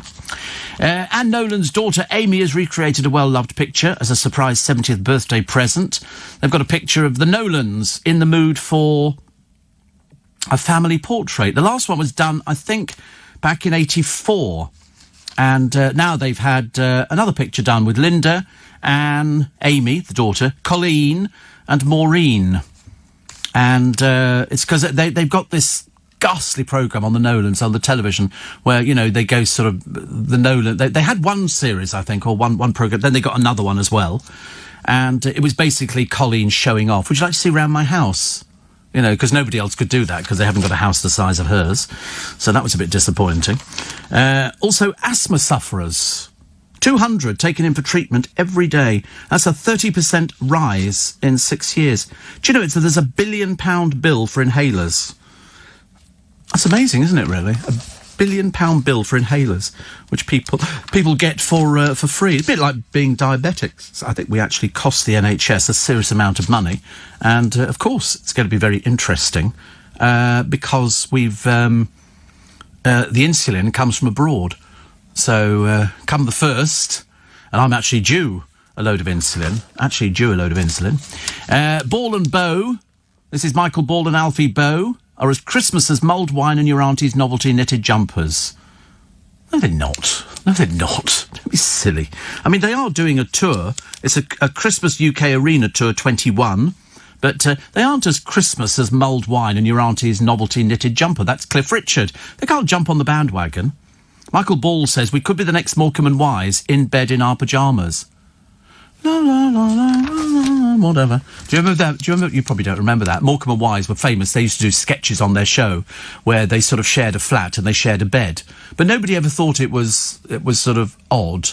It was just two men who lived together in a flat and they shared a bed.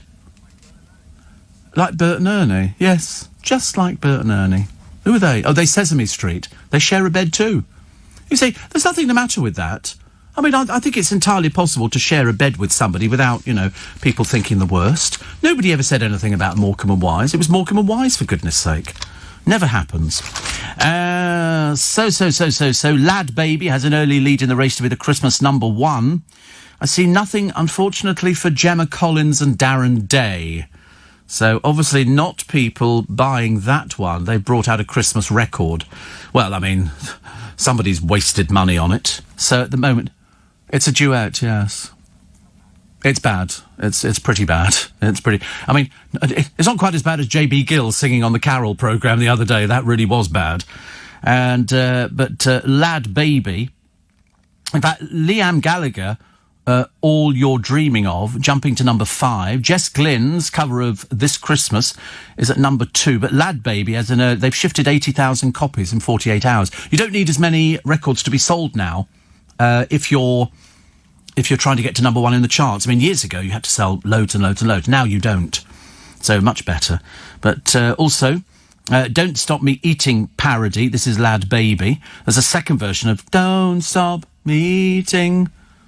Was that which was the one, I love sausage rolls, da, da, da, da, da, da. It was quite clever, actually. I thought that was good. People hated it. I loved it. All the things I like, people hate. Bizarre, isn't it?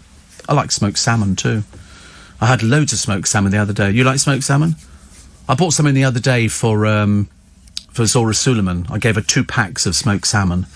and it's only little things. I could just eat it straight out the pack. You don't have it with anything else at all. You get 3 for a tenner.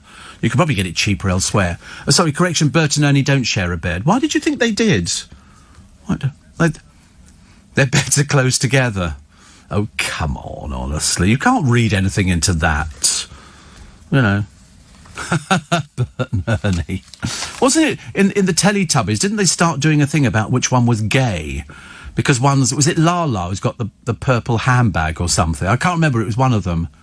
Was it Tinky Winky? And people started reading into it, whereas anybody will tell you that the little children who watch that programme, they don't think about it. Little kids pick up handbags. They don't know that they represent something. You're right, the beds are close together. It's a bit like Father Ted, isn't it? They've got beds close together in that huge house, and they have to share a bedroom. How odd is that? That's very peculiar. So the best sparkling gets a 4 out of 5. Oh no, wait a minute, 4 out of 5, yeah. The best Prosecco, 4 out of 5, is Morrison's, £8 a bottle. So I think that's quite a lot, because I'm buying Prosecco at the moment at £6.66 in Marks and Spencer's, reduced from a tenner. And they seem to have quite a lot of it. And there's £7.49 in Lidl. That got 3 out of 5. They said it's an inoffensive drink, but not as memorable. I like an extra dry Prosecco, which I think is nicer. The Co-op's got one. £8, 4 out of 5. So I think £8, they must be making a huge profit on this, because a bottle of Prosecco you can get for about £3, 3 or 4 quid. So they're absolutely milking it, aren't they? And let's face it, if Marks and Spencer's were normally selling this at a tenner, and they're now selling it for £6.66 and they're still making a profit, gives you a rough idea how much you're paying through the nose for.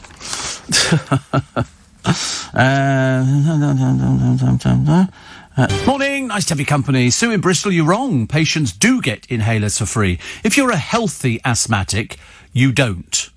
But if you're normal asthmatic, somebody who is sort of, under the weather with it, you get it for free. Okay. Steve says, Justin, on my way to the airport, still have no idea where I'm taking it. By the way, Hereford in Tier 1 was full on Saturday night, with revellers from Wales, Midlands and everywhere else. So just wait 2 weeks, we'll be in Tier 4. Justin's a pilot, by the way, just in case you were wondering why he's going up to the airport. Are you still flying with full planes? Or are they socially distancing on planes, Justin? Are they socially distancing on planes? Somebody was telling me yesterday that all the planes are coming in full. I wasn't aware there were any planes coming in full at all, which is a shame.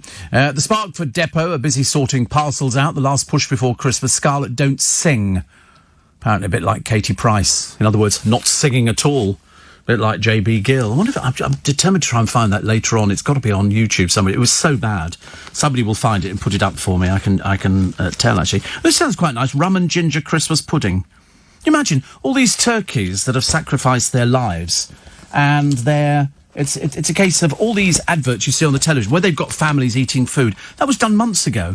They'd have been cooking turkeys, and the kitchens would be there making all this food, and then the family have to pretend it's Christmas. It's like being in an OK Christmas shoot for OK Magazine. It arrives in about October, November, in the back of a lorry, fully decorated tree, presents, fake everything. They put it in, decorate your house, give you jumpers to wear, presents, and all the rest of it. Take all the pictures, then it all comes back out, goes back in the van, and you're back where you started. It's not real at all. Not real. But fun. What have we got here? This is meet the twins born with COVID. They're so cute. So cute. They were Santa's little yelpers.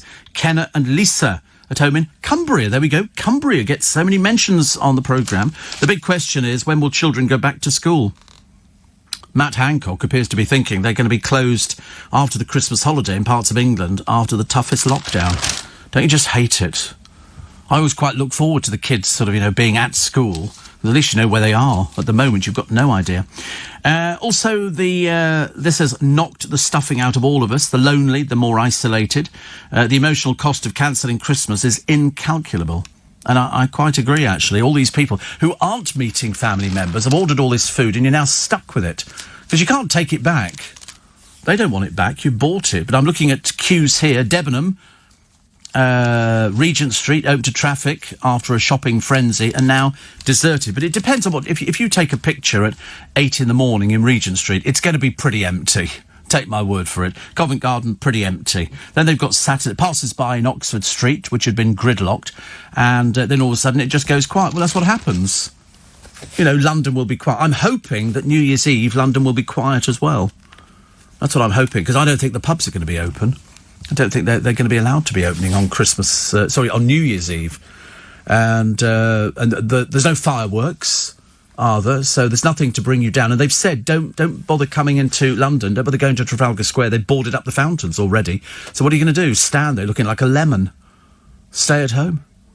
Yeah, well, I don't think they're boarded up for that. I think they were boarded up the other day for something else. I think they might be doing maintenance work on them. But they don't want hundreds and hundreds of people down there. You know, there's going to be obviously enough police on duty to make sure that people don't go there. I don't think we don't want you, basically. We've got enough problems in London, thank you, without people coming in adding to the problem. Also, somebody says, I'm so glad, this is Bella, I'm so glad you said you didn't understand the questions on University Challenge. I thought it was just me. No, I don't understand any of it. Theseus met so-and-so, Perseus, in what? What are you talking about? You'll love the picture in the Daily Mail today on page 15. It's got people's front doors decorated as if you're going into the Ivy restaurant. Peter Crouch's is very impressive. He's got a double front door. A double front door. I mean, you could get a three-piece suite through it. Jamie Theakston's place is very posh. Also, Giovanna Fletcher. Okay. And Amanda Holden's London home. And this other one, I think, is Amanda Holden's place in Gloucestershire. And it's companies come in and do all this for you. If you're rich enough, a company will... You don't have to do it. Company will do it. Question here. Wait a minute, I'll try and find it. There we go. Which village... This is from University Challenge. Which village near Vienna is the site of the hunting lodge where the Habsburg Crown Prince Rudolph and his paramour, Mary Vetsera, committed suicide in mysterious circumstances in 1889? Cambridge Nick. Mailing is the correct answer. Very good there, very good. OK, another quickie. What name is that of an Aryan Christian Germanic people who maintained a North African kingdom in the 5th and 6th century and who, under their king Genseric, sacked Rome in 455? This is Nick. Vandal is the correct answer. Oh, let's give you the prize. You're obviously far too... Imagine, I don't even know what these things are. I've heard of Meiling, actually. Village near Vienna, because I know Vienna very well. I mean, it's quite good. I mean, they're interesting questions. You've got to be really clever, though. But all these people are very clever. Steve, any updates on Eamon Holmes? No, I don't think so. I think he's looking forward to Christmas, just him and the wife and the son. So that'll be a whole turkey gone straight away. And then presumably he'll be out sort of touting for work, I think. Somebody says, did you say the turkeys who sacrificed their lives? Don't think they had much say in it. I didn't say they had much say in it, just said they sacrificed their lives. They gave their life. They didn't have any choice, I know that. But that wasn't the question. So the update on Eamon Holmes is there is no update. And what could you possibly learn from a duffel coat wearing bear with a penchant for marmalade sandwiches, as his creator's daughter in a charming new book reveal more than you think? The book is called How to Be More Like Paddington, a book of kindness. So I bought it for my brother. I was going to send him a thing going, you know, your book's on the way. It's your Christmas present. Oh, look, Rebecca Bardi in Hello magazine, covered in makeup, and these people live in the glare of the celebrity and inverted commas spotlight. What's she famous for? Nothing. Nothing at all. Absolutely nothing. Dreadful. Panorama. We think this is the funniest story ever. Panorama carrying out a probe into its own Diana report. I mean, how does that work? That's a very interesting one, isn't it? Very interesting. And what are we buying more of at the moment? Berets, comfy slippers, supersized flat TVs, paint, floral curtains, nostalgia toys, chess sets, and loungewear and leggings. Loungewear and leggings. That's exciting, isn't it? Out, suitcases, high-heel shoes, men's trouser braces. I mean, nobody wears braces now. Party handbags, lipstick, alarm clocks. You're joking. Alarm clocks are very in. Cameras, ironing boards and lunchboxes. Like a good lunchbox. Like a good lunchbox. Do you know they're down 20%, lunchboxes? Down 20%. Not so good. And forget gingerbread houses. From chorizo chimneys to Parmesan snow, savoury shacks. A 2020's bonkers festive food fad. And they show you how to make them. A meaty mansion with breadstick walls. A cheesy cottage crafted from crackers. And a crudité cabin with focaccia foundations. They all look very nice, but I mean, who can be bothered? Who can be bothered? As long as they make these sort of things, we are fine with it. So if they don't make them, that we're in big trouble. So we've got a couple of birthdays as well. I completely forgot to do my birthdays today, and we've got a couple of good ones, I think, which I shall probably tell you the other side of the news. Don't forget, this morning we finish at 6:30. Just for this morning, Nick's going to be here from 6:30 with a slightly earlier start to breakfast because there's a lot to bring you up to date with, so we'll tell you everything that's going on. And also, Sheila Hancock, is she set to be made a dame in the New Year's honour? She's 87. 87. Nice to have a company. Apparently it's winter solstice today, the shortest day, says Brett. Is it really? I'm just looking forward to the Star in Bethlehem coming back. The bright light in the sky.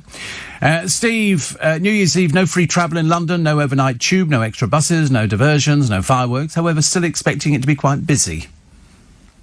I mean, there will be people. We don't want people coming to... Please don't come into London on New Year's Eve. We don't want you. There's nothing open. What are we going to do? Wander around, standing there, doing, oh, look, pigeons. Amazing. More pigeons. Canada geese. Hilarious. No firework, nothing. Nothing at all. So please don't come to London. Please don't come to London. TfL are not planning to run the tube overnight on New Year's Eve. First time in ages. Ages and ages and ages. And Joseph in Bethlehem... And, yes, there is a Mary as well. The Christmas countdown, what are we up to now? 3 days, 17 hours and 50-something minutes till Christmas. Oops, Boris the Grinch has cancelled it. So 368 days, 17 hours and 50-something minutes until Christmas. Hot cross buns, 1 a penny, 2 a penny, hot cross buns. They're very fattening, by the way, hot cross buns. I thought I'd tell you that now because I've eaten them before, and they're very fattening. Delicious though they are, they're very fattening. Happy birthday to Samuel L. Jackson, 72 he is today. Asked about his expletive-laden movie catchphrase, he said, I'm a walking T-shirt. It's better than not being known for anything. Also, Emmanuel Macron is celebrating birthday today. 43. Nicknamed Mozart of the Elysee, is the only member of his family to not follow a career in medicine. Oh, well, there you go. And in 1954, there's a familiar year, David Attenborough made his first appearance on BBC Television's Zoo Quest. And in 2005, Elton John and Davy Boy Furnish became the first celebrity couple to enter into a civil partnership. So now you know that's what happened.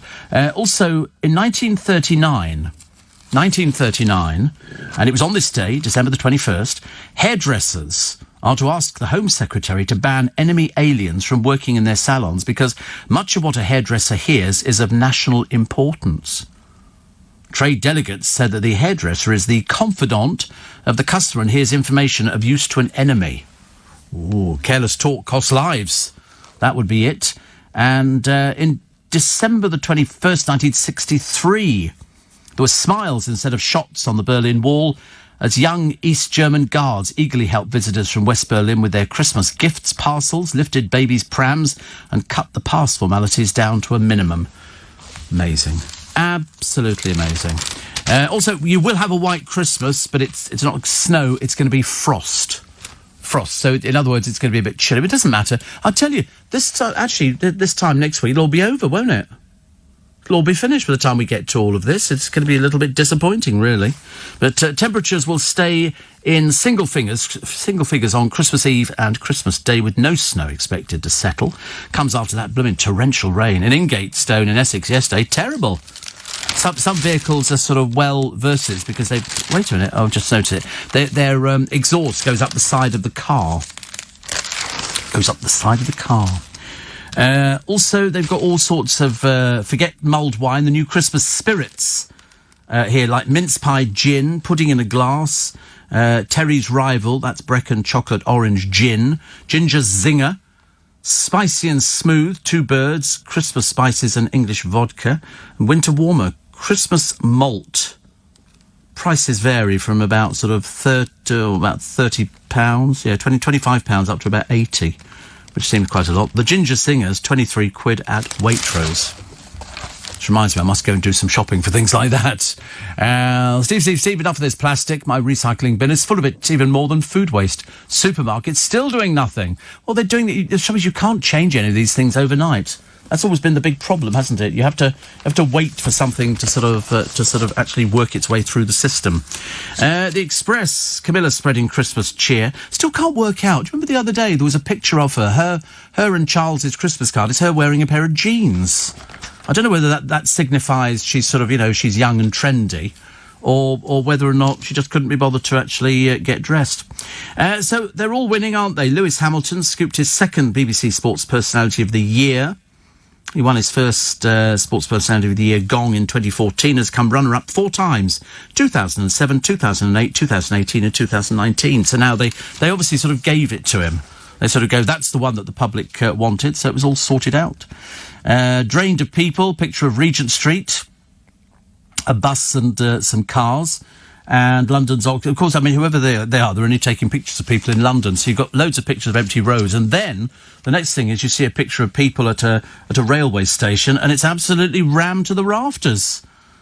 Few people wearing masks. That would be good. That would be good. Royals among the families across the nation forced to ditch Christmas plans. I was asking about that earlier. Do you remember? A bereft Michael and Carol Middleton will also not be hosting Kate's sister Pippa, husband James and their son Arthur, and said William and Kate will spend Christmas at Anmer Hall in Norfolk with their children and no other family. So nobody's visiting. The Queen, Prince Philip, Prince Charles, Camilla and the Duke and Duchess of Cambridge, among others, have all had to scrap carefully prepared plans because they do Christmas very carefully. They have to. You can't just have people turning up when they want to. So you turn up depending on what your pecking order is with the family. The most important, I think, turns up last. So it'd be minor members first of all, and then you have to make small talk with the Queen. I wonder what she wants to talk about. Everything all right? Everything all right? Of course, it always is, and for her as well. It'll be a quiet time, just the two of them and the servants in Windsor Castle, because they're tier 4. They're tier 4 now. Also, Amanda Holden says the past year has inspired her to stop taking on too much work and spend more time with the family. Because otherwise the family grow up a little bit quickly, don't they? And then you don't actually see them. According to Leo McKinstry, Britain will bounce back as soon as we're free of COVID. I do hope so. Panorama investigating themselves. And when is all this over is the most infuriating phrase to have worked its way into our conversations. So the virus has infected our speech as well. Have you noticed vegetables really cheap? 29p a pack for potatoes for roasting. Make sure you get the right ones. The pet cover stories in all the papers today. And from Barbara Windsor and Sid James as Santa Claus to its meticulously researched historical feasts, Britain's most glamorous hotel never did anything by halves, and Christmas was no exception. It's a new book out called The Secret Life of the Savoy, which I love. I love the Savoy. I've had a nice afternoon tea there, which was very nice indeed. And well done to World Cup winning goalkeeper Gordon Banks. He left more than £700,000 for his family because he started every game of England's historic 66 campaign and pulled off a stunning stop to deny a Pelé header against Brazil in 1970's World Cup.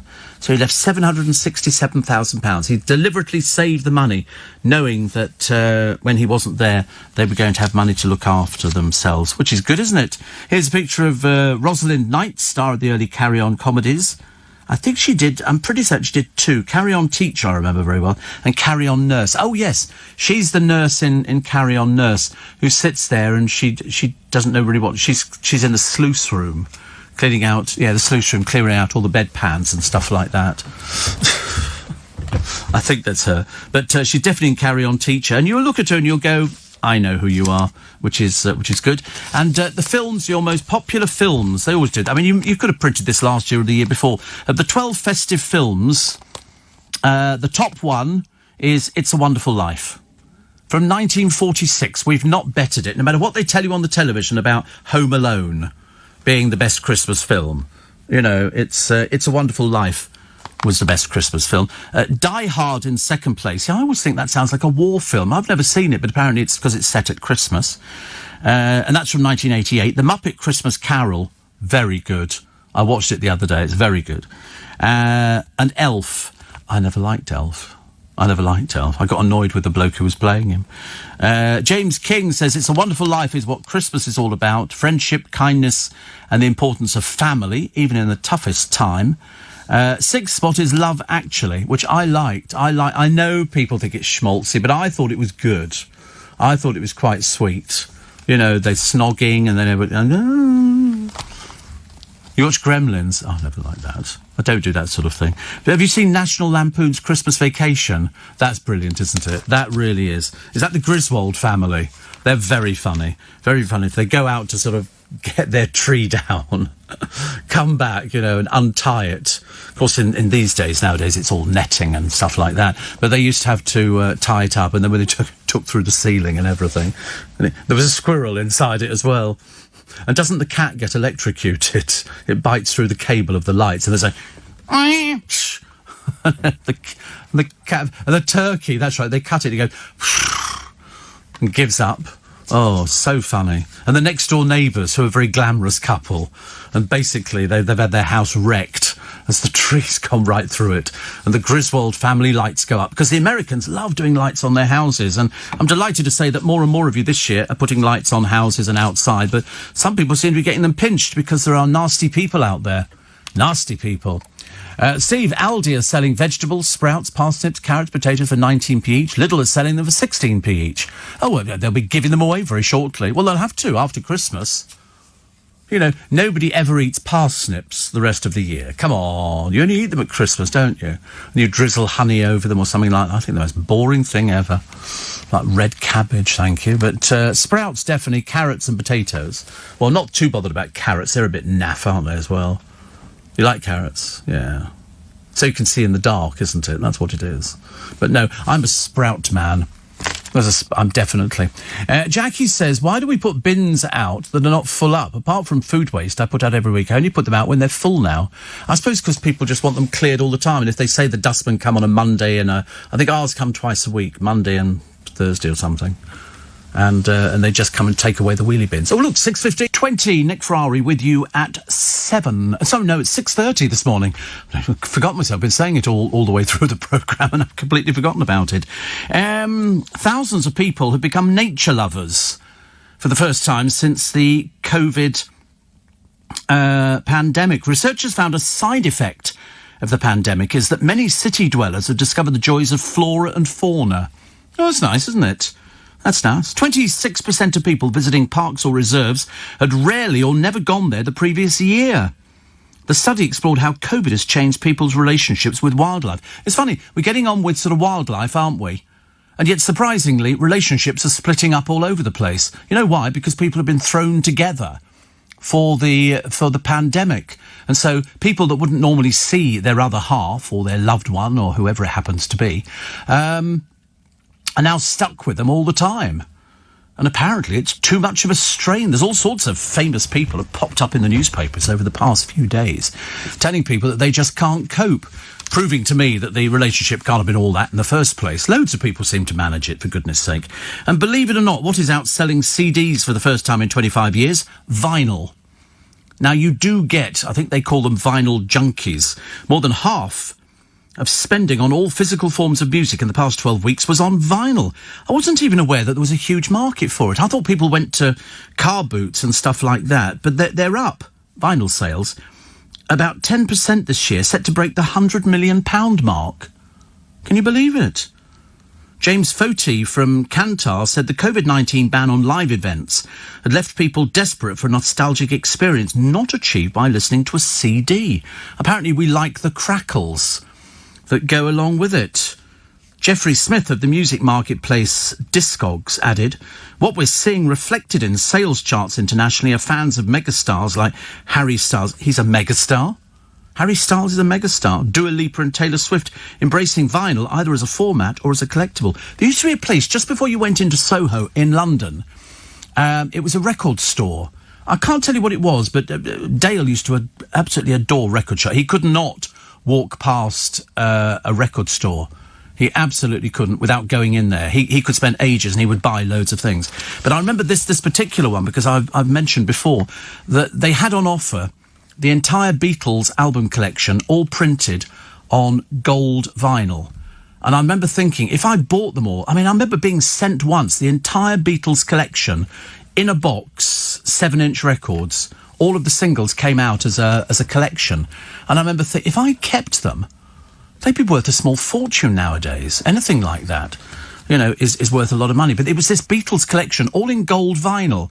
And I remember thinking, I should have bought... I don't know why I didn't buy them. But you can't, you know, we haven't got the foresight, have we? Ridiculous. Steve, the best few minutes of acting I've ever seen is Emma Thompson in Love Actually. When she's in the bedroom crying and she realises her husband's having an affair. A very clever scene, brilliant actress. To be honest, fancy remembering that. I just remember the snow and him going round knocking on doors, asking if, you know, this girl who works for him lives there, and then eventually finds her.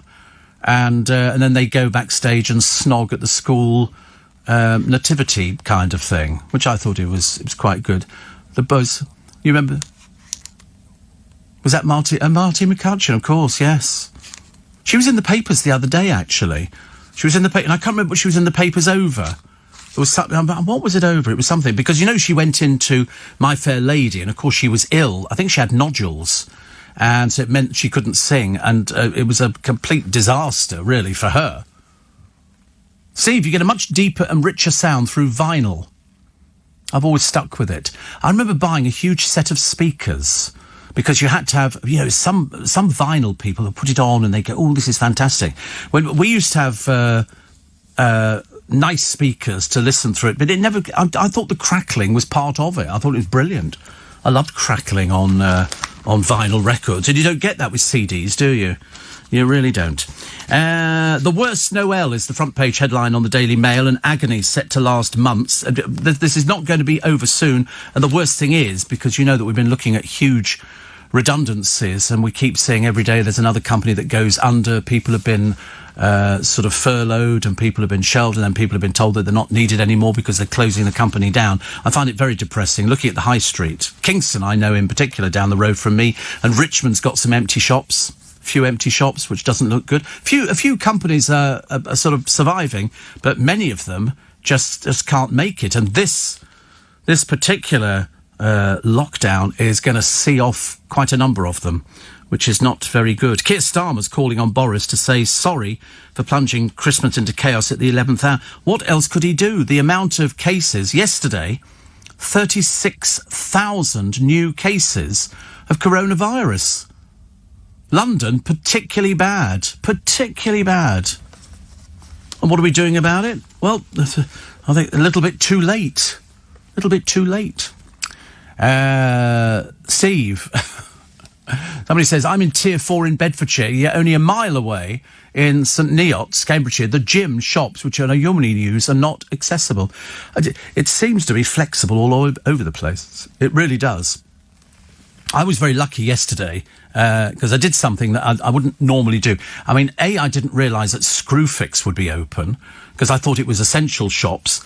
But I seem to have all the shops, unless I want to go and buy clothes, in which case then I can't go and buy clothes, but I'm sure I could go to Costco and buy clothes there because they sell clothes unless they're fencing off that area. It's all a bit, I mean, it's all a bit of a mess. Hopefully Nick Ferrari will unravel it all. And there's certain places you can't fly to now. And there's certain countries that won't let us in. And there's certainly, you know, an awful lot of cars that won't be allowed to go different places. But there will be people who will totally ignore the lockdown. They will totally ignore, you know, you're not allowed to travel or do things like this. And that's why it's only going to get worse. Steve, I love vinyl. My favourite is George Michael's Faith. Oh, right. So there you go. Somebody says, imagine Gemma Collins on vinyl. Oh, no, I can't even think about things like that. And somebody wants to know why Heathrow's busy. I don't know. I mean, are people trying to get away for Christmas? Is this their opportunity? I'm not sure. I'm really not sure. Front page of the Sun, the French show no mercy. The border sealed over the mutant COVID. This is the other bit of COVID. We've got to wait and see if it all works. The £63 million Lonely Hearts scam. And... And what else we got? Super Scotty leads them dry. Little play on words there for football fans, which is very exciting. And the Times, Europe shuts door on Britain. High streets normally packed with Christmas shoppers fell quiet yesterday. And the race is on to inject faster than the virus can infect. Yes, I mean, I forget how many we're up to now. Is it like 400,000, something like that? I mean, there's 66 million of us. At this rate, we're going to be here for ages and ages, waiting to see if we're going to get the actual thing.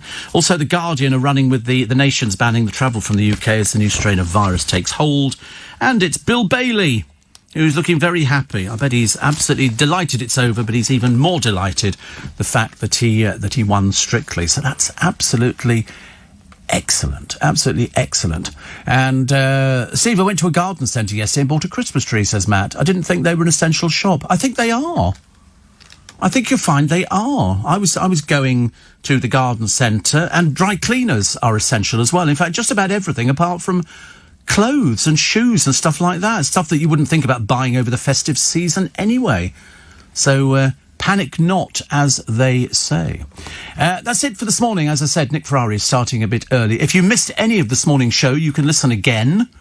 See, that's the advantage of this. You can download the Global Player from the App Store on your iPhone or from Google Play on the Android device and listen back to this and all the other LBC programmes along with a huge range of podcasts. So if you go to lbc.co.uk, then everything is on there. My Groovy Gang Prosecco glasses. Unfortunately, we couldn't guarantee we'd get them to you for Christmas, but we're doing a special deal on them at the moment just to clear the rest of them. And there's all the information about all the schedules and who's doing what over the festive season. So that's actually very good. You can find that. So just go to lbc.co.uk. And you can go back, I think, when you download the app, you can go back about 7 years, I think, in some particular places. So all very nice indeed. And you must do it because over the festive season, even though most of us are here every single day, I'll be back. This week I'm going to get very confused trying to remember where we are and what day is Christmas Day and what day is Christmas Eve. But I'm definitely here every day except Christmas Day and Boxing Day, where I'm on breakfast between 7 and 10. So I have to remember that. But I'm blowed if I can remember what day of the week it is. I think it's a Friday, Christmas Day. I think so. We'll wait and find out later. On my Little Bit Extra podcast, the Strictly Come Dancing win dedicated to every bloke in their 40s and 50s. Bill Bailey, we love Bill Bailey. Mark Hamill, Luke Skywalker, to you and I, reveals a miracle. And Eddie Izzard is applauded for preferencing she and her pronouns. I'm Steve Allen, back. Also, we've got the bomb survivor, Lady Tebbit. Norman Tebbett's wife has died, aged 86. And Jane Fonda says she hardly throws away any of her clothes. She can still fit into them. I mean, can you seriously fit in? I mean, I've got nothing I can fit into from last week. It's just absolutely ridiculous. Meat raises kids' asthma risk by 18%. So if you have meat, then there's a risk if you're a child that you're going to get asthma. Lord. Also, the Royals' Christmas Blunderland. Yes, there they are out with a photographer. Well, it's obviously taken surreptitiously because the quality is so appalling. So I'm assuming it must be fairly... that's why it's taken in the dark, so you don't get good pictures on your phone. But somebody obviously had their phone there, and they were taking pictures of them all, not socially distancing as much as they should have done. Bill Bailey reveals he almost set the show's dance floor alight. And the gin company, Gordon's, launches a new gin with no booze in it. What's the point of that? You might as well just go and buy a bottle of water. Maltesers have suffered during the pandemic. You're not eating as many as you should. And Rita Ora's accused the Masked Singer producers of sabotage. Go away, you stupid woman. Go away now. Go abroad, stay abroad, don't ever come back.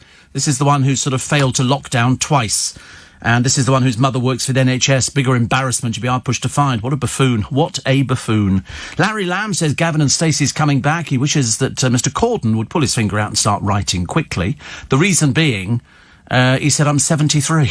He's worried he might not make it. They might start the programme round his graveside, which I think is unlikely. And the Royal Mail has scrapped their pledge to deliver in time for Christmas. Well, because they can't. They're absolutely up to their rafters at the moment. Very, very tiring. And, and the cystitis came back again. just when you thought it was safe to come out again. It did go for about a day and a bit over the weekend. It seemed to finish sort of Sunday, because I was talking to Zora about it, and then blow me down that same evening, back it came. Not as bad, but nearly as. So yesterday, we were on the phone to the doctors, and what they do is you phone up and you say, can I get a doctor to phone me? And what they do, they get a nurse to phone you, and she'll run through all the bits and pieces. And I just wanted a repeat prescription, which is fine. There wasn't any problem with that, but you have to sort of supply all little bits and pieces. So the lady said, yes, know all about it. They have to ask you the same questions in case things have changed. So I've got another 7 days worth of this tablet, which should clear it up, because I took one yesterday. I went to the chemist and they gave me 3 to tide me over, and they gave me a bottle of Prosecco. Have you heard of that?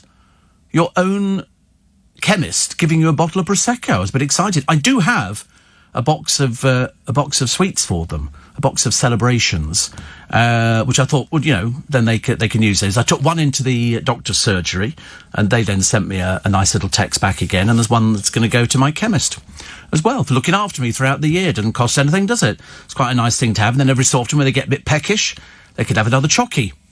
Probably not the best thing, not the best thing to have, but it doesn't really matter, does it? Yeah, so I took the tablet yesterday, and much better already. So I obviously needed sort of either 8 tablets or something like that. But I trust you. Well, I hope you're not one of those people who's out queuing. I might have to queue today, but I'm going to do it early. I'm going to be home early. And I just want to get out and just get a couple of little bits and pieces. Nothing particularly special. I don't need anything. I just want to make sure. I'm going to get some smoked salmon. And then, if nothing else, I'll just eat healthily for a couple of days and have some soup. So I'll not be having turkey or all these other bits. But it's only for 1 year. It's like, if every curry house closed down, we go, oh, I don't know how we're going to cope. How are we going to cope? Might have to actually make something for a change. But no, it's not going to make any difference to me. I shall make my phone calls. I shall have some Prosecco in to toast the season to be jolly. And I'll have some smoked salmon. And that'll do me fine. I'm in here for Christmas Day morning. There'll be things open. The funny thing is, there will be places open. You will find the corner shops open if they don't celebrate Christmas. They're there, basically, to serve us. And very well they do it too. Where would we be without these little corner shops, who seem to open 365 days of the year? Piers Morgan can't wait to host his job on Christmas Day. I bet. Some very unkind person said to me, do you think it'll be live? I said, well, they've said it's live. I don't think why it's a hardship. They'll send a car for him. Car will take him into work. It'll take him back after work and just carry on with it like me. Like me, I would normally, if I was going to the godchildren, I'd finish work here at 10 o'clock on Christmas Day morning, pootle down there, have Christmas with a load of people, which has been in previous years. There's always been a good crowd of us. And then on the following day, or Vicky Verka, I go and see my brother and family, and we have the Christmas lunch again. In fact, I was due to have the Christmas lunch just this year, but it's not going to be happening now. But, don't worry, we'll do it later in the year. They have promised me they're going to put it in the freezer.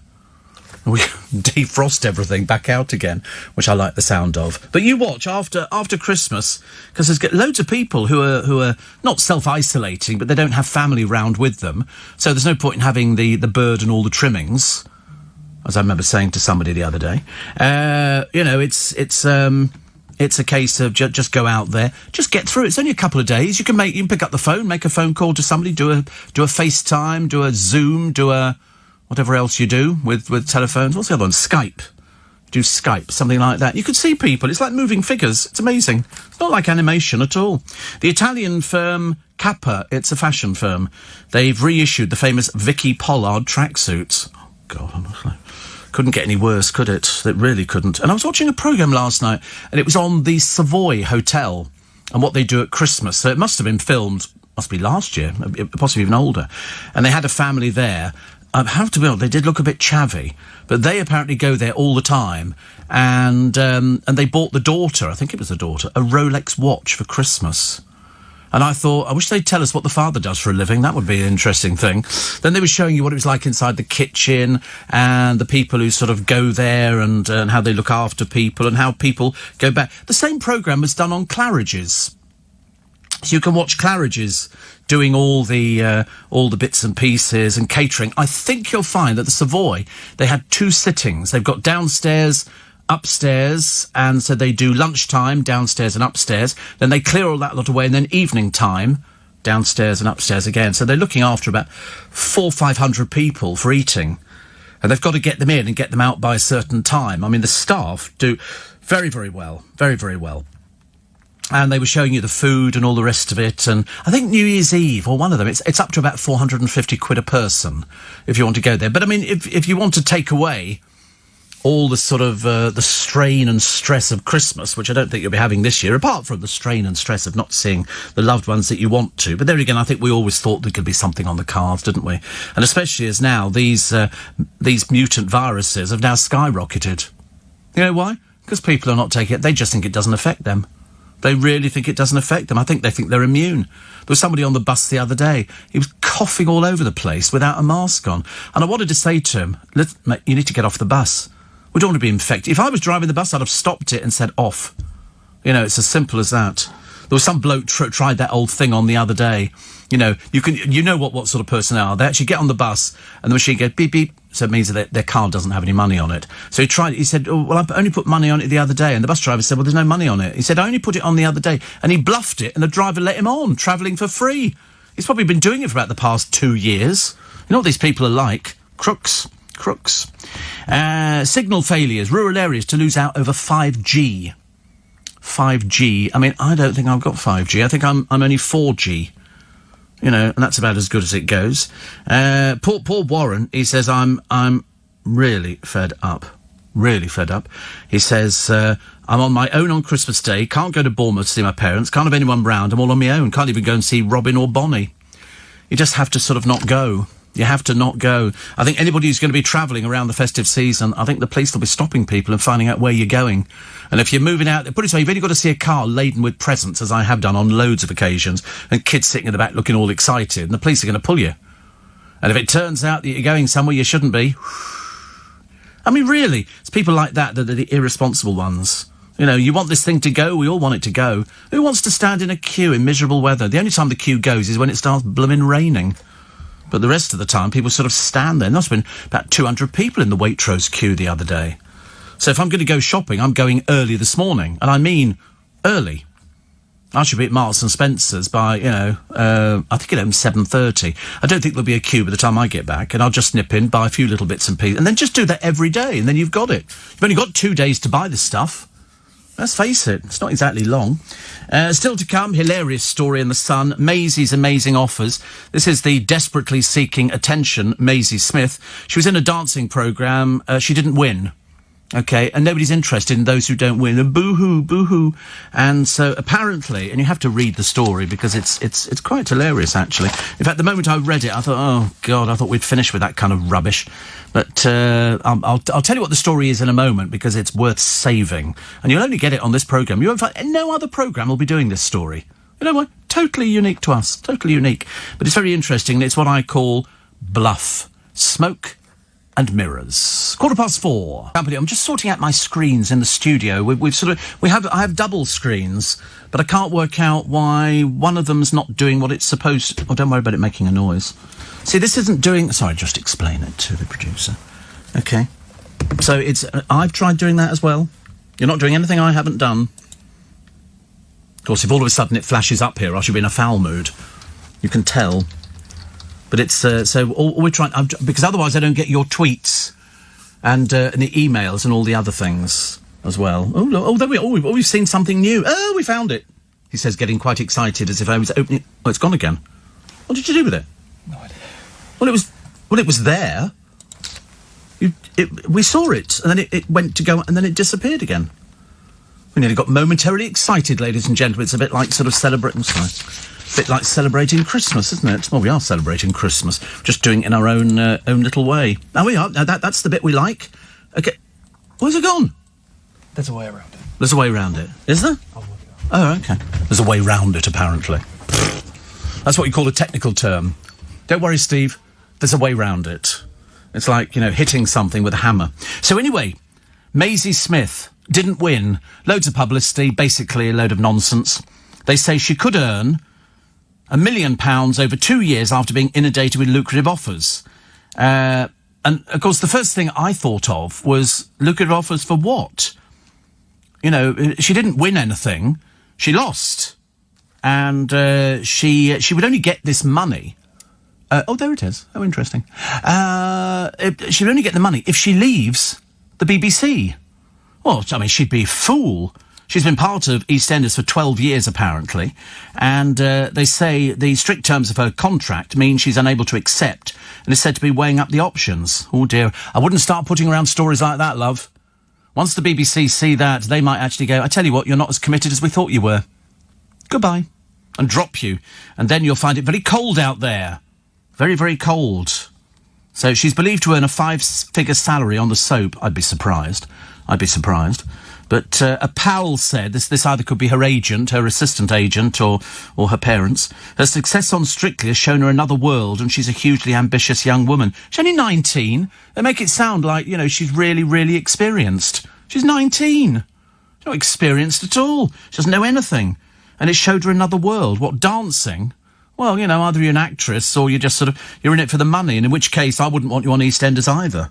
I have to get rid of you, I think. Apparently a source says she's incredibly loyal to the soap and is likely to stay until at least the end of next year. Well, she's obviously under contract. Can't just tiddle around, can you, instead of wandering off. But there's been a load of old hooey about her. First of all, we had this, she couldn't cope with that, and then she couldn't do this. And I advised at one point, I said, listen, you need to get off the programme. You shouldn't be there. But if you're doing it because you're a show-off and you're fiercely ambitious, well, then you shouldn't have gone on the programme in the first place. Not so good. Anastasia says, I'm really fed up. It's my birthday today. Oh. Read the Savoy. What do the parents do? They were lawyers.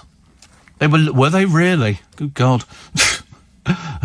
Christmas at the Savoy, was that on the History Channel? I don't know what I've got on my Freeview.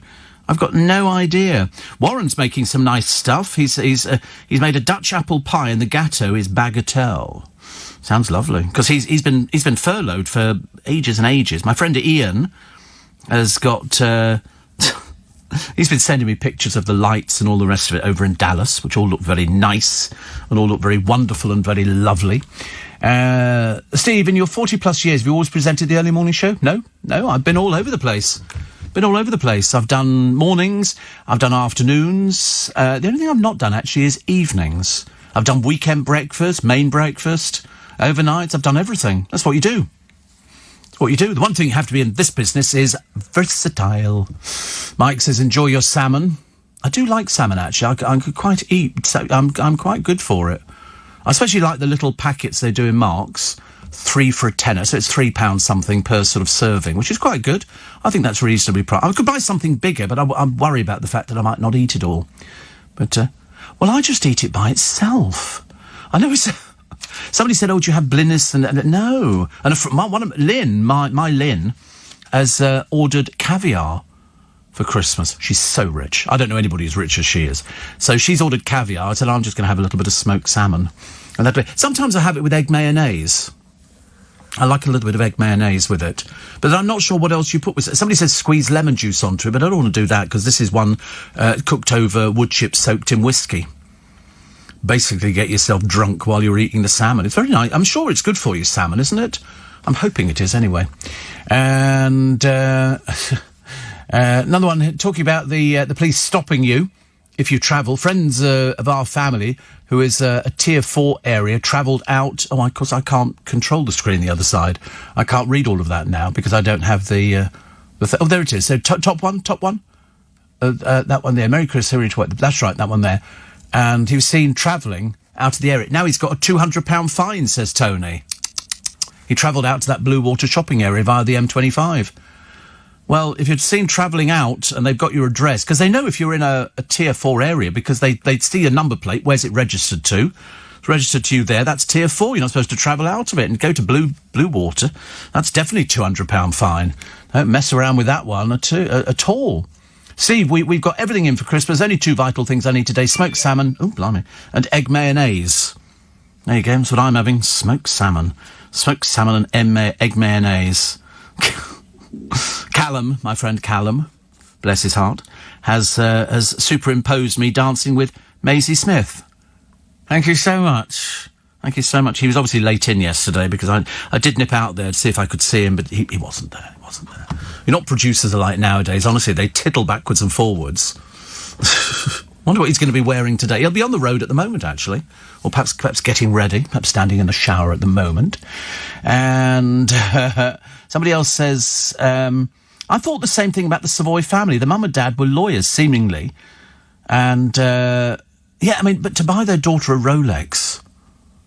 And I don't know what the son got, but she went, oh my... And I'm thinking, it was a bit like the Housewives of Cheshire. A little bit like them. And then you've got Dawn Ward, there's a bore if ever there was one, saying, oh, everybody knows that the Wards give the best parties. I thought, yeah, we're the most boring woman in Christendom. I mean, really dull, really dull. Gloom-laden Britain apparently has a new glimmer of hope. Even if it's only the days getting longer by a minute or two. Yesterday's solstice marked the shortest day of the year and the official start of winter. And so some pagan revellers, 100 of them, gathered at dawn at Stonehenge. I always thought that was terribly romantic. I didn't realise that Druids were actually a religion. They are actually an accepted religion. I just thought, because Ken Barlow from Coronation Street, William Roach, he's a Druid. And he used to always be seen at Stonehenge. I thought that was quite a nice thing to do, didn't you? They seem fairly peaceful sort of people. A bit like the hippies of the 60s in America, where I don't think they knew where they were most of the time. I really don't. But I quite like the Druids turning... And then people turn up to watch the Druids doing their ceremonies, which probably go back to the year dot. It's good, though, isn't it?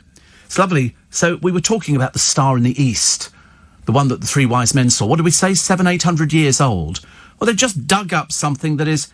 Was it 6,000 years old? It's a dog that they found buried in the Yukon in the permafrost, which is more than 6,000 years old. Well, it kind of throws the biblical theory out the window, doesn't it?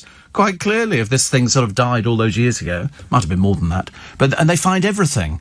And they don't find them in Bethlehem or anything. People were walking around quite normally, and that was Jesus and everything else. So, I mean, he must have known what was going on, surely. I still like... Well, there's no word from Spur at all on seeing the star. So he's either fallen off the edge of the roof. You know what he's like when he leans over. If ever he sees a coin on the ground, oh, he's terrible. So I've started gluing them to sort of other people's roofs just to watch him sort of falling over. Makes it more entertaining for everybody, I always thought. Ali Ross on TV, very accurate, as always. You'll like this one. Random TV irritations. Now, we've all got them. You see somebody on television and you don't know who they are. You've got no idea.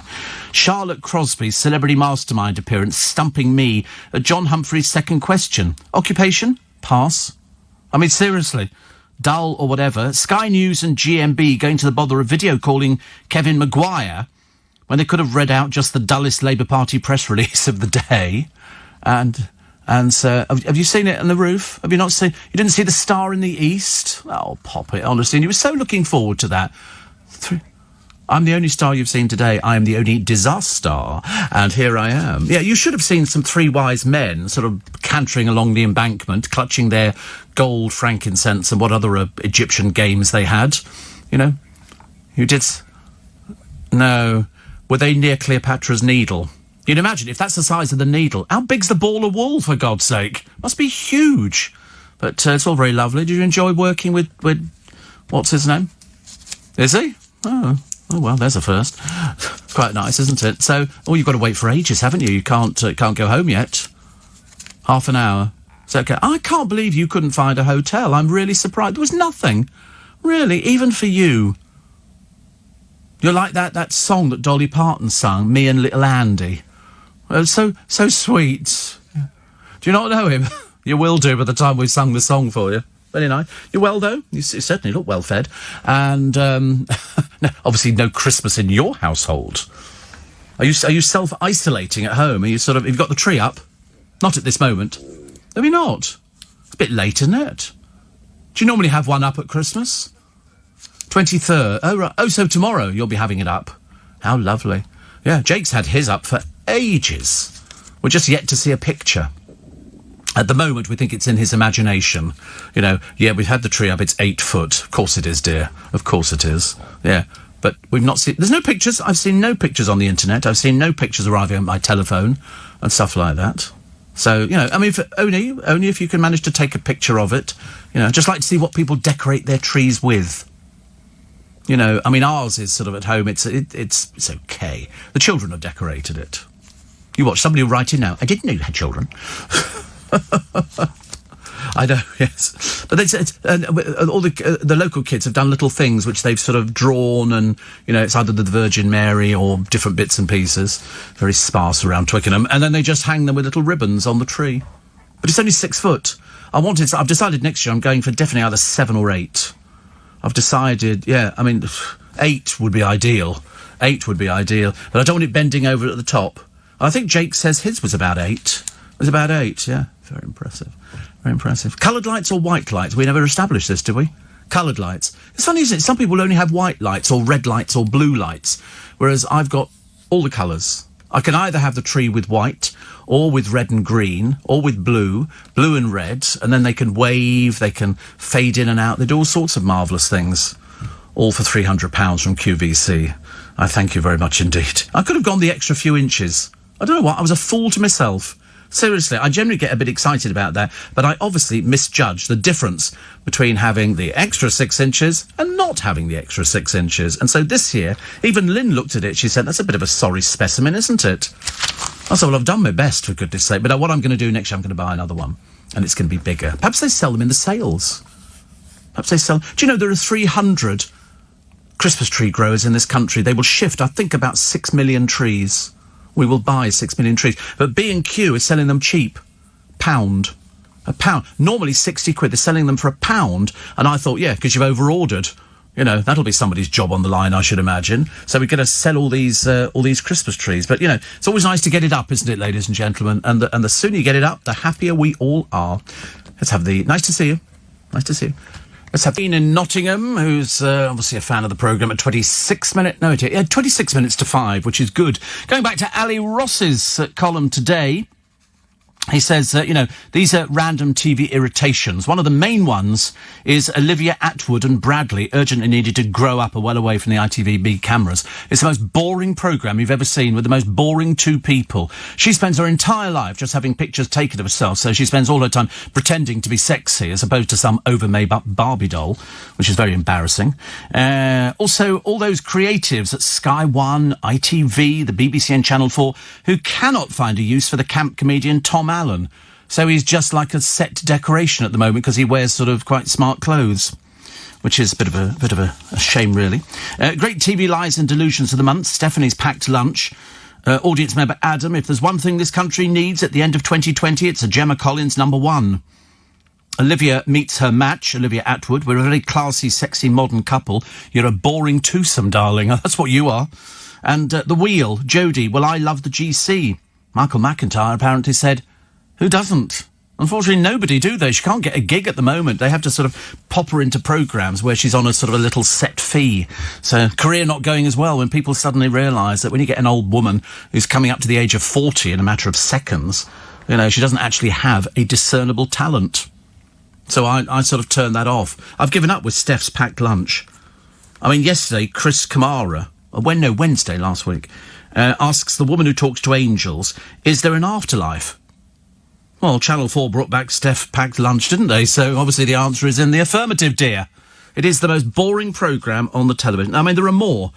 The Olivia Attwood pile of rubbish is just the worst case of ego I've ever seen for somebody with no talent at all, apart from sticking her boobs out. And her boring little boyfriend, who I think might play football. I mean, I'm not even too totally convinced by that. And then, really, if you want somebody thick, Gordon, Gino and Fred desperately seeking Santa.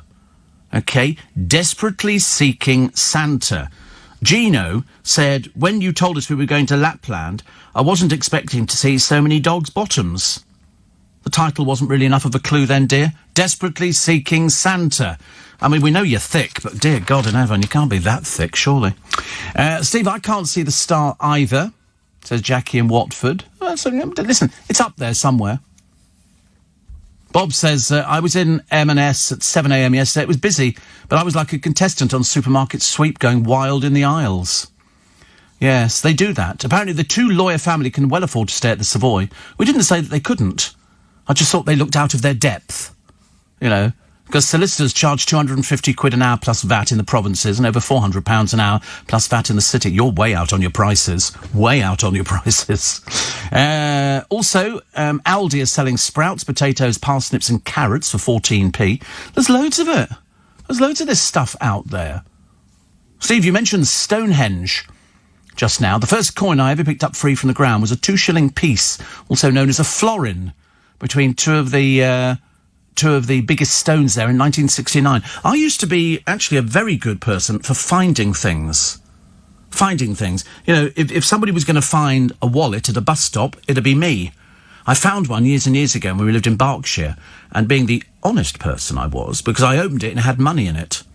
It had £3, 10 shillings, 3 £1 notes and a 10-shilling note. So I took it to the police station, and they take your name and address, and if nobody claims it within, I think in those days it was a month, they call you and you can go and have it. So I ended up with £3, 10 shillings.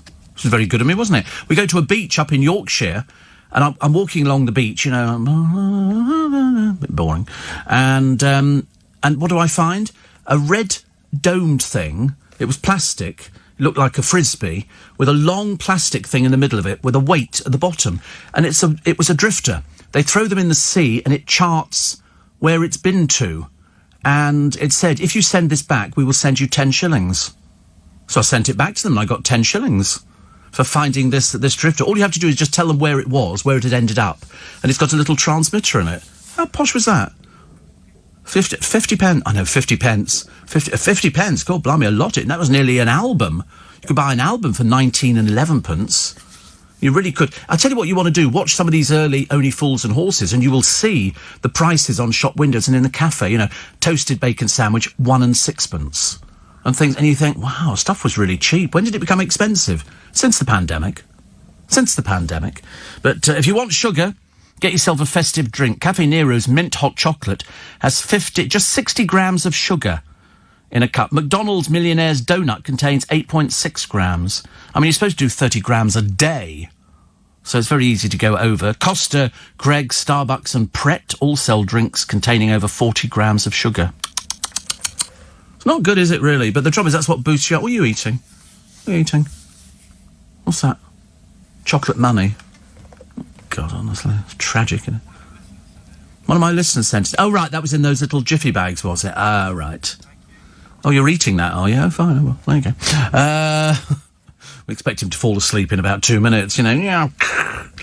Yeah, I noticed that was sitting out there. I thought, good Lord, somebody sent you in a little something. I gave it a little squeeze, just to try and work out what it was. I thought because I didn't get one. You know, I don't want to make a big deal about it because I got loads of other stuff, which I gave to Nick, actually. So I gave to Nick. I'll tell you about that a little bit later on. A Grinch boss has ordered the removal of a Santa's grotto for the elderly in sheltered housing. Lynn and her friends put up the tinsel and lights on a tree in a postbox for children's letters, but MHS Home said it presented an elf and safety risk in Chatham in Kent. Mrs. Solomez said they've spoiled Christmas and people are devastated. The trouble is, they are right. It is a health and safety thing. I know it doesn't seem like it, and I agree with you.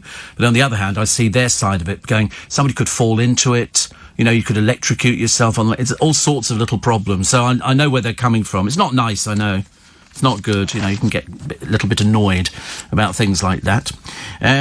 Also. Oh, and I said there's a very nice. I'm going to sound really mean now. And I don't mean to sound mean, but I just thought it was so funny. The stars who backed the campaign to combat loneliness. It's the Sun's Christmas Together campaign. And what they do is line up celebrities. Who do you think these celebrities were this time round?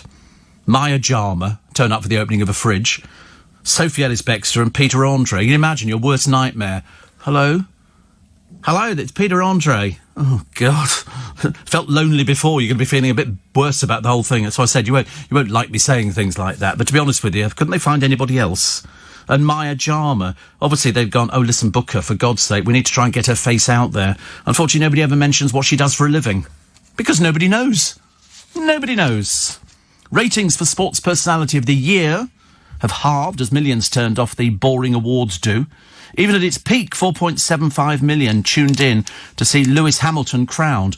That'll have been the man who's got a private jet and lives in Monaco, will it? Oh, well done. That's nice. We like people like that. But they were all there. It was like sort of the Boney M failure group, you know, doing their little bits and pieces. I mean, to be honest with you, it wasn't particularly good. It was the same boring stuff every year. Savoy Hotel had a butler called Michael. He's Linda Bellingham's son. He and his brother lost their inheritance to their stepfather. We know We know. Steve, if you're so good at finding things, why can't you find an ounce of talent in the daily papers? I don't know. It's the same old... They did celebrity cooking the other day, run by some pensioner called Janet Street Porter. And she won it. I mean, she's barking mad. This is the woman, of course, who hates awards. Oh, I'd never accept nothing like that. The moment an award was on offer, she was bowing and scraping like you've never seen. Oh, and you did it for my mum. Of course you did, darling. Also, Jackie says, the people at the Savoy seem very eccentric, those who stay there. No, they're only eccentric if they agree to be filmed. You know, if you go to the Savoy, I wouldn't be going there for publicity. Definitely not. Steve, Christmas, says Jane, is not only one day. My Christmas starts at Advent and ends on 12th night. I believe in an old-style Christmas. Well, I don't think there's a matter with an old-style Christmas. We're an old-fashioned show. We do old-fashioned Christmas. We really do. I was watching the other day, and, because, people were laughing and saying, oh, Steve, Gemma Collins is going to be number one at Christmas. I think not. It's going to be that Bad Baby. They did We Built This City on Sausage Rolls. The new one is even funnier. The new one is, admittedly, he can't sing for toffee, so he's auto-tuned. You can hear it straight away. It sounds a bit electronic and tinny, which means that the Spice Girls used it on when they went on tour. So if they weren't singing, the auto-tune machine guesses what pitch they were going for and does that. But Bad Baby's got this new one. And I tell you, if you want something that makes you feel good, this makes you feel good. Seriously, it put a smile on my face.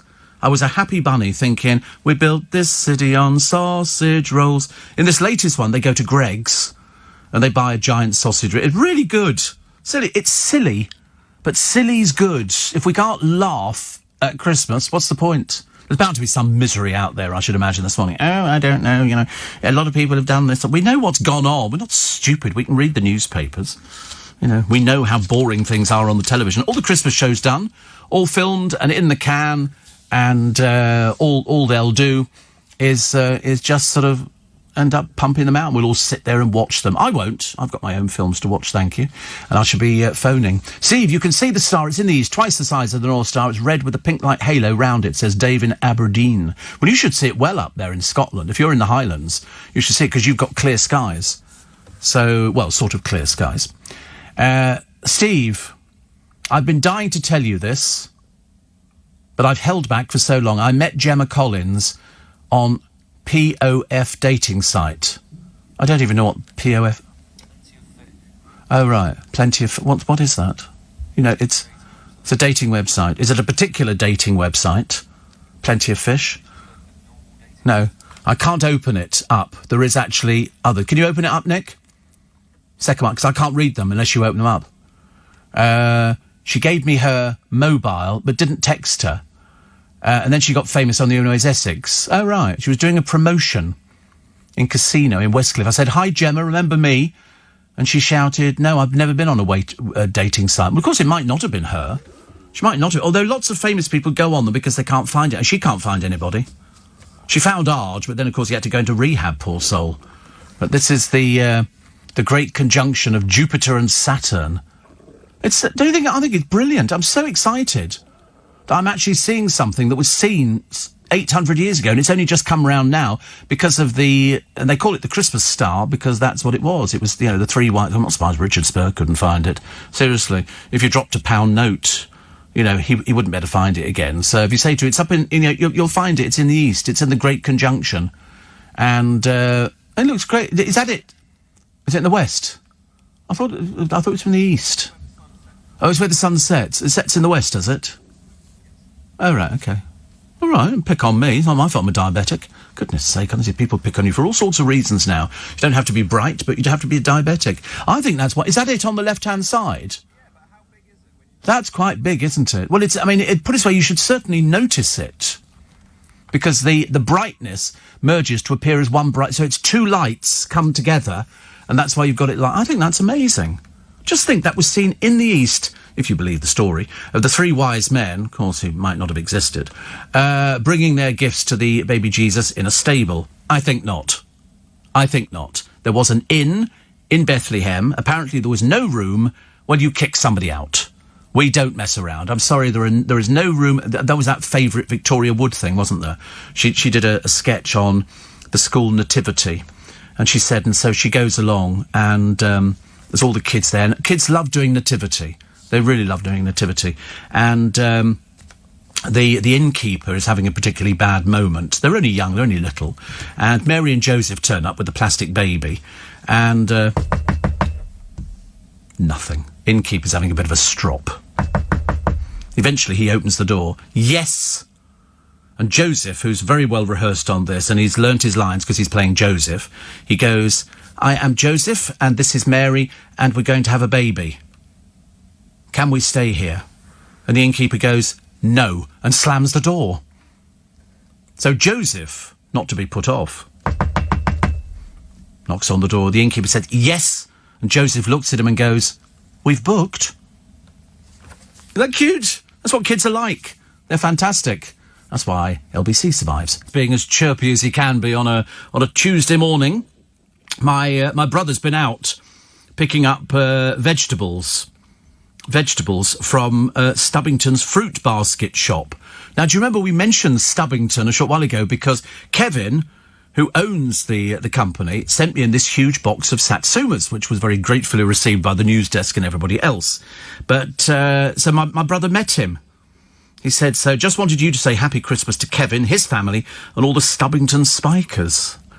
The fame of this programme spreads far and wide, actually. Far and wide. So at least you've met him. And we had a huge box of Satsumas out of it, which are very good for you.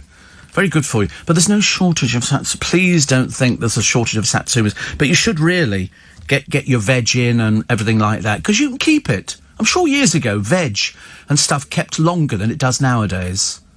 You know, do you remember when you used to have a piece of cheese in the fridge and my mother used to cover it with a bit of foil, and then if it went a bit, curly around it, you just cut that bit off and carried on eating it. We didn't worry about anything like that. We thought it was good. There's some cheese is supposed to go, but this is just normal cheddar, but it went a bit hard. Then you just sort of slice that little bit off and then just carry on eating it. I'm not having cheese over Christmas. It's very fattening, but I am going to have the smoked salmon. I've decided. My neighbour Lynn's having caviar. I couldn't bear caviar. There is a caviar house in London next door to the Ritz, and I've always been too frightened to go in there because I think you can have the cheap caviar, which is sort of the lesser, or you can have the Royal Sturgeon caviar, which goes up to some huge inflated price. I tried it once. Oof. No, thank you. Anything that sort of looks or smells fishy, not for me. Thank you very much indeed. I told you one time, me and a couple of other people from here go out to this place in Soho where they do lobster. For some reason, I thought because if I could eat lobster, I've got an excellent fish shop, Sandy's in Twickenham, and, Stuart could sort me out live lobsters every day of the week. I couldn't stand it. I'd never had it before. I mean, I used to push it for crab paste, and I've not had that for a long time. But the idea of having lobster, we had it, and I had it with chips. I just ended up eating the chips. I like fish fingers. I like scampi. Odd, isn't it? Is it the oddest things? And yet, here you're sort of presented with that. I suppose it's because fish fingers don't really smell of fish, do they? Mind you, most of them don't have any taste unless they're haddock, which, as all my cooking friends will tell you, is sort of, it's the best one to have because it's got the best taste and flavour. But I love scampi. Love scampi. Tuna's okay. It's a bit... Have you seen the size of tuna? They're like this. They're blooming huge. And then they put them in a little tiny tin. Ridiculous. I mean, if you're a tuna fisherman, I've seen them fishing, they can't afford to bring them in all the time, so they corral them into a huge net where it could be worth up to 10 million quid. I've seen them bringing crabs aboard in these boats that go out in, terrible weather conditions. I mean, really terrible weather conditions. And they fish for crab, and they bring up this sort of box, and they're full of crabs. And I think, God, how much crab do we eat? Loads of crabs. It's like turkeys at the moment. I think there's going to be a lot of turkeys left over after Christmas. You're going to get all the Marks and Spencer's food that they couldn't sell, the things that people would be going, oh, I'm not having that. Last year, they had a lovely thing at Marks and Spencer's. It was a little shell, like, I don't know what they call it, like a little round sort of shell thing. And in the middle of it was some smoked salmon, some crab, some mayonnaise and something else. And you just sort of put it in your mouth and sort of dragged it off. It was delicious. They used to do about 12 of them in a pack, and I bought loads. They were very nice to come into. I like a bit of fish in the morning. It's quite nice, I think it's healthy. So what else we got today? Oh, there's another picture of Nicole Scherzinger. How boring. You know, we've seen her before. And also, 3 days to go to Christmas and the crowning of this year's Coverdale Festival #1. The race looked all but won by Lad Baby. But now Ed Sheeran could be making a dent in the charts. I'd like it to be Lad, but they're just ordinary people. Well, I'm hoping they're ordinary people. I might have got that wrong. They look ordinary, but go and check out Lad Baby and look at We Built This City on sausage rolls. It's so cute. And the latest one is exactly the same. It's really, really, really good. My friend Michael, what? Should you play a bit of what? Is this the new one or the old one? Oh, the Greggs one. Okay, so we'll give you a little bit of it. Oh, right. What did he say? No, we can't do it. Oh, there you go, we can't do it. If he says we can't do it, I don't want to be in trouble with him. You know, it's like... Yeah, if Lad Baby's listening, love the new record.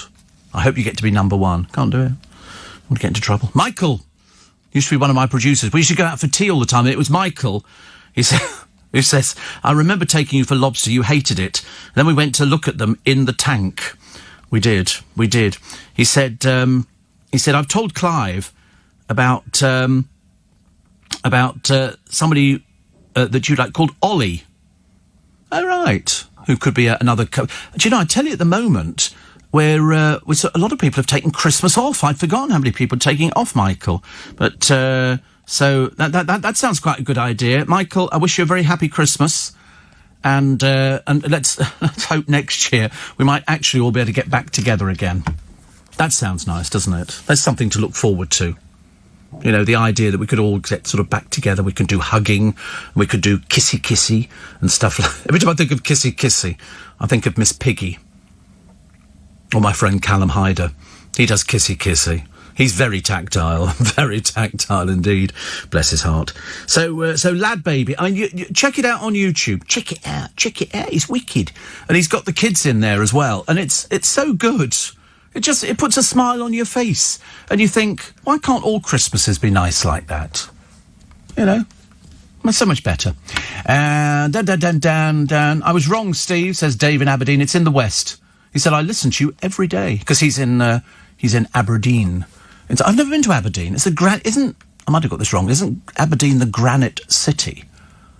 I think. I fancy going to the Highlands today, but it's a bit pointless because I'm back here tomorrow morning and I don't want to go to the Highlands. I've got things to do. And, what's this one here? James O'Brien outed you as the Phantom Studio after Eights Eater on his show. After Eights... What's that mean? I don't understand what that means. The Phantom Studio. What we're doing, we're doing alternating in the studios. So, now we're in tier 4, says Connie. Can you tell me what's the highest tier? Well, 4 at the moment, but they might go for 5. Oh, look, music. Good Lord, I suddenly realised. It is Steve Allen. It is Early Breakfast. It is December the 22nd. I feel as though I feel this Christmas, out of all the Christmases that have gone before, I think this is the one you're going to remember the most. I seriously do. Normally you go, oh, Chris, I love Christmas, and then it all happens really, really fast. And it's over because you have Christmas Eve, which we don't celebrate, but a lot of Polish people, you know, a lot of East European countries celebrate on Christmas Eve. So we don't. I don't know why we do it Christmas Day, but anyway, we do. And so Christmas Eve is just an opportunity to go down the pub. Well, you can't do that. So you're a bit stuck. It's no good wandering about the streets with a Father Christmas hat on. You look stupid. And you can't do anything. And if the police catch you drinking outside, then they'll fine you. It's as simple as that. So that's another avenue of pleasure finished. Then you've got Christmas Day, when you might or might not be by yourself. We're here. Everybody's here. It's all live, all over the festive season. And then you've got Boxing Day. And then we're back to normal again for a few days. And then you've got New Year's Eve, which there's nothing going on in London. There's nothing happening. There's no fireworks. I think Big Ben will chime, but that's about it, you know, and people will say, yeah, woo, yeah. And there'll be the usual bunch of people. Somebody said the other day when I said, we don't want you coming into London, and somebody said, why would we want to come into London? Well, people do, I'm afraid, because we're the capital. We're better than everybody else. Somebody says, I just need to get through these next few days after work at the salon, then the food shop after work this evening, which is nice. So what's the... James O'Brien outed me. I don't know what that is, actually. James O'Brien's always talking about me.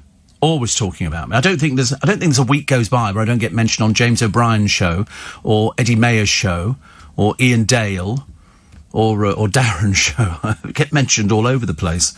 You know why? I'm still alive. And they always go, he's still here. They're all here. Somebody said to me the other day, they started referring to you as that showbiz legend. I said, I don't like the sound of that. No, thank you. But we do have a poem for you this morning to put a little smile on your face. It's been beautifully selected by the producer. It's called Noel, and it's written by Anne Porter. We think she's an American. I don't know too much about her, but we did take it from an American site. So it's called Noel, and it goes as it's not a small little poem, but on the other hand, it's not unduly long. Okay. When snow is shaken from the balsam trees, and they're cut down and brought into our houses, when clustered sparks of many-coloured fire appear at windows at night, in ordinary windows, we hear and sing the customary carols. They bring us ragged miracles of hay and candles and flowering weeds of poetry that are loved all the more because they're so common. But there are carols that carry phrases of the haunting music of the other world, a music wild and dangerous as a prophet's message, or the truthful freshness of children who thought they come to us from our own bodies, are altogether the new with their small limbs and bird-like voices. They look at us with their clear eyes and ask the piercing questions God alone can answer. There she is, Anne Porter. We're not even sure if she's still alive. She won't be after she's heard that renditioning of her poem. Noel, Noel, Noel. I love the carols. I sing all the carols. I heard a few that I don't do the away in a manger and two ways in a barn. I do sort of I like the big carols, the orchestra, the choir who sing at the top of their voices. They do the descant, so for Hark the Herald Angels Sing and stuff like that. I love that. My ideal thing would be the carols that they do at the Royal Albert Hall with orchestra and chorus. They're doing it this year, aren't they? Yeah.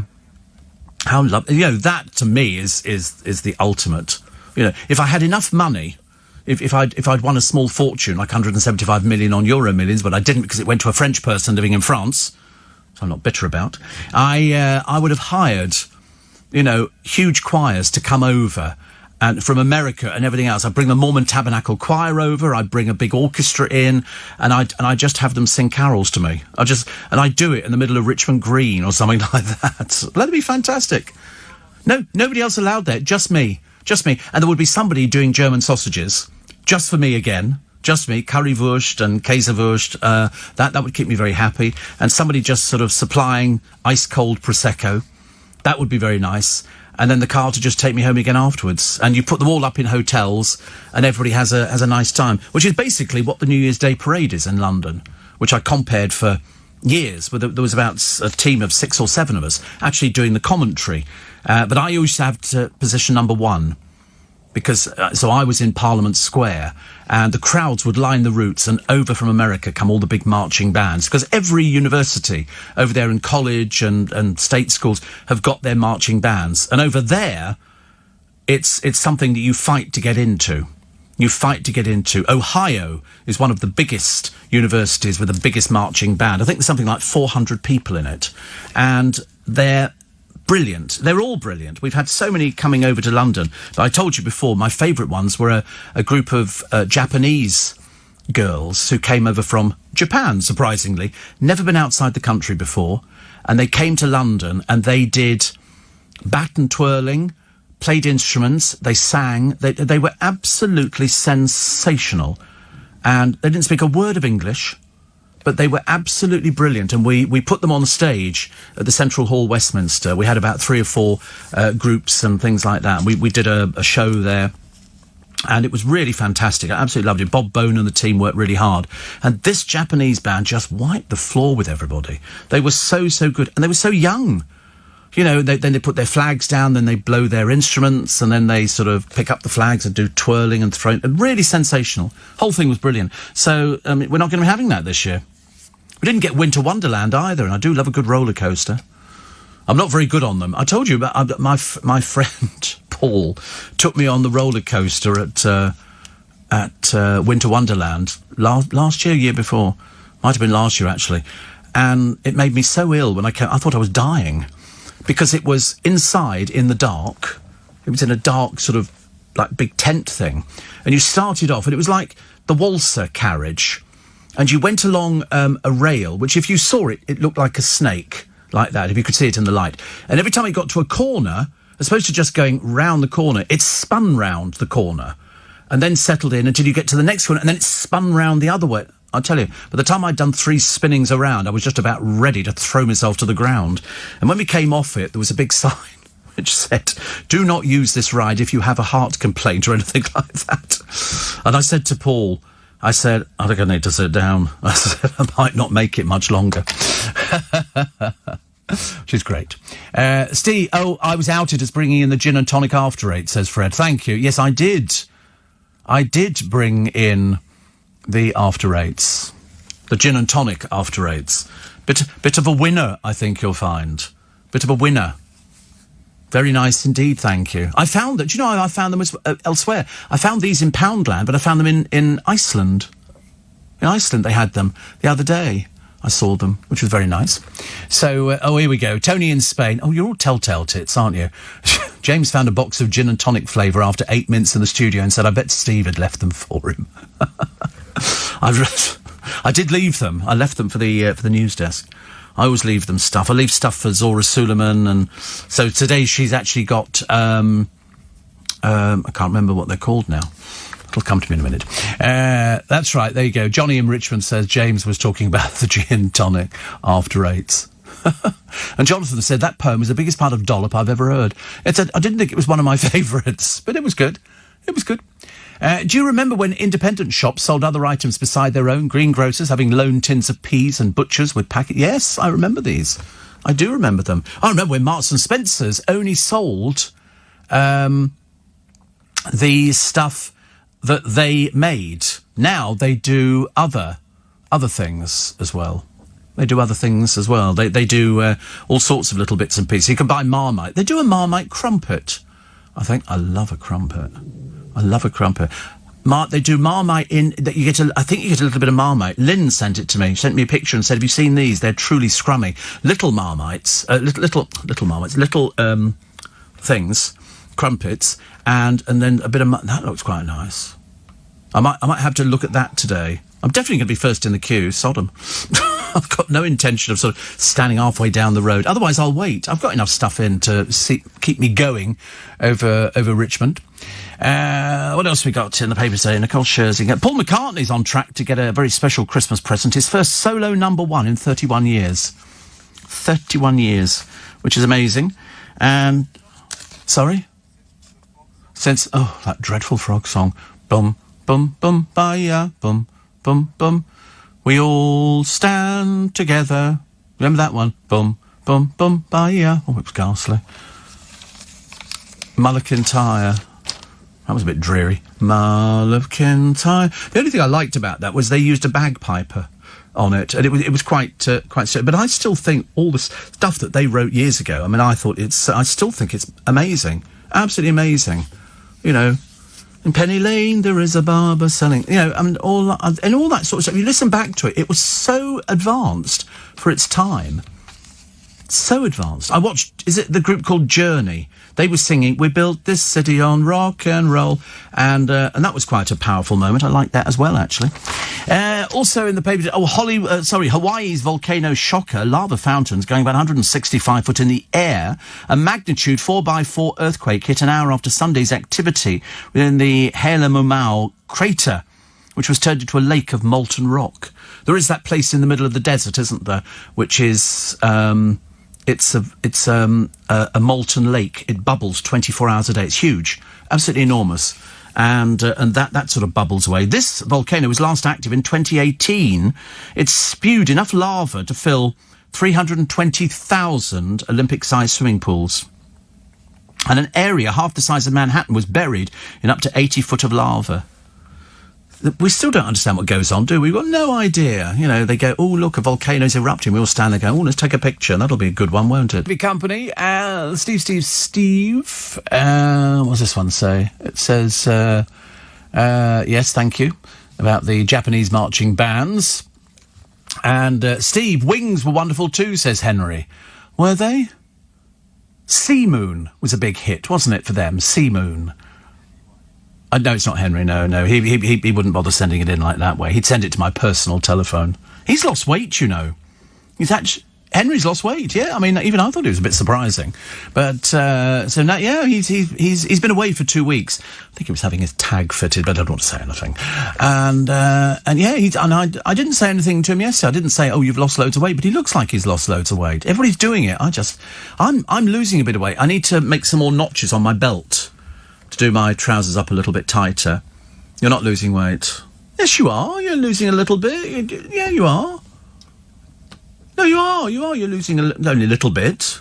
But not... Yeah, but you're not getting... This time, you've just eaten... What have you just eaten? A lot of chocolate. Oh, all of the chocolate, right. Well, you're not going to lose weight that way. But, you know, you don't look as fat as you did.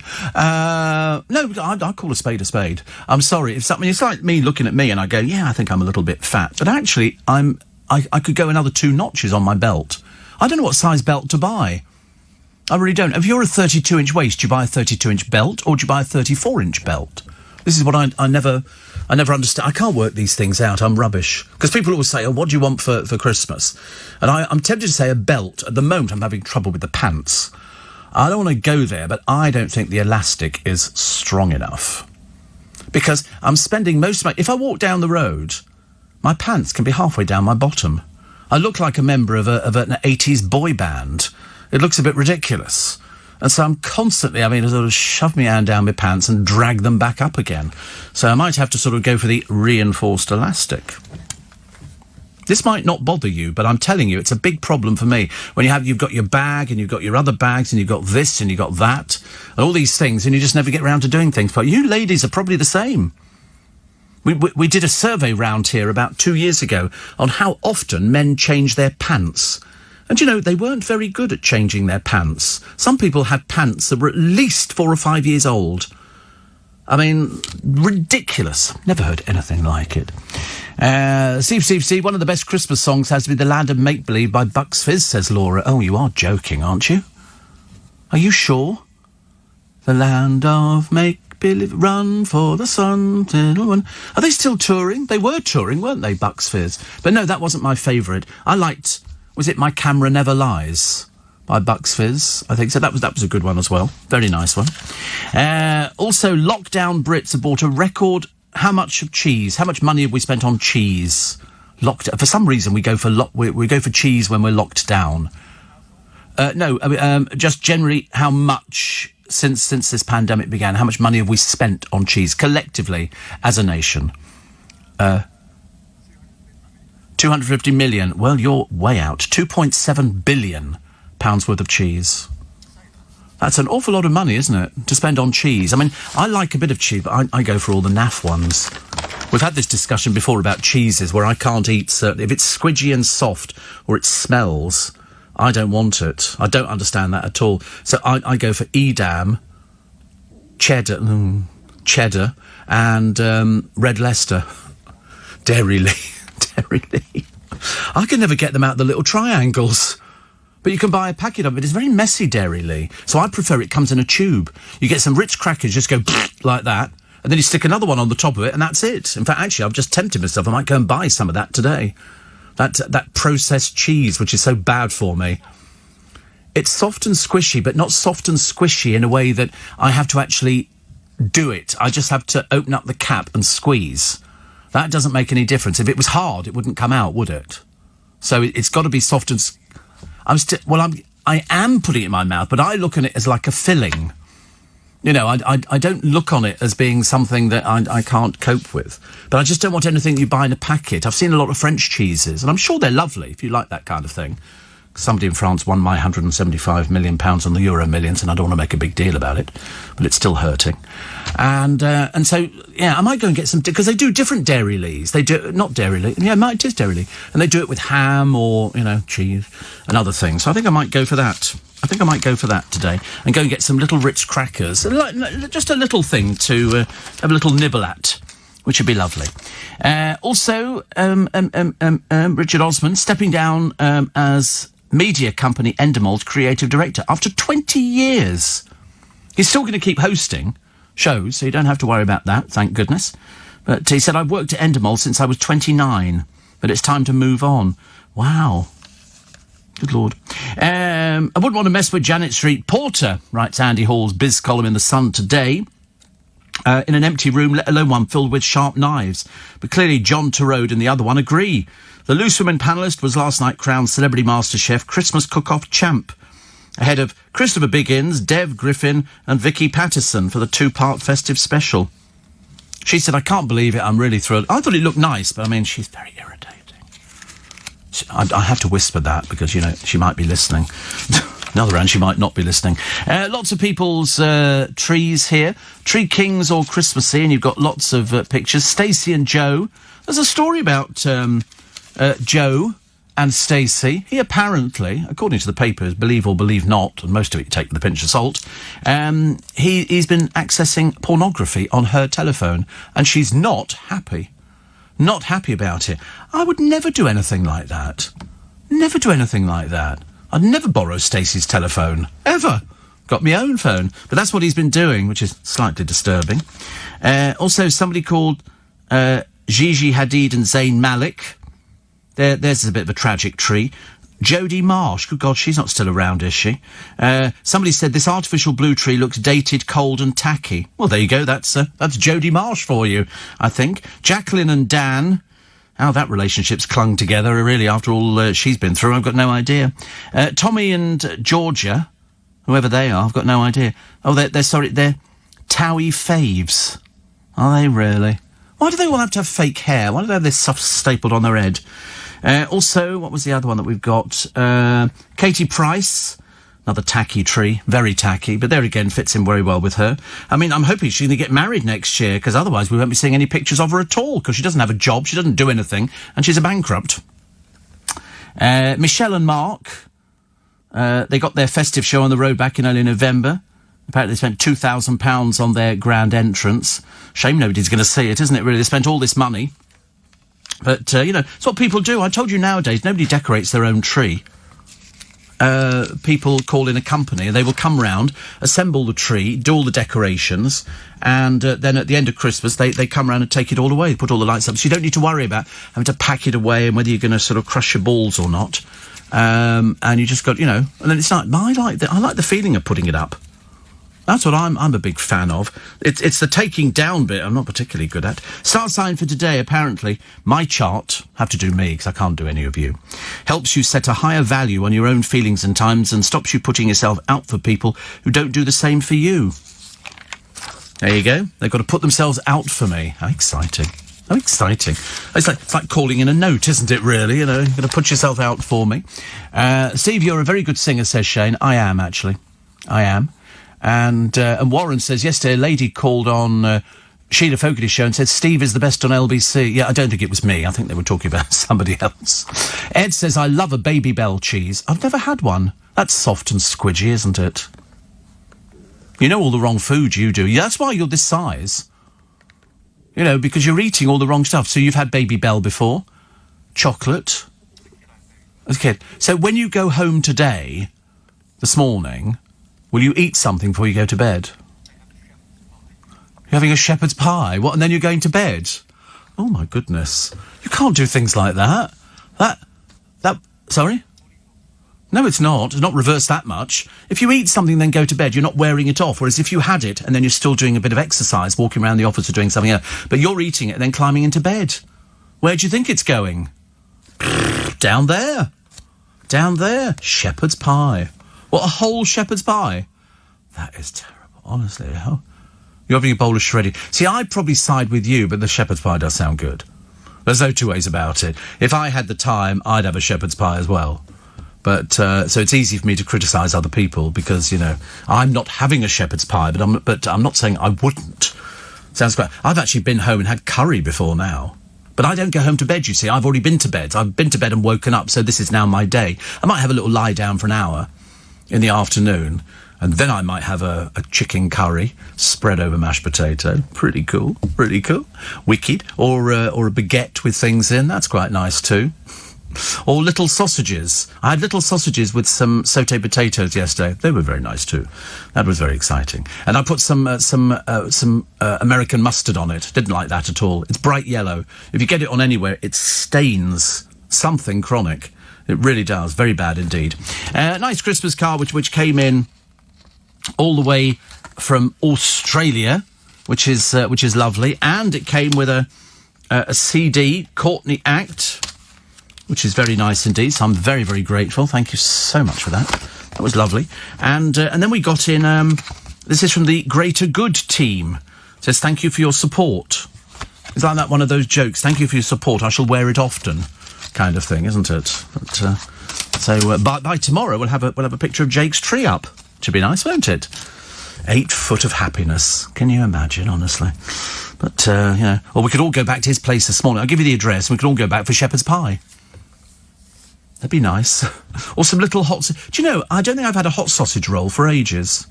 I like a little hot sausage. I might buy some today, actually, and have a little hot sausage roll. No, they're not cold. No, you don't eat them cold. That's why it's cooked. No, you don't. If you have them cold, you're mad. You're not a normal person. No, you mustn't have them cold. Cold's not good. It's baked in the oven. That's why you have to have it little tiny, little bite-sized one. Like that. But they've got to be hot, yeah. I mean, the only thing good about a sausage roll is you don't dip them in anything, do you? Whereas you dip them? What do you dip them in? Like, into ketchup? Oh dear, I'm not sure about that. That's not very good. Do you like Twiglets? Yeah, not...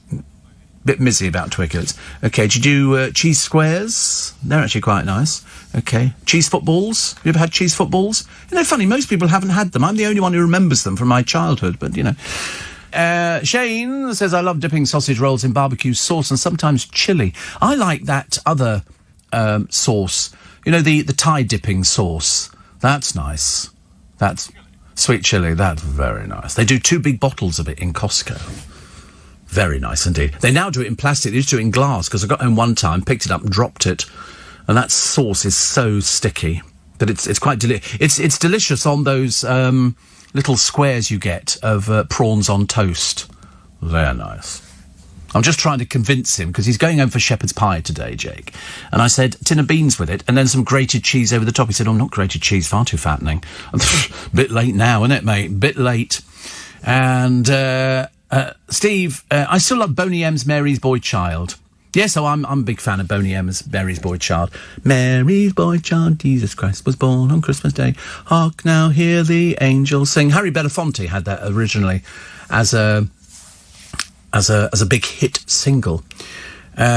Steve, what would your reaction be if you were researching your ancestry and you discovered that you and the producers were related? I'd ask it again. I'd have a double check and then I'd go for the blood test and the DNA and everything. You imagine being related? Oh, God, no. That's yeah, we're all related, aren't we? Aren't we all related? Who's the person we're all supposed to be related to? Is it Genghis Khan or Kevin Costner or something stupid? Distantly related. Kevin Bacon, that's right. With 6 degrees, is it? I like the idea of being related to Genghis Khan. But the very idea of sort of seeing this lot Christmas morning, no thank you. God, well, imagine. So they're in your family and you work with them. How does that work out? Definitely not. Chris Waddle, a footballer, I believe, reckons the return of the mullet will raise spirits. I don't think so. I think so. Of course you did. Yes, I can imagine. And then you saw the light and you decided that you were bullied for it. Exactly. I mean, mullets were just terribly, terribly unattractive. No, well, they think it might. They think it might. You know what people are like now? It's like, when we had onesies And you did actually see people out on the streets wearing a onesie. They looked ridiculous. I was waiting by the bus stop in Kingston, and there's a bloke with his friends. They're all dressed normally. He's wearing a onesie. It looked like a giant baby grow. It was absolutely ridiculous. I've never seen anything so stupid in my entire life. So the Vicky Pollard tracksuits are coming back. The Italian fashion firm Kappa. I might have to check the word fashion. And the Vicky Pollard, would wear those sort of tracksuits. The worst thing is you did actually see people wearing them. I could be walking down the street and all of a sudden a chav would step out in front of you wearing some faded, dirty old pink tracksuit with a G-string showing. You know, that's how bad it used to be. So they're going to reissue them. Please don't. Please don't. Save us from all this kind of stuff. Why can't we just have some nice fashion? I don't know what really is. I've had so many faux pas over the years of fashion. When you look back at the picture, you go, God, did I really wear that? And the answer is yes. Gordon Ramsay's rustling up Christmas takeaway. It costs 150 quid. Yes. I'm sorry. It's Gordon Ramsay's takeaway. It's 150 quid. I love the way that the people who write these stories are people who are earning well in excess of a person being able to afford this kind of stuff. And they write about it like, oh, we're all poor working class people. Which, of course, is absolutely ridiculous. Steve, I've converted my Polish mother-in-law, Halina, to shepherd's pie. She loves it, says Mark, who's in I think it's pronounced Wrocław, isn't it? Wrocław? Mark is an expat over there. So, shepherd's pie. See, shepherd's pie is the only one I can't eat. Lamb. I'm allergic to lamb. So I have to be very careful. If I'm going to buy it, I'll buy cottage pie. But they don't put enough meat on there. It's mainly potato. You know, and you get a thin layer of meat at the bottom. I want double meat. I want really... That's why I miss our Laverstocks farm shop, because they used to do the best pies ever. They used to do a beef steak and ale pie, which was to die for. I mean, if you'd eaten that before you'd gone to bed in the morning, you'd never sleep. You'd be there rubbing your stomach going, oh, I don't feel well. It's not good. Not good. Somebody else says, I don't care if the French continue to blockade Calais. We can do without their camembert brie and laughing cow soft cheese. No. That's nice, actually. Do you know that 1 in every 200 men alive today is a relative of Genghis Khan? An international team of geneticists have made the astonishing discovery that more than 16 million men in Central Asia have the same male Y chromosome as the great Mongol leader. I thought he was horrible, Genghis Khan, the great Mongol leader. He was very bad, wasn't he? That's what I thought. Apparently, it's a striking finding. A huge chunk of modern humanity can trace its origins to Khan's vigorous policy of claiming the most beautiful women captured during his merciless conquest. He was a horrid man. Horrid. Like Charles Dickens, he was a horrid man as well. On his 13th century, Persian historian claimed that within a century of Khan's birth, his enthusiastic mating habits had created a lineage of more than 20,000 individuals. That appears to account for around 8% of the men in Central Asia. I mean, what's an enthusiastic mating habit? Tally-ho? Or something? I don't know, an enthusiastic mating habit. Was he one of those sort of people, a bit like sort of Henry VIII, couldn't keep it in his trousers? A bit like that. Oh, don't like people like that, do we? And it was mind you, didn't argue with Genghis Khan. Exactly the same way the Emperor of China, who lived in the Forbidden City, he had people killed at the drop of a hat. In fact, at one point, I think most of the concubines killed themselves. There was a sort of mass suicide that went on inside. I've never been to the Forbidden City. It's one of those places I want to go to. The bit they show you is not the main bit. The main bit is behind where all the concubines lived and all the people. And so he would audition people to be his wives. Yes, audition. Yes. To be, you know, so you come here. And you couldn't say no. You just basically had to go with this wizened old man. But he shouldn't have been there in the first place. He'd killed people to get in there. But I want to go to the Forbidden City. Have you seen the film The Last Emperor? Fantastic. They filmed that there. And it's vast, this place. I mean, it really is absolutely vast with these huge doors that swing open. It really is amazing. Really is amazing. What? Oh, you pressed the button. I thought you were going to say something vitally important. Steve, cheese on toast with mango. It's what? 5:41. So it is. So it is. It's not actually. It's coming up 5:42. But of course, I don't do it. I can't do it that way. I do it backwards. It's 18 minutes to 6. I hate it when people sort of say it's 5:40 because I can't do the clock backwards. It's 41 minutes past 5. Whatever it is, it's very early. Okay, it's very early, but it doesn't matter because I know you're all going to I know you're going to get up early this morning. I bet you anything, by the time I get back to Twickenham, there's going to be queues of people waiting for everything. So I'm just going to buy a few little bits and pieces. I mean, I've got loads of smoked salmon in the fridge because I bought some over the past week or so. Sell-by date's not till the 24th, so luckily I've got to eat it all before Christmas Eve. I'm sure I shall manage. What else can you put with smoked salmon? Is there anything you can put? Well, I've done the egg mayonnaise thing, but I'm not really... scrambled egg. Oh. Hollandaise sauce, scrambled egg. I might try the scrambled egg. Pringles. Pringles, I've never thought about that. Pringles and smoked salmon, because I love Pringles. And also, you could put on a couple of Pringles, because you can't just eat one. You have a couple of Pringles, then you put a bit of smoked salmon on the top, and then a little drizzle of real mayonnaise. Oh, do you know, I'll tell you. Or a bit of sour cream Pringles. No, I don't like flavoured Pringles. I like original plain in the red tube. I don't do any of these fancy things, you know, pickled hedgehog and stuff like that. I ate 3 pickled onions the other day. That was very nice. I know, do you know, I don't care. I just pushed the boat out. People say to me, you didn't really. You ate 3... I've heard you saying this before, Steve. I don't believe you've ever eaten 3 pickled onions. I promise you I have. Steve, I too have seen people in the adult baby grows, says Anastasia. Yes, they do look ridiculous. Ridiculous being an understatement. I agree with you. I agree. But cheese on toast with mango chutney. I like cheese, or Welsh rarebit. We call it, don't we? That's cheese on toast, that's all it is. You could buy a jar of these different cheesy type spreads. Bacon and mushroom or something. But whatever it is, it could be mashed potato this morning. I just fancy a bit of mashed potato. With some butter and some cheese put into it. Maybe some cut up ham or something, or little bacon bits. It's making your shepherd's pie look a bit naff, isn't it? At least I'm a bit more exotic. Yeah. Have you heated it yet, or is it heated? You've got to heat it.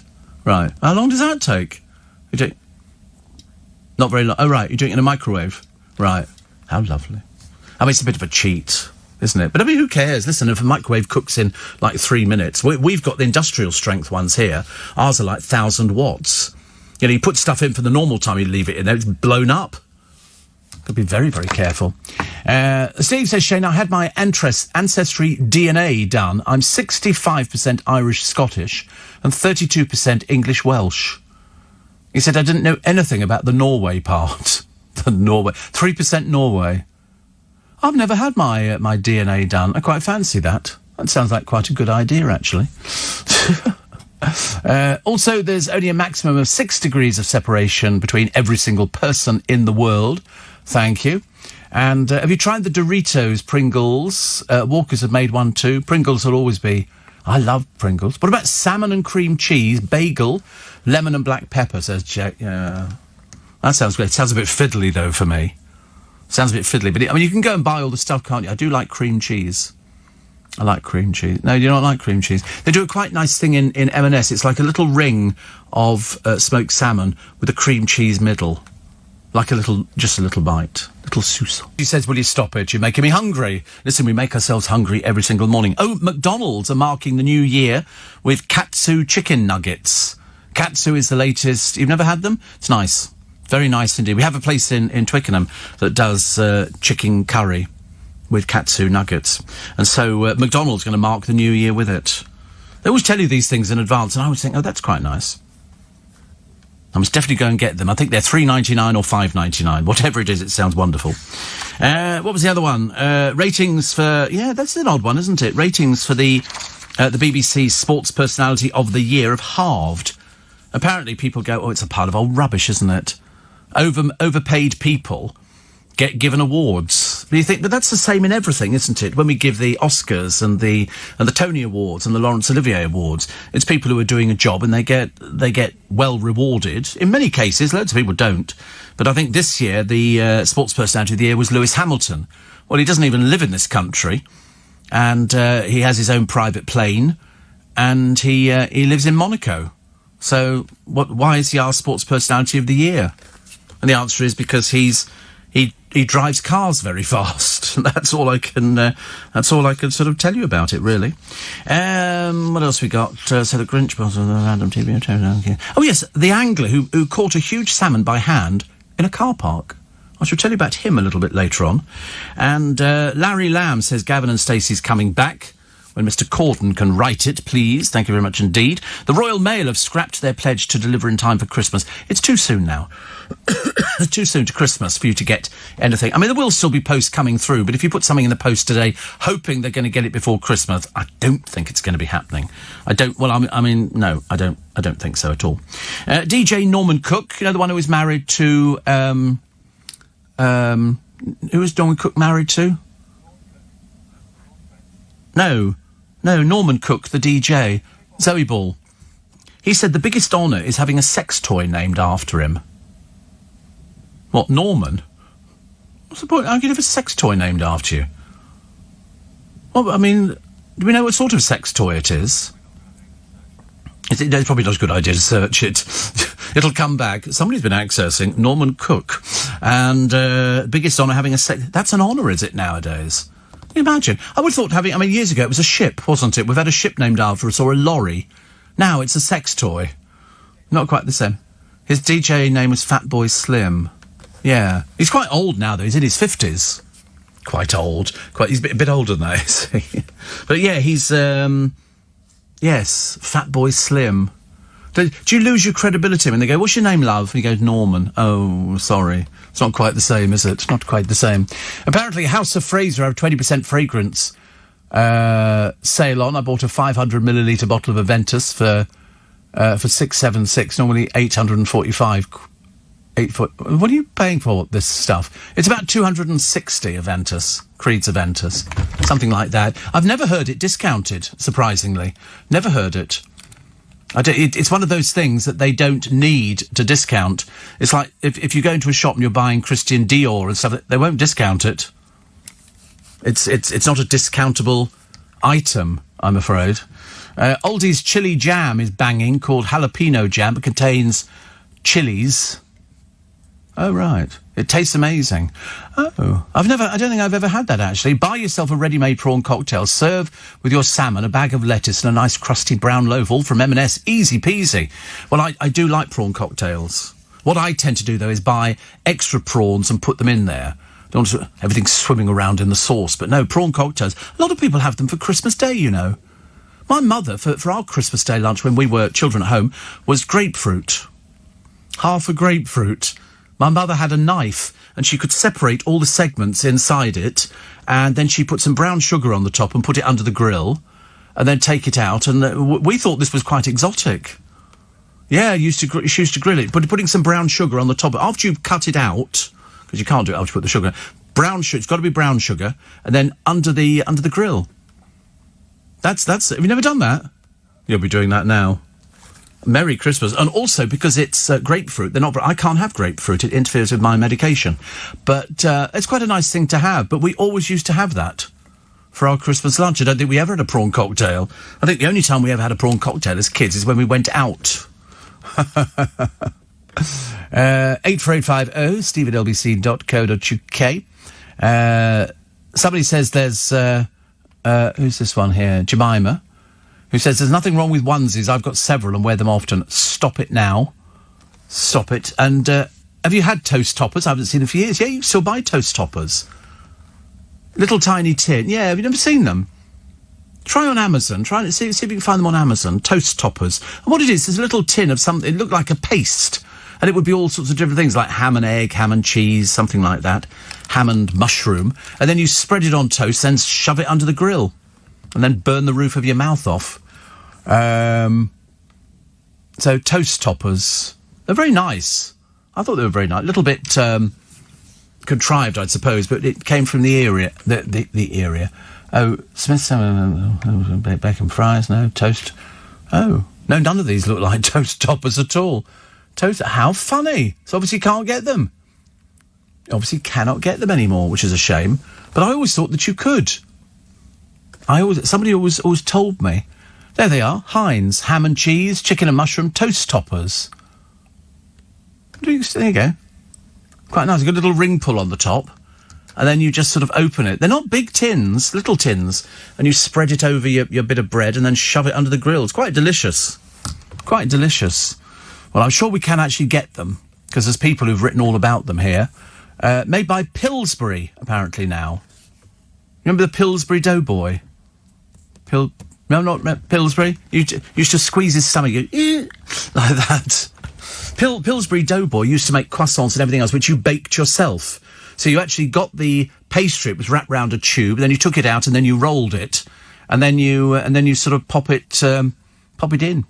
Pete says, Lewis Hamilton's one of our most successful competitors ever and has a pleasant personality, an obvious competition winner. I thought they were all good, actually, but he doesn't live here, Pete. He lives in Monaco.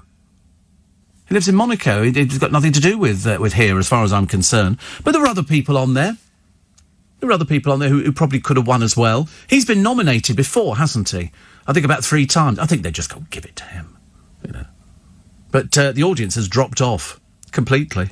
So must cost a fortune, all those mini cabs to get people backwards and forwards to the studio. And then there'll be drinky poos afterwards. Got to have drinky poos party.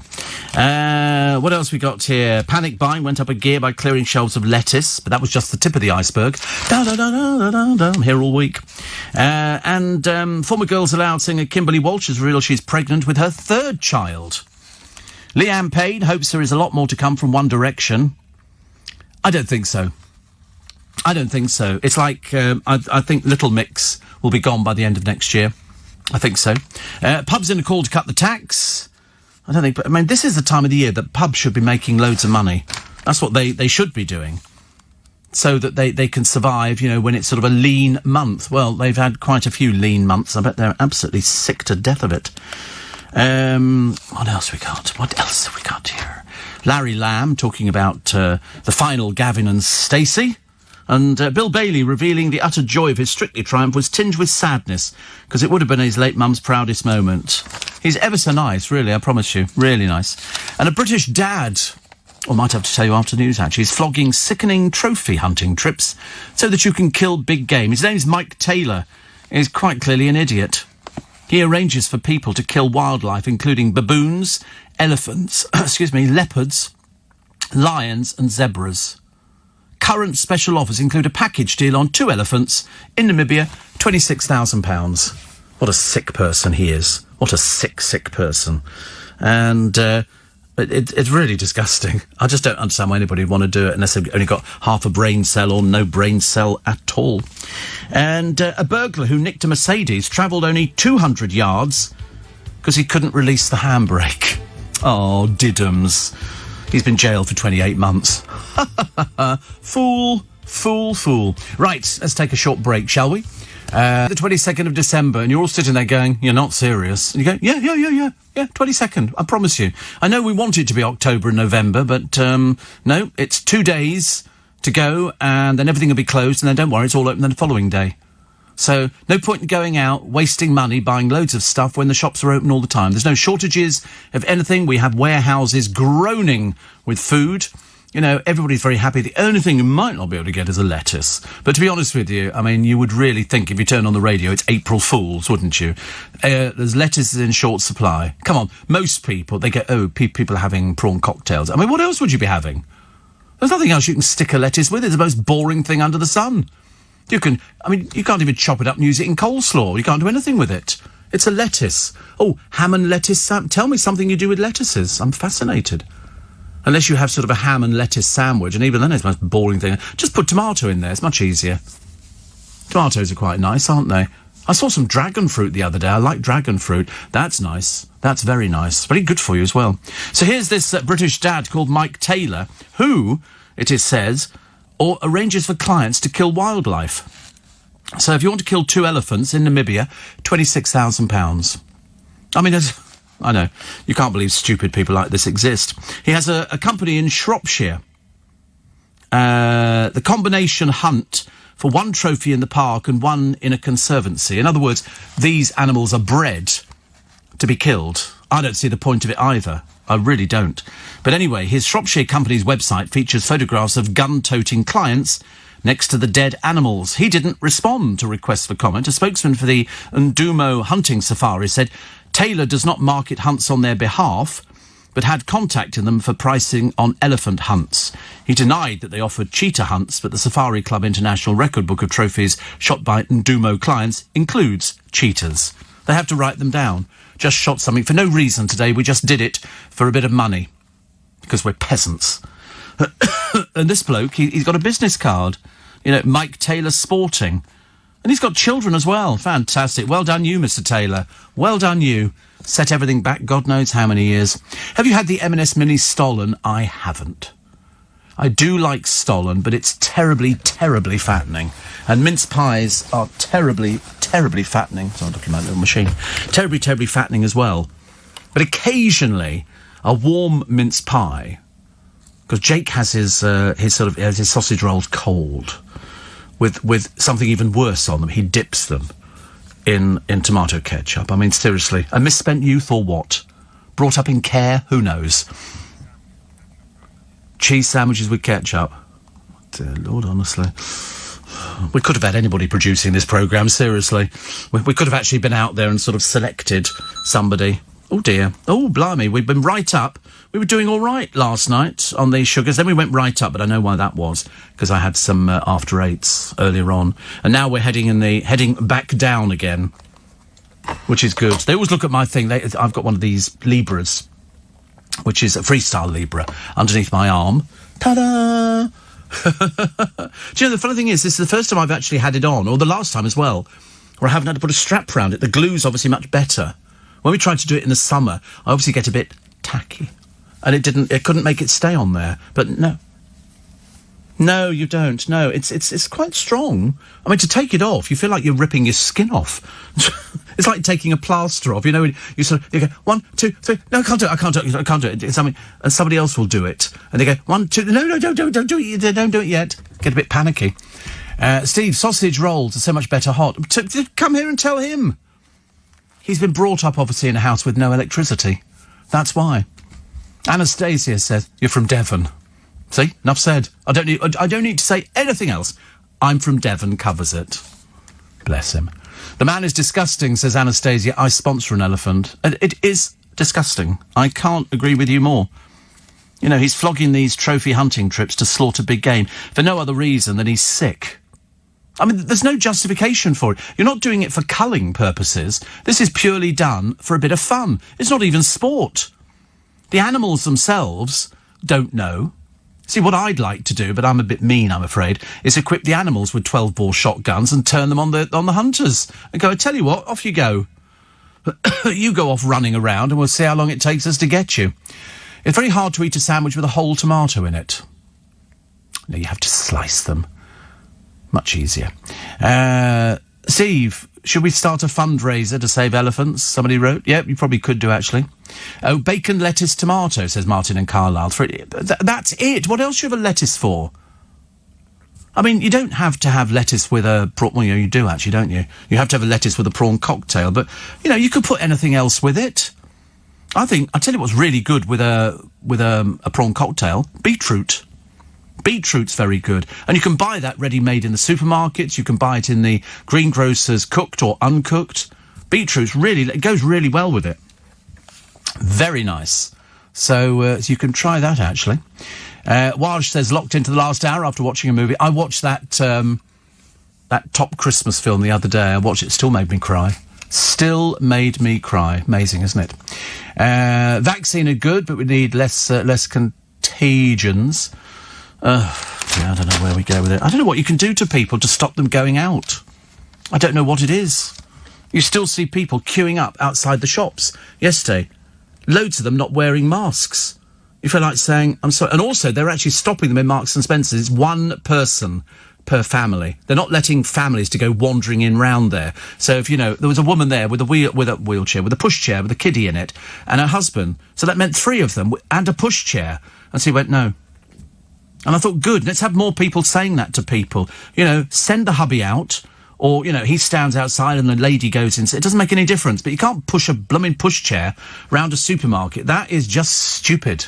There's not enough room. Not enough room at all. What have we got? 6:10. Now, there's a rarity. Giving a time check.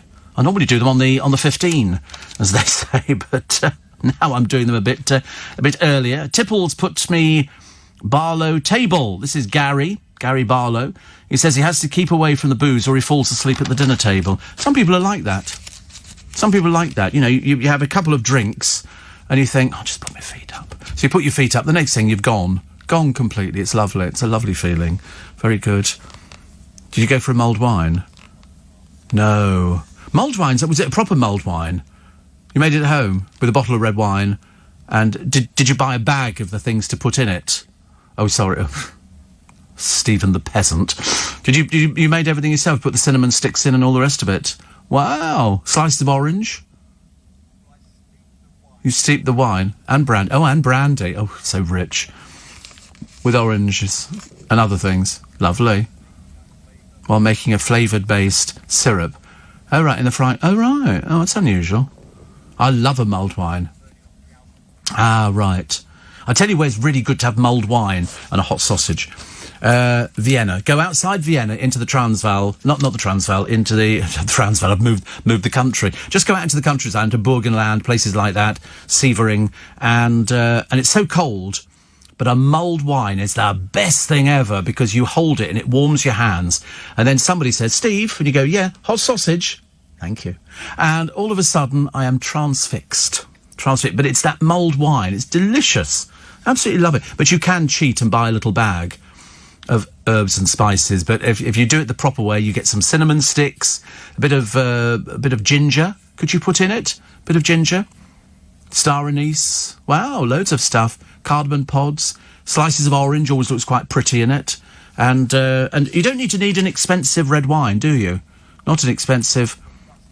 A robust Italian. My Jove, I tell you, in London, no shortage of those, are there?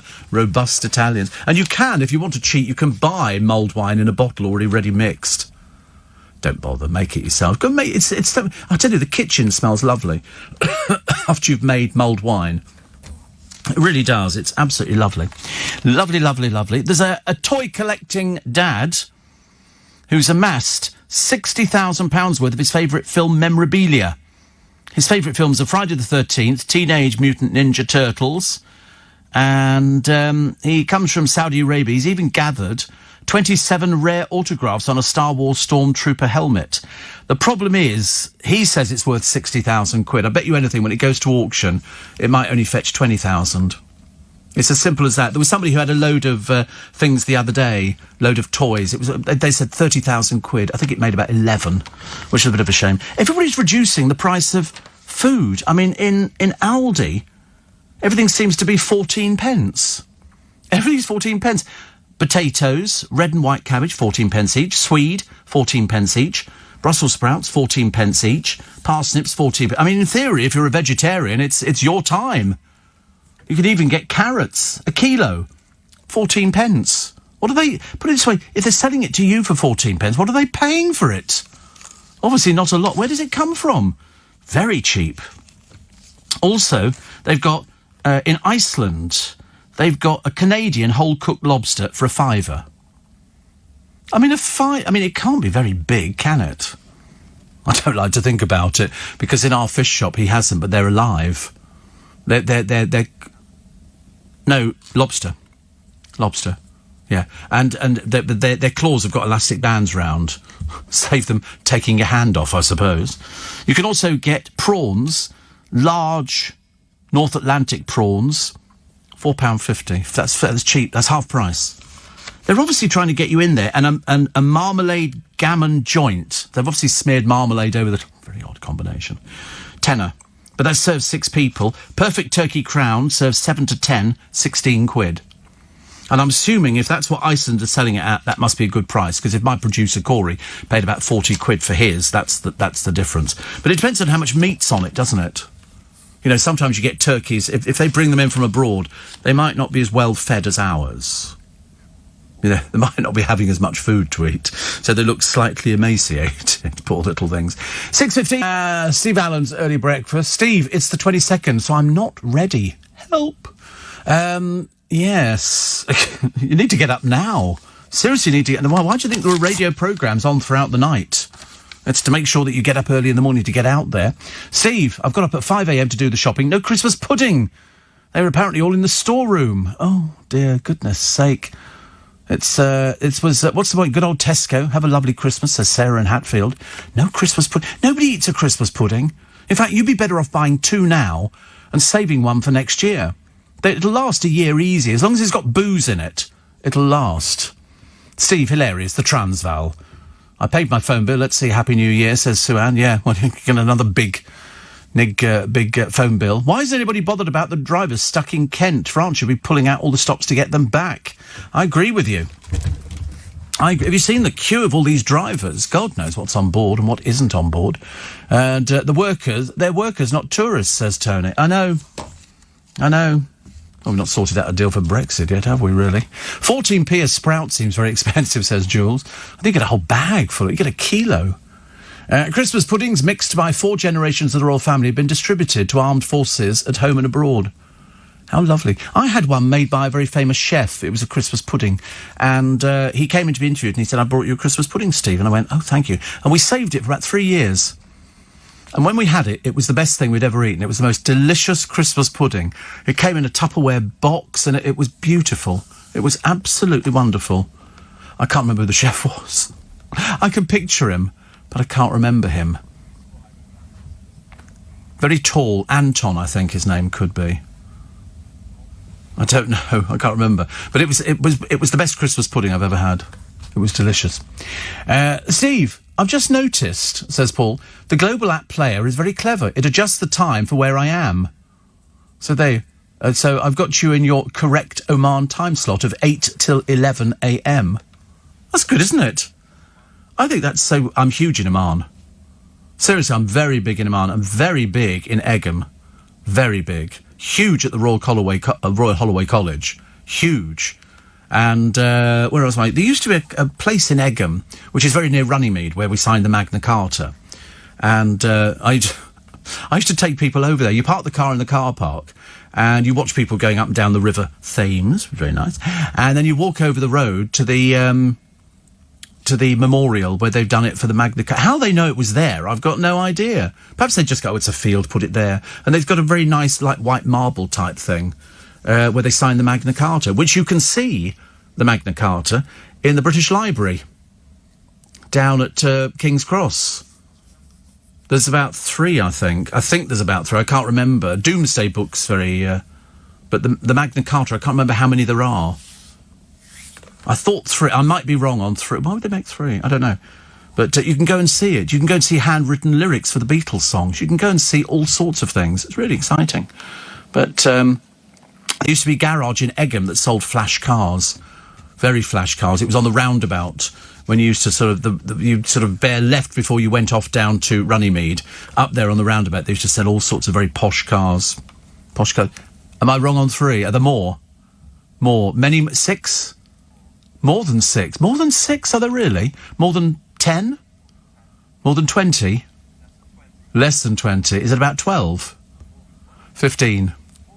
16, 18, less than 18, 17. Oh, God. There are 17, are there really, Magna Cartas? Can you imagine those poor priests who had to write them up? Wow. I mean, who's actually... Apparently, all but 2 of the surviving copies are kept in England, so 2 are elsewhere. Are any in private hands? Has somebody actually been able to buy a Magna Carta? And if so, what would you pay for it? There are 17 copies, all but 2, I remember. 250 copies were created. I mean, it was issued for the final time in 1297, but the term Magna Carta means big charter. So, issued for the final time in 1297. Can you imagine if you owned one? I don't know what you do. One belongs to the people of Australia, hello Australia, and is kept at the National Library. The other is owned by a billionaire, David Rubenstein, and is on permanent display at the National Archives in Washington, D.C. Wonder what he paid for it. Wonder what he paid for it. What a lovely thing to have. I love history. I love theatre posters and stuff like that. But there was an attempted theft of it. Members of the public, the staff and volunteers were all present when the suspect launched his onslaught on the 25th of October. Wow. It was at a high-quality facsimile of the document is put on display at Salisbury Cathedral until the case is refurbished. Some mad people. 2 Russian men were accused of attempting to assassinate former spy Sergei Skripal in Salisbury using the... Do you know they got caught out? they admitted it. One of them admitted, they managed to get him on the phone, and he admitted it. He thought he was talking to the hierarchy about, the mistakes that we've had to learn about this, and they put this poison in his pants. But there was no mention of how they got it into his pants. I mean, did they go round to his house and sort of did every pair of pants with a bit of this stuff? Because it was apparently in the crotch. And it was activated by heat, and they got all of this from this bloke. Of course, already Putin has gone, it's fake. Well, he said it in Russian. It is fake. And I don't think... He speaks English. I don't know why he doesn't do it in English. Because we had the BBC's Moscow correspondent on the television the other day asking Putin questions. And the BBC Moscow correspondent, I don't know why I was surprised, speaks fluent Russian. Fluent Russian. I think it's absolutely amazing. It's like they had the Chinese correspondent a short while ago. She speaks fluent Chinese. Who'd have guessed? Never have guessed, would you really? Steve, the Ferrari garage at Egham is still there, says Helen. When I win the lottery, Steve, she says, oh, listen, when we all win the lottery. It's this fantasy, isn't it? I've always wanted to sort of say, you won't believe what I've just bought. You won't believe it. My daughter's gone to Sainsbury's, so she couldn't sleep. Got there at 10 to 6 in a queue of about 25 in front of her. Maybe get out early, says Janet. Oh, the people are going to be out early for this today, I promise you. It's early. I mean, but don't just queue up for the sake of going, oh, I need a lettuce, or something like that. Go and buy something else. Go and buy plums. Go and buy satsumas. Go and buy cottage pies and shepherd's pies and things. Just buy stuff you've got in the freezer. I might buy fish fingers today. I don't know. There was no queue outside, apart from about 3 people outside Iceland, because they've got tons of stuff. All the freezers are full up. Doesn't really make any difference, does it? Kim Jong-un is hoping to lure British tourists to North Korea by opening a £1 billion all-inclusive holiday resort.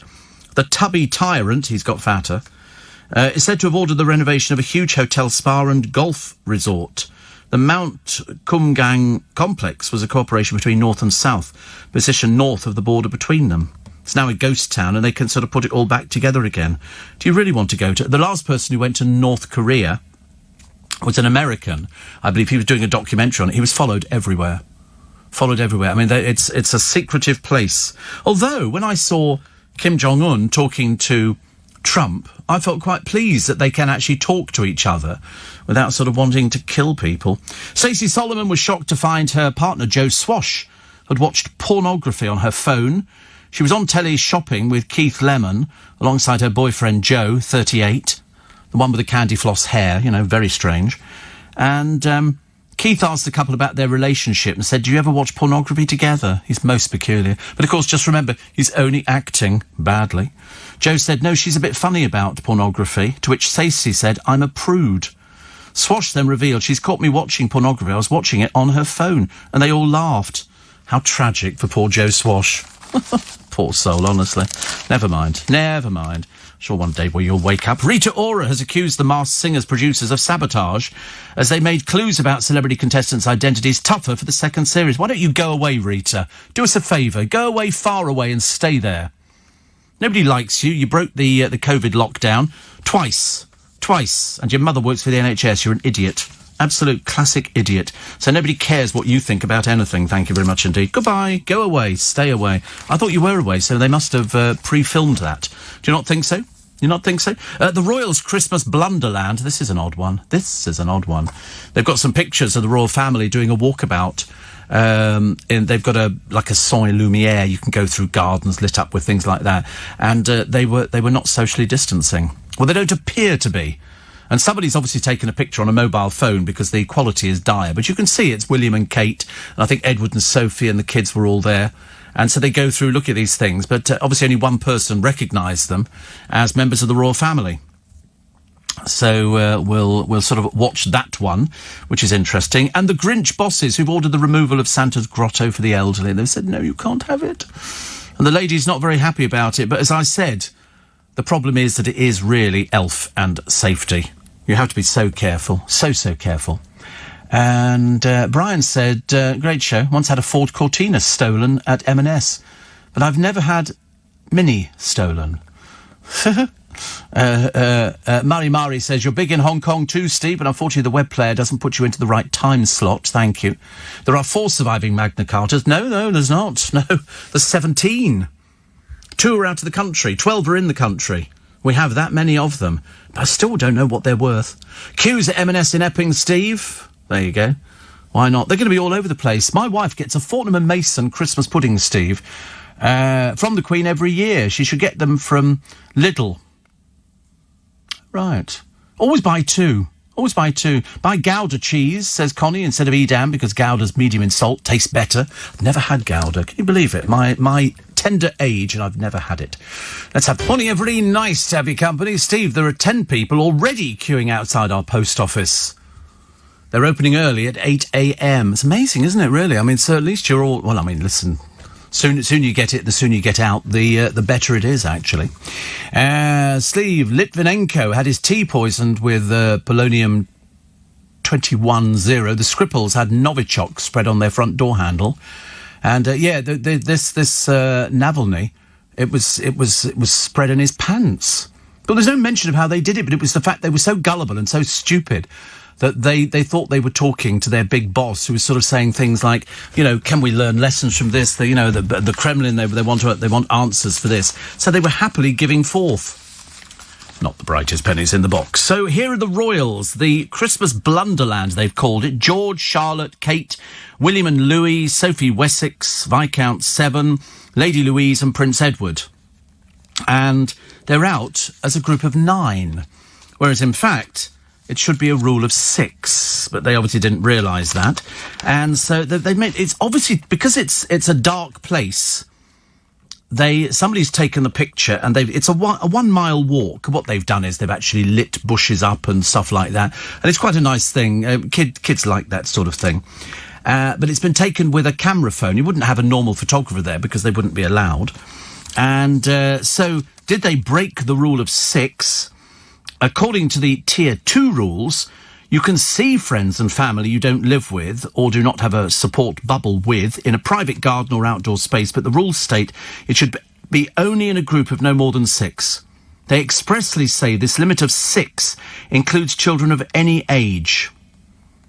Many families have told of their confusion, believing that children of primary school age don't count. Also, should they have travelled to Norfolk? We know they have a house in Norfolk. The rules here are a little bit less clear. According to the government, you should stay local and avoid travelling outside your local area, meaning your village or town, or part of a city where possible. But there is no law or system of fines expressly forbidding it. When both couples left their homes, each was in Tier 2, travelling to another Tier 2 area. Last night, the Mail was still awaiting government confirmation. But either way, I mean, people do that all the time. I told you people are going to be breaking this, and if it's the royals strolling together at Sandringham, you know, and we're supposed to be following... I mean, are they working on a different system? I do hope not. I'd like to think we're all sort of singing from the same hymn sheet. That would be good, but they seem to sort of disappear. People queuing in Wandsworth, Asda, you know... I mean, there's tons of frozen stuff. Can't move for frozen stuff, and as I say, if you're really desperate for a lettuce... Then kind of sad. Last hopes of a getaway dashed. More than 40 countries have banned our flights. Everything from Argentina, Austria, Belgium, Bulgaria, Canada, Chile, Colombia, Croatia, the Czech Republic. And so it runs all the way through Hong Kong, Italy, Finland, Germany, Lithuania, Malta, Mauritius, Saudi Arabia, the Netherlands, Pakistan, Poland, Romania, Morocco, Switzerland. So if you're booked, and there's more, I only read out just a fraction there. If you're booked to fly, what do? Well, the first thing you do is speak to your airline or travel provider to see if your trip can still go ahead. If you're booked on a package holiday to a country no longer permitting arrivals from the UK, then a refund or rebooking should be offered. If you're booked on a flight that's cancelled, you should also be offered a refund or rebooking. Check the Foreign Office advice for restrictions on your destination. Countries which have blocked UK flights have done so for varying lengths of time and may decide to introduce exemptions, such as for those who provide a negative test. So your trip may yet be able to go ahead. Most destinations are still allowing return flights. I think what they're saying is for America, they want to see a certificate proving that you're negative. They're not going to fly you over there if you don't have that. And of course, there's going to be people turning up at the airport, aren't they, going, no, I don't have a certificate. Unless they've got one of those really good travel agents or travel advisors who've said, listen, you need to go and get the test and you need to prove that you're negative. But it only proves you're negative at that particular moment. you could still get it. False negatives, absolutely. And we know all about those. Goodness sake. And here is Dominic West. Another one flouting COVID restrictions. I mean, I'm beginning to... There's 1, 2, 3, 4, 5, 6, 7, 9 people, I think there were here. 9 people. And there was a place setting for an 8. Sorry, and so 7. 1, 2, 3, 4, 5... Yeah, 7 people. And they've said, actually, that, I mean, you shouldn't be going out. These people aren't in his family. You know, I understand what people are doing. I really do. But there's a rule. You know, this was after a shooting party. Theatre producer Nick Allott posted a picture of Instagram with the hashtag Tier 2 Picnic, and there's loads of people. The rule of 6 applies to outdoor meetings in Tier 2 areas, such as Wiltshire. Celebrities including Gary Kemp and Tamsin Outhwaite posted comments on the photograph before it was deleted yesterday, shortly after the Daily Mail contacted Dominic West and Nick Allott. I mean, it really is not good. It really is not good. If these are some people we're supposed to be looking up to, for goodness sake, if they can't get it right, what hope for the rest of us? The worst thing is having a picture taken and then having it put up on the internet and then somebody going, oh my, take it down. The Royal Mail are suspending a service guaranteeing rapid delivery of parcels in time for Christmas. Because there will be those of you waiting for your Christmas presents I'm still amazed at how many people deliver Christmas presents through the mail. I just automatically assumed whenever we went to people at Christmas, you would take your parcels with you and you'd give them. So I was going to take stuff down to my brother, but not now. So he'll just have to listen. He gets presents all year round. Don't worry about it. And he's now found he has a bond with the local greengrocer in Stubbington. So that's very good. Very nice indeed. It's always nice when you know people in the area. And this is Stubbington's Fruit Basket Shop. So lovely Kevin, and so happy Christmas to him and all the Stubbington Spikers. But people still send presents through the post. I mean, I know we send Amazon through but I never look as though that's coming through the post. And today, I've got to go to the chemist to A, pick up the rest of these tablets, and B, deliver some chockies for them. Which actually, it's a box of Celebration chocolates. I bought a box full. Not just a little tin or a little packet. It's a box. And I'm delivering them by hand.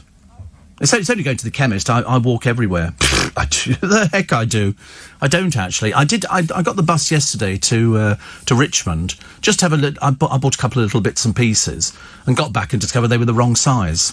It's always the way, isn't it? Always the way. And I was going to go to Marks and Spencer's. There was a queue about 20, and I thought, I can live without it.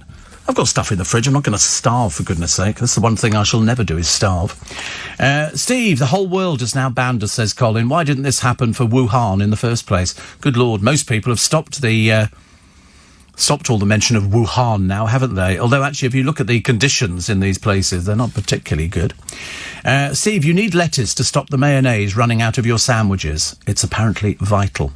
Well, don't have sandwiches then. Steve, I have my normal Waitrose bi-weekly shop arriving today. On it is lettuce, strawberries, blueberries, no problem. Yes, I think it's lettuce that they've said. I don't know why on earth. We've never had a shortage of lettuce before, have we? Have you ever heard of that one? And what was the other one? Cauliflowers. Do like my cauliflowers. Cauliflower cheese I could eat all the time, but I won't. Other stories which are in the papers today. Fitbits. Have you heard of Fitbits? You wear this on your wrist. They say, is it just a gimmick? And they've said here, no, they do help you shape up. I might have to buy one, actually. I don't know what it does. What does it do? It counts your steps. But I've got that on my telephone. I've got how this works, I've got no idea either, but I've got an app on my phone that tells me how fit I am, or not, as the case may be, and it tells me how many steps I've done and whether or not I'm doing as many steps today as I should have done yesterday, and how many I did in the month. There's all sorts of different things here. And so, and a Fitbit just does steps, does it, or does it do loads of other things? You don't know. Do you know how much they cost? Are they very expensive? Hopeless, honestly. But there you go, smartwatches which count your steps. I mean, if I saw I was doing under the amount of steps, I wouldn't... I don't know, I might have to buy one. Every year they say, buy yourself a little treat. Your little present to yourself, because you've had a good year, you've been nice to people, you've bought the Watchtower, you've been to church, and you've come away and you've been really nice to people, excluding, of course, the usual suspects. So somebody said to me, they said, "Do you think actually now it's Christmas, you might give the GC a bit of a rest?" And I thought, absolutely not. Absolutely, this is the time I up my ante. Not that my auntie's got anything to do with it. She always used to send a very nice present to me, which was very nice indeed. So, revealed the missing chances to catch a gang, and the French threats and why we must grow British and take control. Well, we do. It's just that people don't buy the stuff, because if it comes in from abroad, you can get stuff that you couldn't get the rest of the year. But you're right, there's loads of stuff that we grow in this country, and let's start buying British again. You remember, you probably won't remember, but years ago there was a little sticker that went on things, and it was a little Union flag, and it had Buy British on it. And we all went mad for this Buy British. Let's get a check on the... Over in Spain with Steve, says, "I've got a Polar watch. This records steps, heart rate, exercise, activity, calories burnt and sleep patterns." Do you know, it's got the word expensive stamped all over that. All over it. I mean, I don't know how much these things cost. Would it make any difference to me? If I thought I hadn't done enough walking, do I then go, I better go off walking again and do something like that? Because some days I can't really be bothered. "Steve, I've got the Fitbit version 2. It's brilliant. Treat yourself and get one," says Laura. "How much are they?" That's what I want to know. I mean, I'm geared by how much things are. If it's £500, it's not going to be happening. I'd rather be lazy. And another one here. "You need lettuce." Oh, that's right. Somebody says, "If you find any supplies with stocking lettuce, let us know." I don't really care about lettuce. There's so many different types and variety. You know, but that's the thing people say. You imagine there's going to be arguments, people fighting over a lettuce. "Oh, we've just had a new supply of lettuce in." Does your Rolex Solid Gold Submariner have a blue or a black dial? Blue. Most lorry drivers in the UK are foreign. They're probably only here for less than 48 hours. So if you test them on exiting the UK and they test positive, yes, you're probably right, actually. But that's what they were actually saying on for the flights to America. You're going to have to produce a certificate to say that you're negative. Obviously, only at that particular moment that you took it. Chris Lowry tells me the Polar watch is £180. £180. So, we've got a better offer. Where are we? Top one. Happy Christmas to Steve, Corrie, Luke. I'm so ready for Christmas lunch. Hurrah. No Fitbit. £139. £139. I'm not sure I could run to that. It seems like quite a lot of money, doesn't it? Does it really? I mean, you have to ask myself the question, would I use it? Or if I didn't use it, would it just sort of sit in a box? I mean, and I've got a horrible feeling I'll end up giving it to my brother, and he probably wouldn't use it either, because he walks enough during the day. So I don't know what I'd do with that one, actually. That's an odd one, isn't it? I mean, as Chris Lowry will tell you, I'm not the fittest person he's ever met in his entire life. Guess whose birthday today? Rafe Fiennes. Yeah, you see, we call him Ralph. He calls himself Rafe. How old do you think? How old? Come on, guess. 55. Good guess. 58. 58. Also, do you know who Diane Sawyer is? You do? Wife of Mr. Sawyer. No, she's the wife of Mike Nichols, the Graduate director. She's the US TV journalist, former member of the Richard Nixon White House staff, and helped him prepare for the interview with David Frost. She earned up to $20 million a year. They earn so much money over in America. She's 75 today. So, happy birthday to you, happy birthday, Sawyer, happy birthday to you.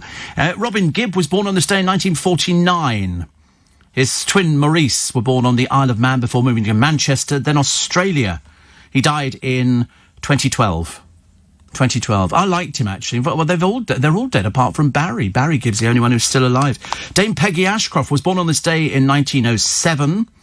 And in 1974, Tory leader Edward Heath's house was bombed 10 minutes before he arrived home. The attack was blamed on the IRA. And the phrase explained, hung, drawn and quartered. This is your light little bit of history for today. From 1352, a penalty in England for men convicted of high treason. So there weren't that many. It was a fairly elaborate thing. For men convicted of high treason, the offender was dragged to the execution spot, hung to the point of death, disemboweled and quartered. Sometimes limbs were tied to 4 horses who were all spurred in different directions. We were very brutal, weren't we, when you think of it? That was for high treason. That was for high treason. And, what do they sing at a snowman's birthday party? Not that we're having any snow, but I chuck it in purely in the sense of the season. You're going to get it? You're going to get this one? What do they sing at a snowman's birthday party? This is where there's going to be groaning people all over the capital, I'm afraid, and elsewhere. Freeze a jolly good fellow. I know, it's costly, isn't it? Wish I'd not done it. Seriously, that was about as good as I can get. It's Downton 2021. And the beau of the Formula One heiress Petra revs up the reality show. And this is Sam Palmer, who's engaged to Petra. I thought she was married. I've lost track of what these people do now. And the giants of the London theatre scene in the 80s. 3 decades after their 6-year marriage ended, Andrew Lloyd Webber and Sarah Brightman, who met when she joined the Cats cast in 1981, reunited for a socially distanced Christmas concert written by Lord Webber and Sir Tim Rice at Christchurch Spitalfields and streamlined online on Sunday. The impresario tickled the ivories, he's 72, while his ex-wife belted out the song "Christmas is my favourite time of year." This year, more than ever, we need the joy, the happiness and the magic that the season brings. I like that song, "Time to Say Goodbye." One of my favourite songs. But I think they're still good friends. Who's this? England football captain, Harry Kane. How much is his contract worth? Harry Kane. Well, I don't know. It just says it's a 6-year contract worth 62 million. 62 million. 10 million a year. 200 grand a week. Wow. It's a lot of money, isn't there? Are they still, I mean, do the football clubs still make the money? Because there's nobody going to the matches, so are they making the money? Or do they get sort of a grant from, Sky, whoever it is? Sponsorships, really? For the big clubs? Yeah, the other ones, I mean, presumably we're going to see football clubs going under, aren't we?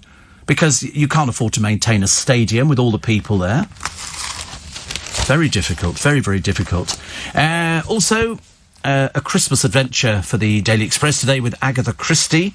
And millions more Britons could be plunged into Tier 4 lockdown within days as the mutant virus spirals out of control. The panic buyers, because people see an empty shelf and they just grab something, don't they? But there's loads of food. There's no shortage, but they always seem to put pictures of Costco. There's always a picture of people queuing outside Costco, but there's always people queuing outside Costco. I've got to go. Listen, have a fantastic day. If you're queuing, I'd go now, to be honest. A lot of places are open 7:30, things like that. I do have a free little bit extra podcast. It's fab. And it can be yours for free. Just go to the LBC website. Today, Emmerdale's Dominic Brunt says he lives in fear of being axed. Everybody does. And he's been there 23 years. Another Dominic West breaking coronavirus rules as he's seen with 7 people outside. You were allowed only 6. And listen to me, butcher tennis player's name, like Martina Navratilova.